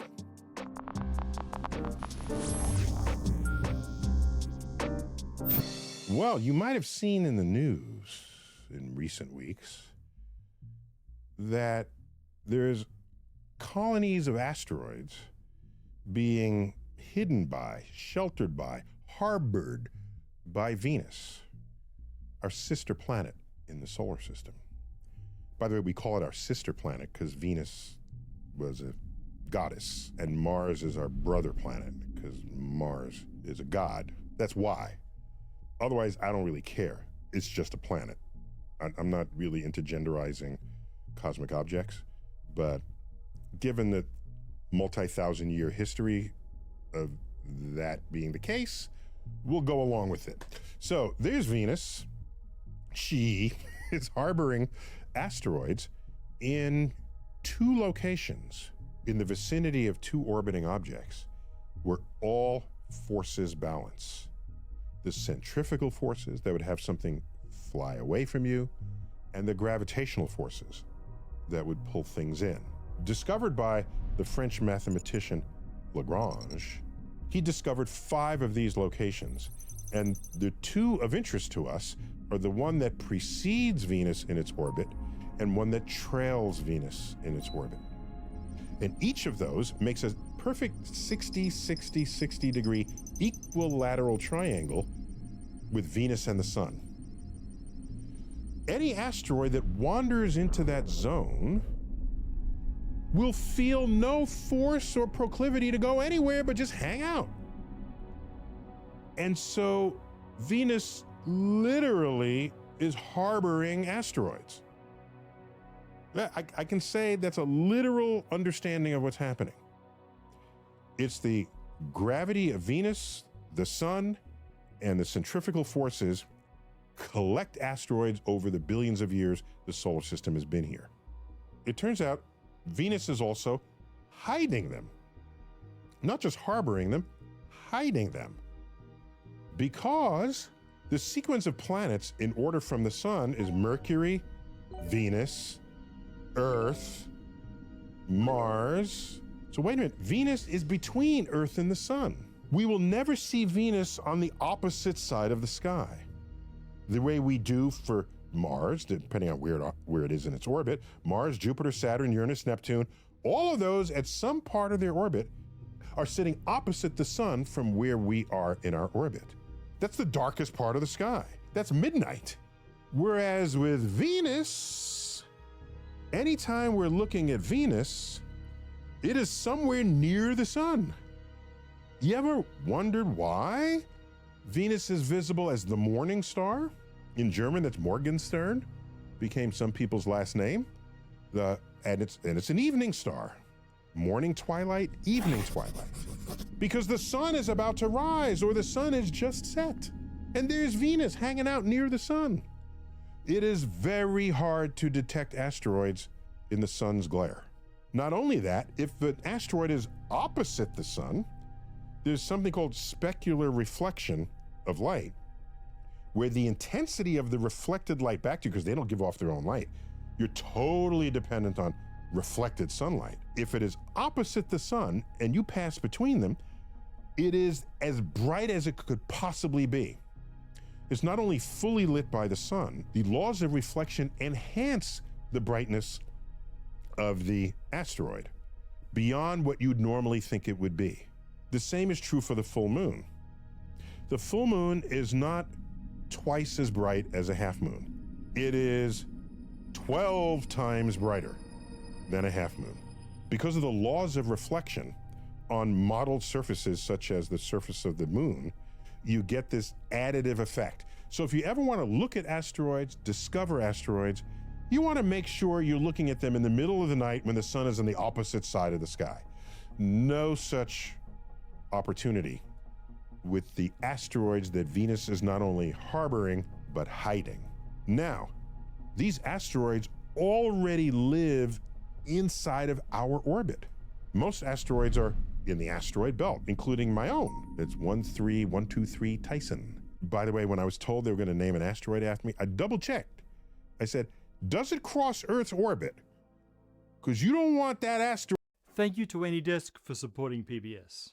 To observe the quantum nature of gravity and of spacetime itself, we need a particle collider the size of the solar system. Or we could just physics smarter and build one on a lab bench. Here's how.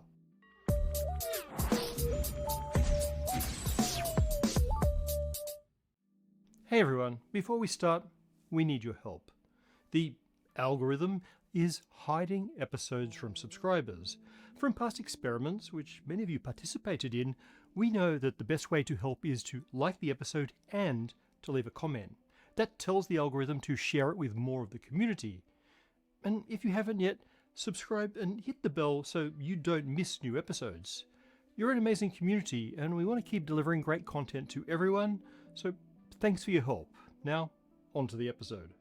The quantum world is certainly strange. Objects in multiple places and states at once, random transitions between states and places, weird instantaneous communication over large distances, all that good quantum weirdness.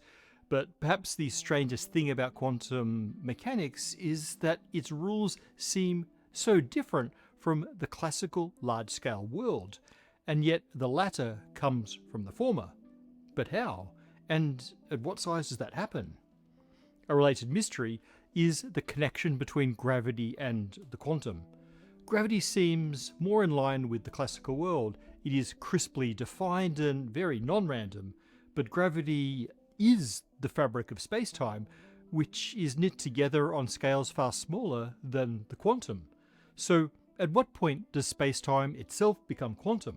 The question of the quantum classical transition and the related quantum gravity connection are notoriously difficult to probe directly due to the challenge of accessing the minuscule quantum world and the minusculer quantum gravity world. But maybe the answer is not to build tiny experiments or giant colliders, but to make the quantum world big enough to meet gravity and the classical world halfway, perhaps inside a regular laboratory. The known laws of physics can be pretty clearly broken up into these two realms, those describing the large-scale classical world and the tiny quantum world. Classical physics works great above about a micrometer, where objects are made of many, many atoms. Everything larger is, as we say, macroscopic.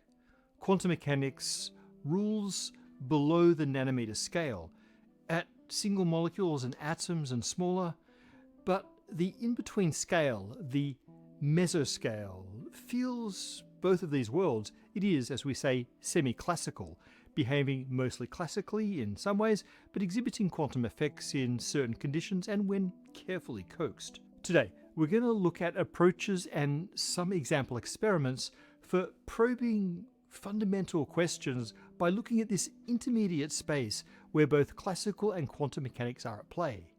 Maybe we don't have to wait for that solar system-sized particle accelerator to do this cool stuff. We'll look at two paths. One is to look for a breakdown in our classical understanding of gravity at the mesoscale. The second will be to look for true quantum effects in as large a system as possible, but also in the mesoscale. So we're going to try to make gravity small and then make quantum big. If we can get them to meet somewhere in the middle, maybe we can even make gravity quantum. Let's start with an experiment so strangest thing about the quantum world is certainly strange.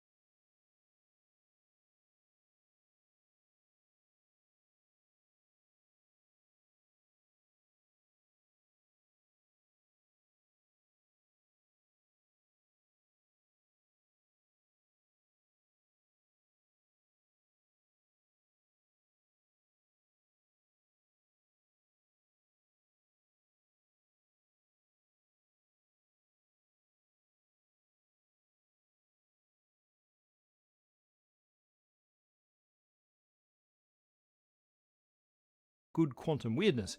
But perhaps the strangest thing about quantum mechanics is that its rules seem so different from the classical large-scale world, and yet the latter comes from the former. But how?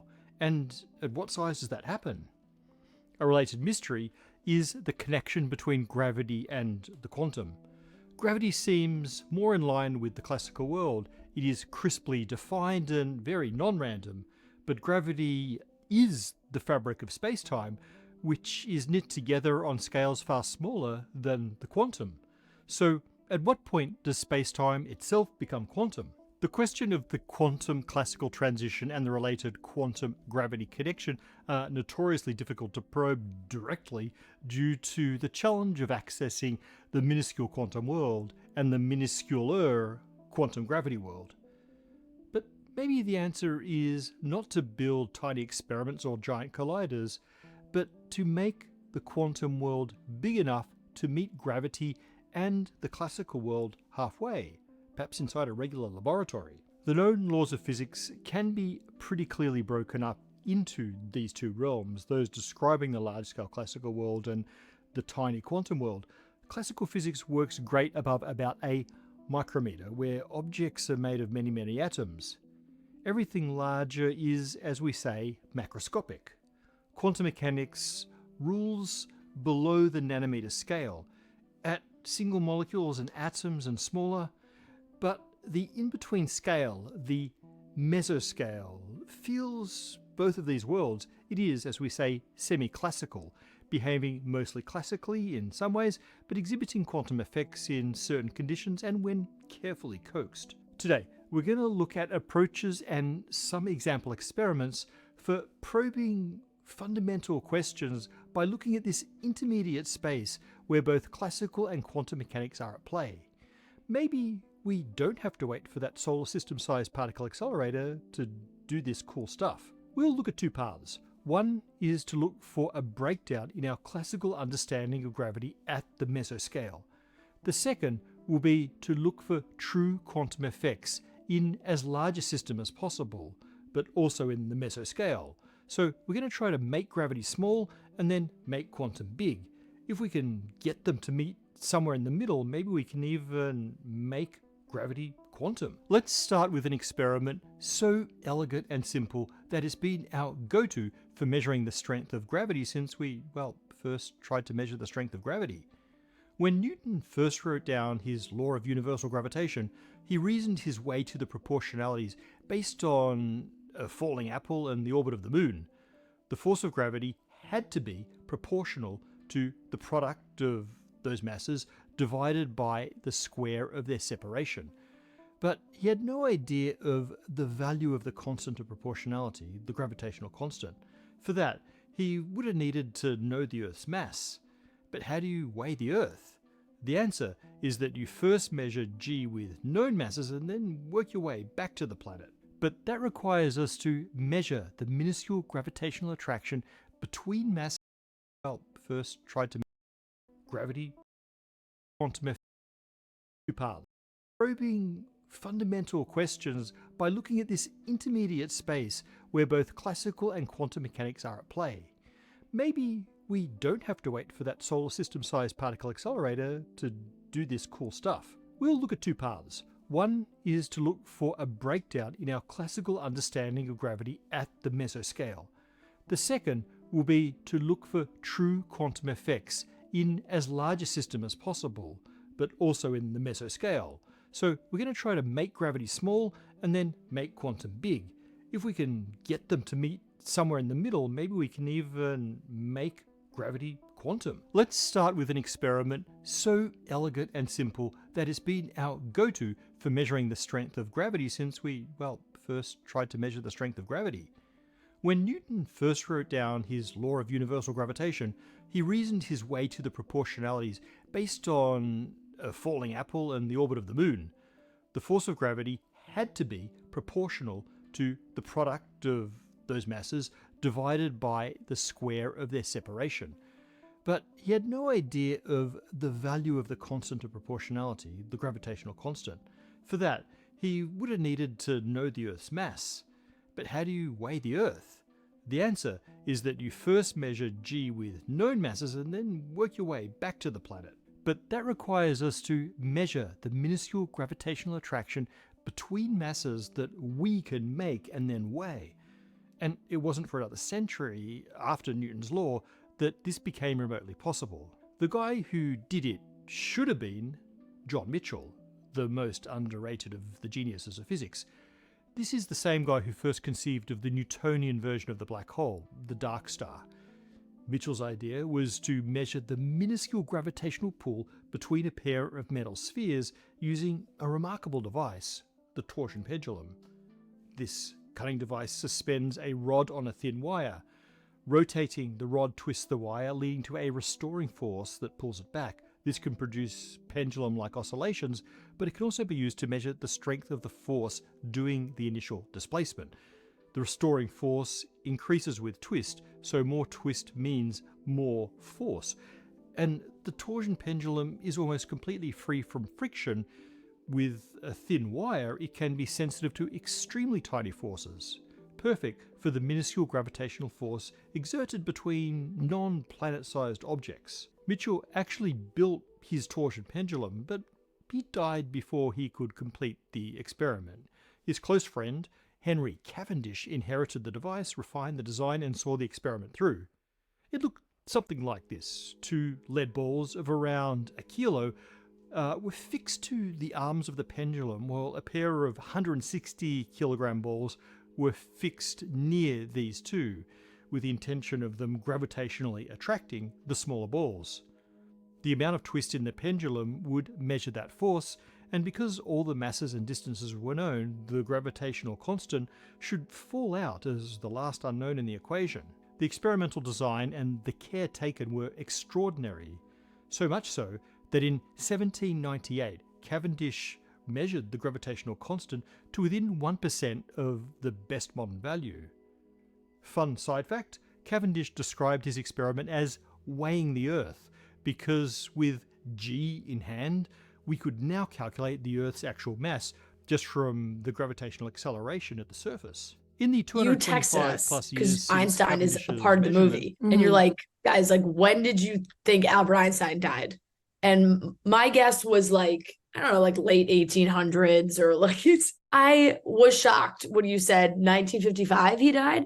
Yes. People are like, how'd you not know that? Like, what do you do? It's so crazy. How do you not know that? Everybody we asked said the same thing. Other people that went and saw the movie texted us being like, I may sound dumb, but I had no idea Albert Einstein was.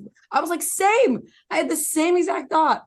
But yeah, that was shocking. I will say that part. I was like, this guy, Albert, shocked to see him here.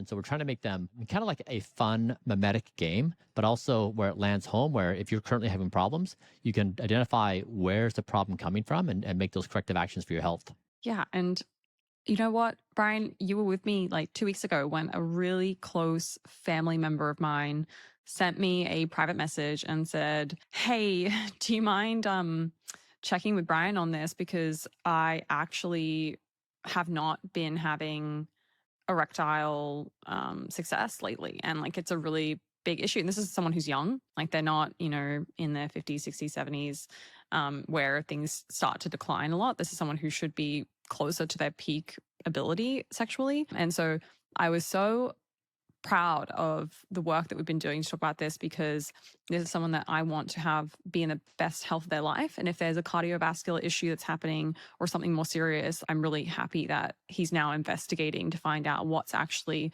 blocking him from having nighttime erections and erections in general. Yeah, I had a similar experience where I felt really bad for him, but this is not uncommon. I get phone calls from so many people, and they don't dare talk to their doctor about it.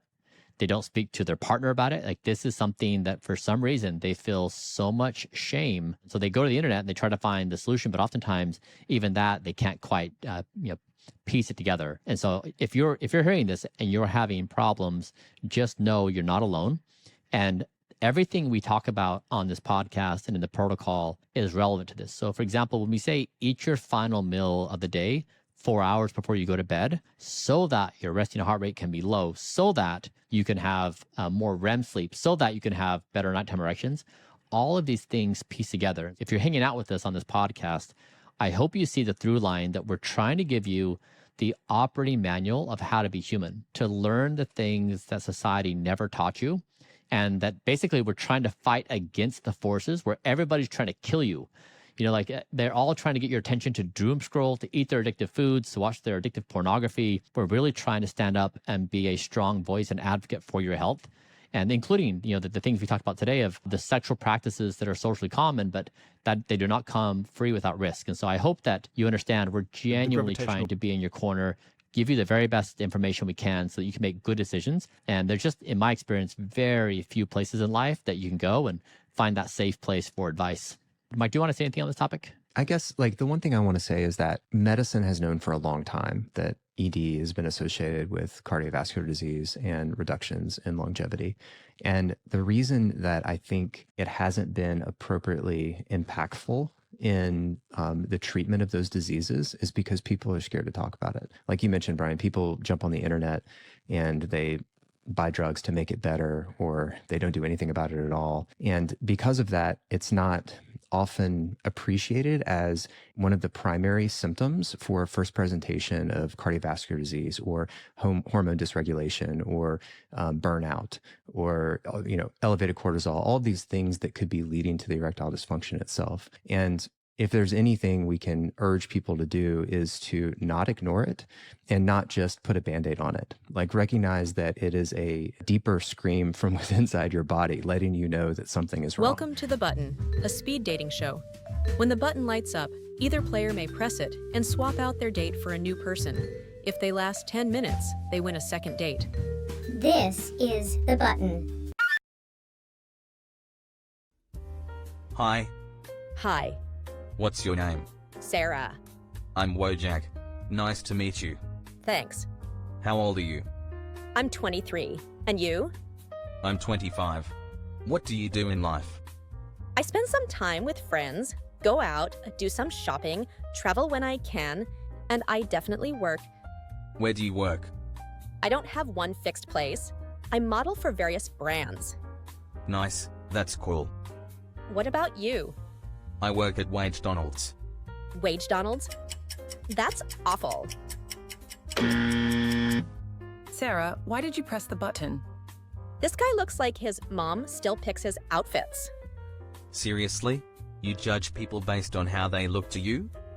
Definitely not, but you smell bad and look broke. I'd rather stay single forever than waste another second talking to you. Yeah, whatever helps you sleep at night. I'll go flip some burgers now. I don't know what happened, I was just answering her question. Then out of nowhere she slammed the button and started insulting me. Would you go on another date with her if you got the chance? No, she's shallow and straight up arrogant. Try high school girls. They might suit you better. You're not single by choice, trust me. Hey, how is it going? All good. You? I'm doing well. What's your name? Sarah? And you? I'm Brayden. Is this your first time here? No, I've been here before. Interesting. How many relationships have you been in? Not many, just 2. What about you? I'd say 3 serious ones. What caused your last breakup? He was that guy who split the bill after dinner. So I just felt off, you know? Yeah, I can't disagree. How do you feel about sharing your phone password with your partner? No, I don't think that's necessary. Why not? Because that kind of man isn't confident in himself and doesn't trust me. But if there's nothing to hide, why not just share it? No, I believe in keeping some privacy. Okay. Can you be with a woman who doesn't want to cook or clean? You mean like, if she's tired or busy, or like always? No, I mean like, she just doesn't want to. Ever. Then what exactly is her role? She will be with you. I mean, as a man, if I am going to lead, provide, love and protect you, what do I get in return? You get me, my time, my energy, my love. But if I'm carrying the weight outside, I'd expect her to help inside. That's partnership. That's outdated. You want a servant? And you want a wallet? Obviously not. That's the standard. You should have money, cars, and travel just to be on my level. You see how that sounds right? You're seriously sitting here evaluating women like business investments? I'm just being real. Out. Get out. You're more like a man who can't bring anything but doubt and 0 responsibility. Yeah, right. Should have brought my Lamborghini, I guess. Yo, what's up? Hey. How's it going, Sarah? Not bad, thanks. I'm Mike. Pleasure to meet you, Mike. Thanks, you too. Your eyes give off an unfriendly vibe. Oh, haven't heard that before. Most guys call me cute and pretty. Maybe I'm not like most guys. We will see. Okay, how do you spend your time? I work, hang out with my friends, listen to music, and travel sometimes. Just enjoying life. Nice. What do you do for work? I make videos on TikTok. I'm kinda popular there. Really? I love that kind of stuff. That's my type. Haha, thanks. So what about you? What do you do? I model for various brands. Awesome. Can you fully trust someone who cheated in their last relationship? No. If they did it once, they can do it again. Yeah, but sometimes people make mistakes. Cheating is not a mistake. It's a choice. Maybe they weren't happy, but later they realized it was wrong. If you're not happy, then just leave. Don't lie or betray. So you'd never trust someone like that?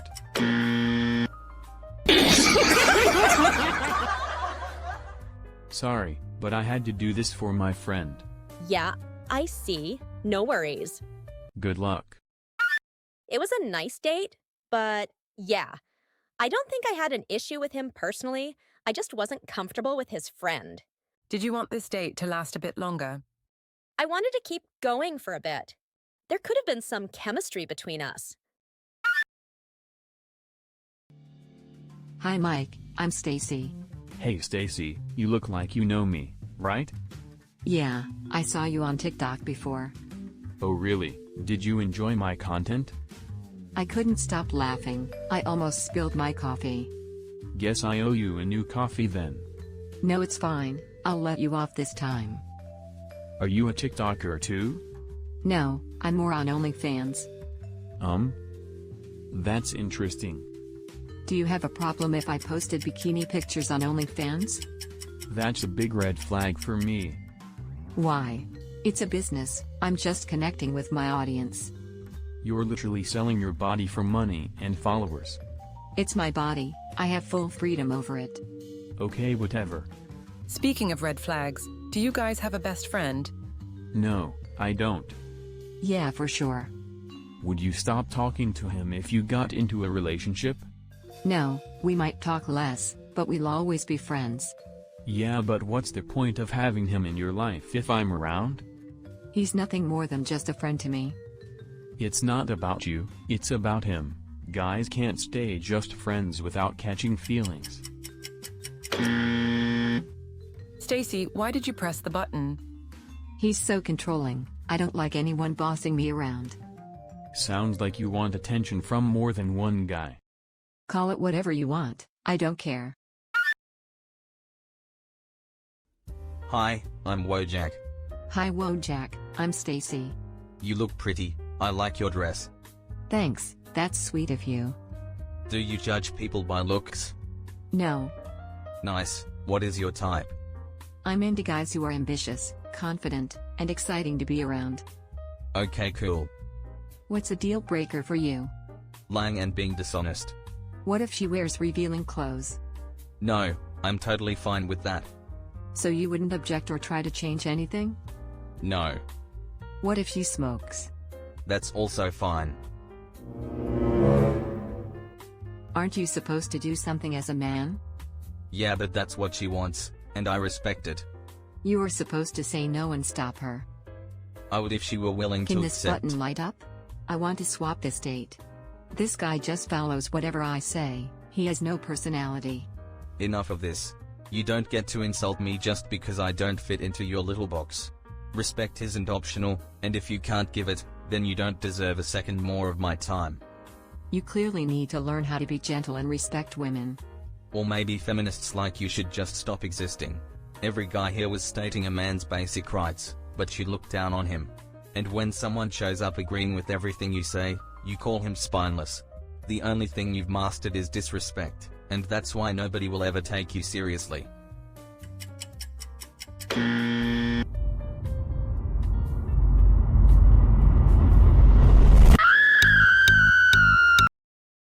The only thing you've mastered is disrespect, and that's why nobody will ever take you seriously.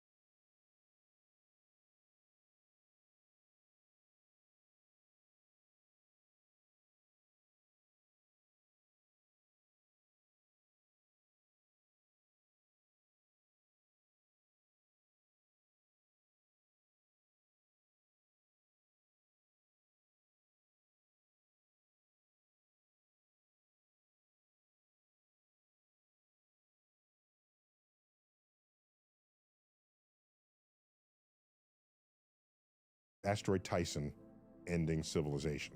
So you might ask, how big are these asteroids? If they're tiny and one Happy birthday, encounters Wojak. Here you are. Wow, I will practice every day and I'm gonna be the best guitarist in the world. $405 and Libby. $410. There are the 4 bids.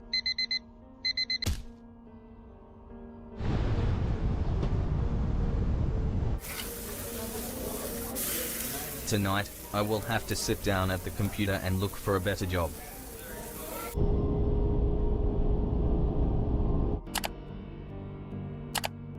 This looks interesting.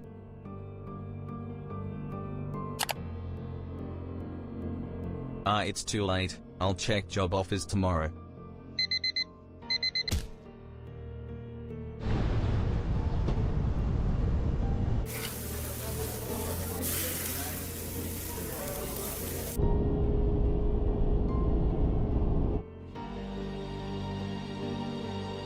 I will start exercising on Monday.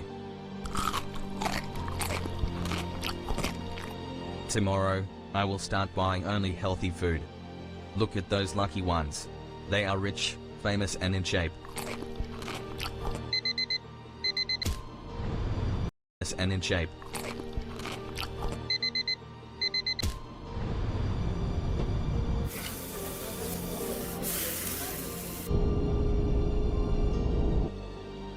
Hi. Would you like to go out for a coffee? Hi. Can I take you? No, I smell like a big grilled chicken. Maybe tomorrow.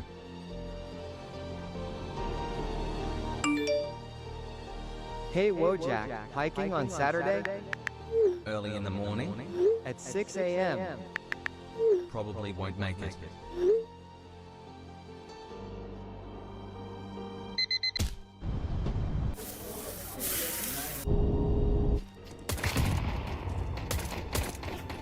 It's too late. I should have looked at job offers. I'll do it tomorrow.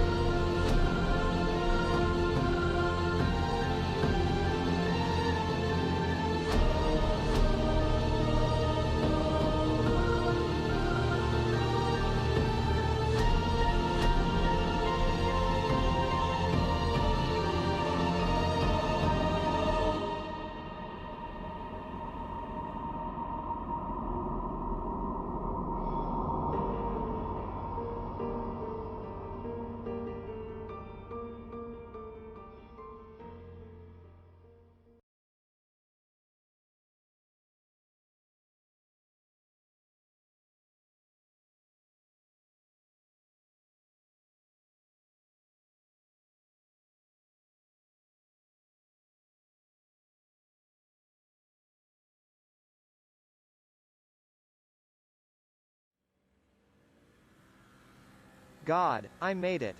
My brand new car. The dream came true. I can't believe it.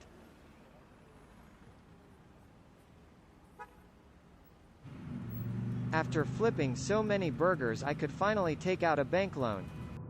This is only temporary. Once my investment in crypto will go to the moon, I will be driving Lambo. Wojak? Zuma? Get in the car, I'll take you. Okay.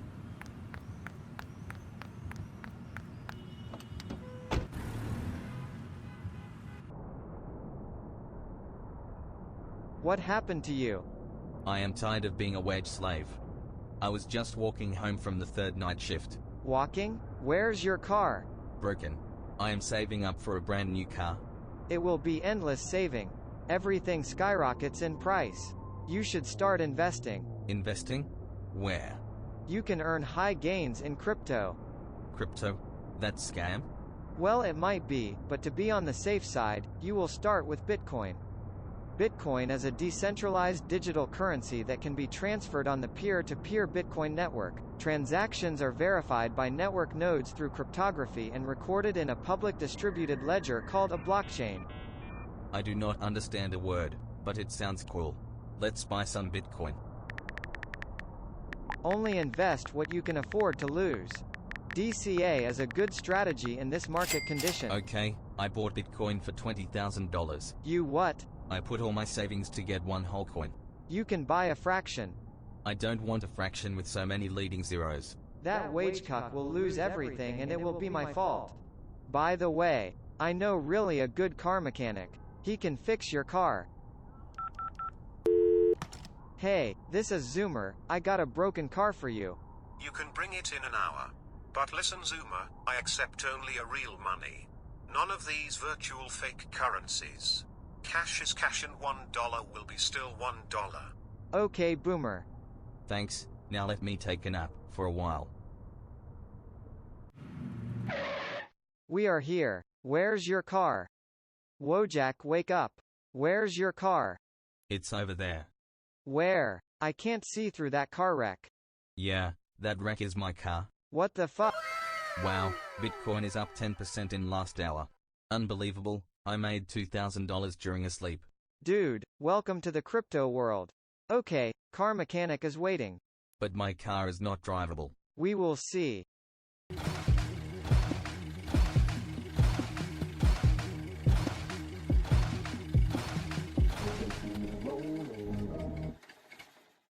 We're almost there. Damn it.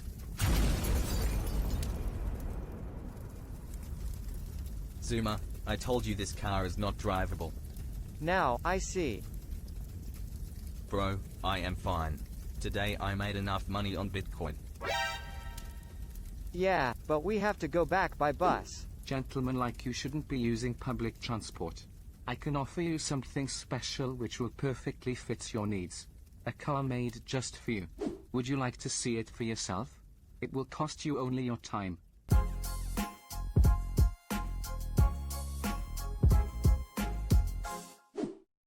Brand new Lamborghini. Look at that beauty. Imagine sitting in this car and driving down the street. Luxury undercarriage. Perfect. What do you guys think? Wow, I want it all, but I have no money left, only Bitcoin. We also accept Bitcoin payments. Anyway, 1 Bitcoin will not be enough. Send it to me and the car is yours. Why so cheap? Special offer valid today only. I wouldn't do it. Zuma, shut up and you take my Bitcoin. Excellent.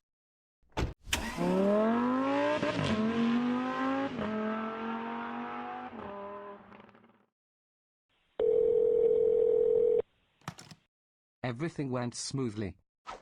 Wonderful. Now make him scream like never before.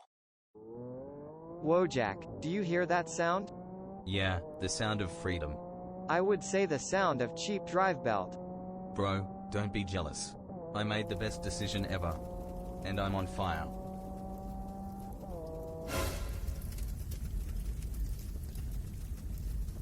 Call the car salesman. There must be some warranty.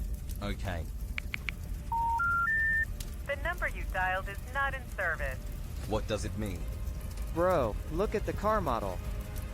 I'm afraid you won't get any refund, and your Bitcoin is gone.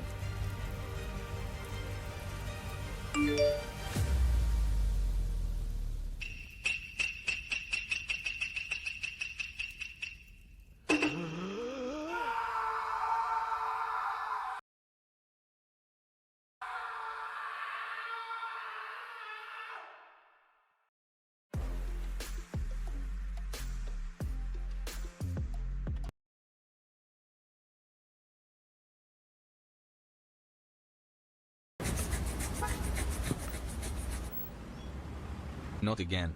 I need life-changing money.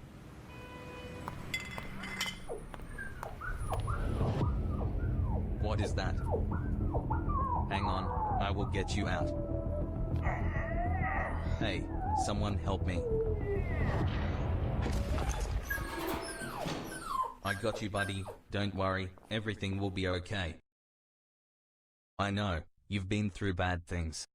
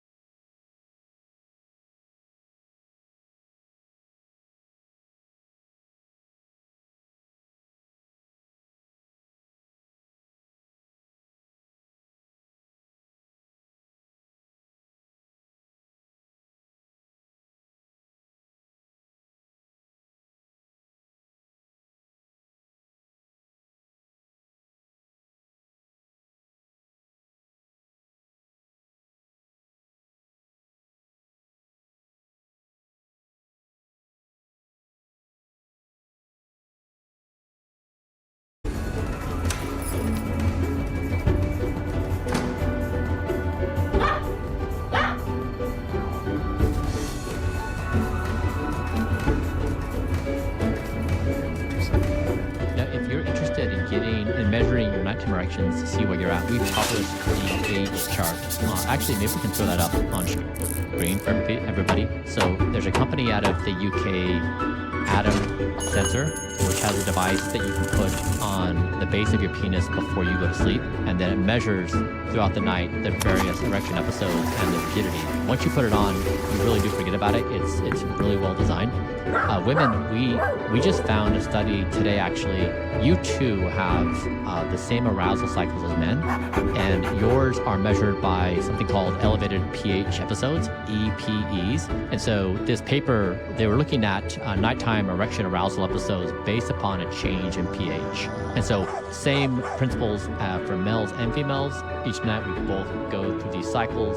It's a systems check on function that also represents cardiovascular, psychological, physiological health and wellness. So we're going to talk more about this, probably write this up, but female erections are harder to measure than male erections, just for accessibility, but still, females, this topic applies equally to you as it does to I won. That's it? Doggo, I won. Yeah. Unbelievable. I think we covered it. Good job. Hey, watch out. What? I won. Doggo, I won. Unbelievable. Hey, watch out. No, what are you doing? Come back.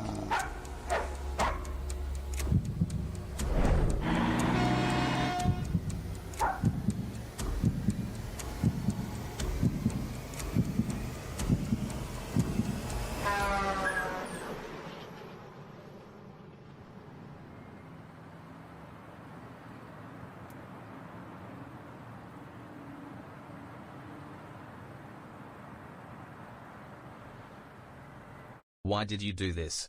You see, now I have to go to work and live the same miserable life. Because of you. I wish I had never saved you. Stupid dog.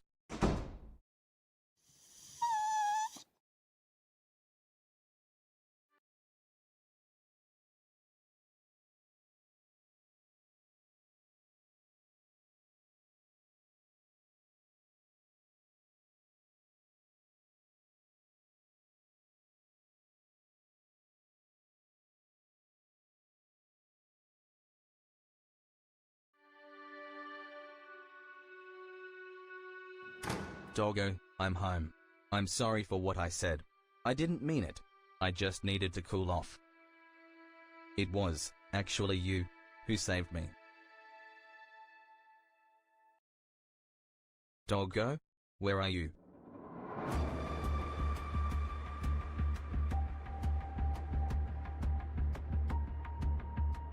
Oh no.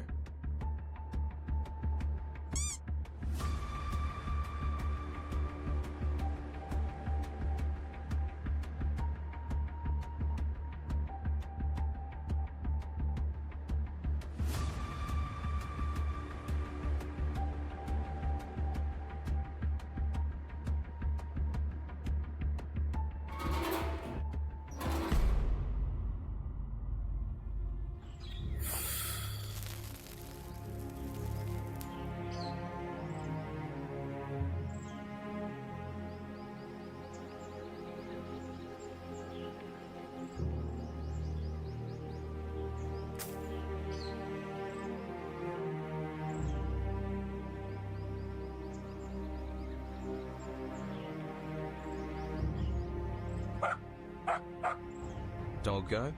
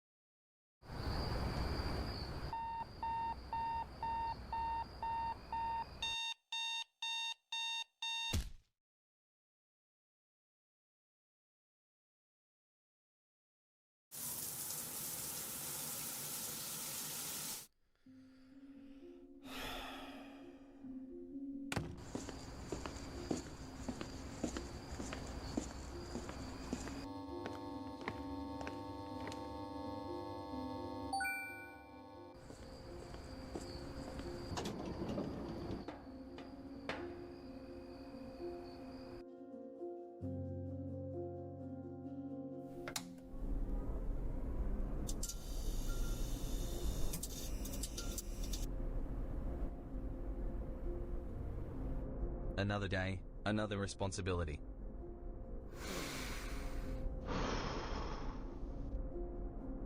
Let's go.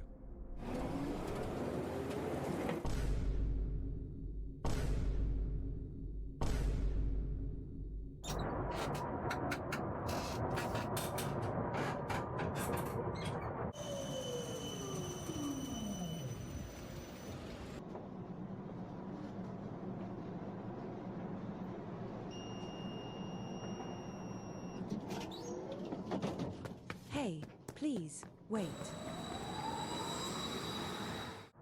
Did you see it? Tram drivers are so heartless. He could wait a few more seconds, no big deal.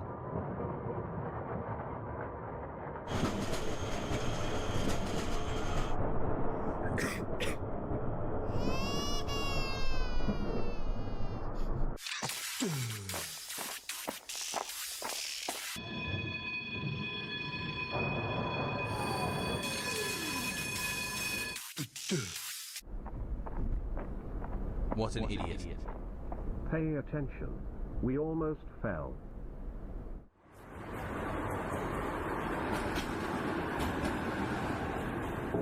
Hey Mr. Driver, you sleep? I wanted to get off. Madam, you did not press the stop request button in advance. This is unacceptable. I'm going to file a complaint against you.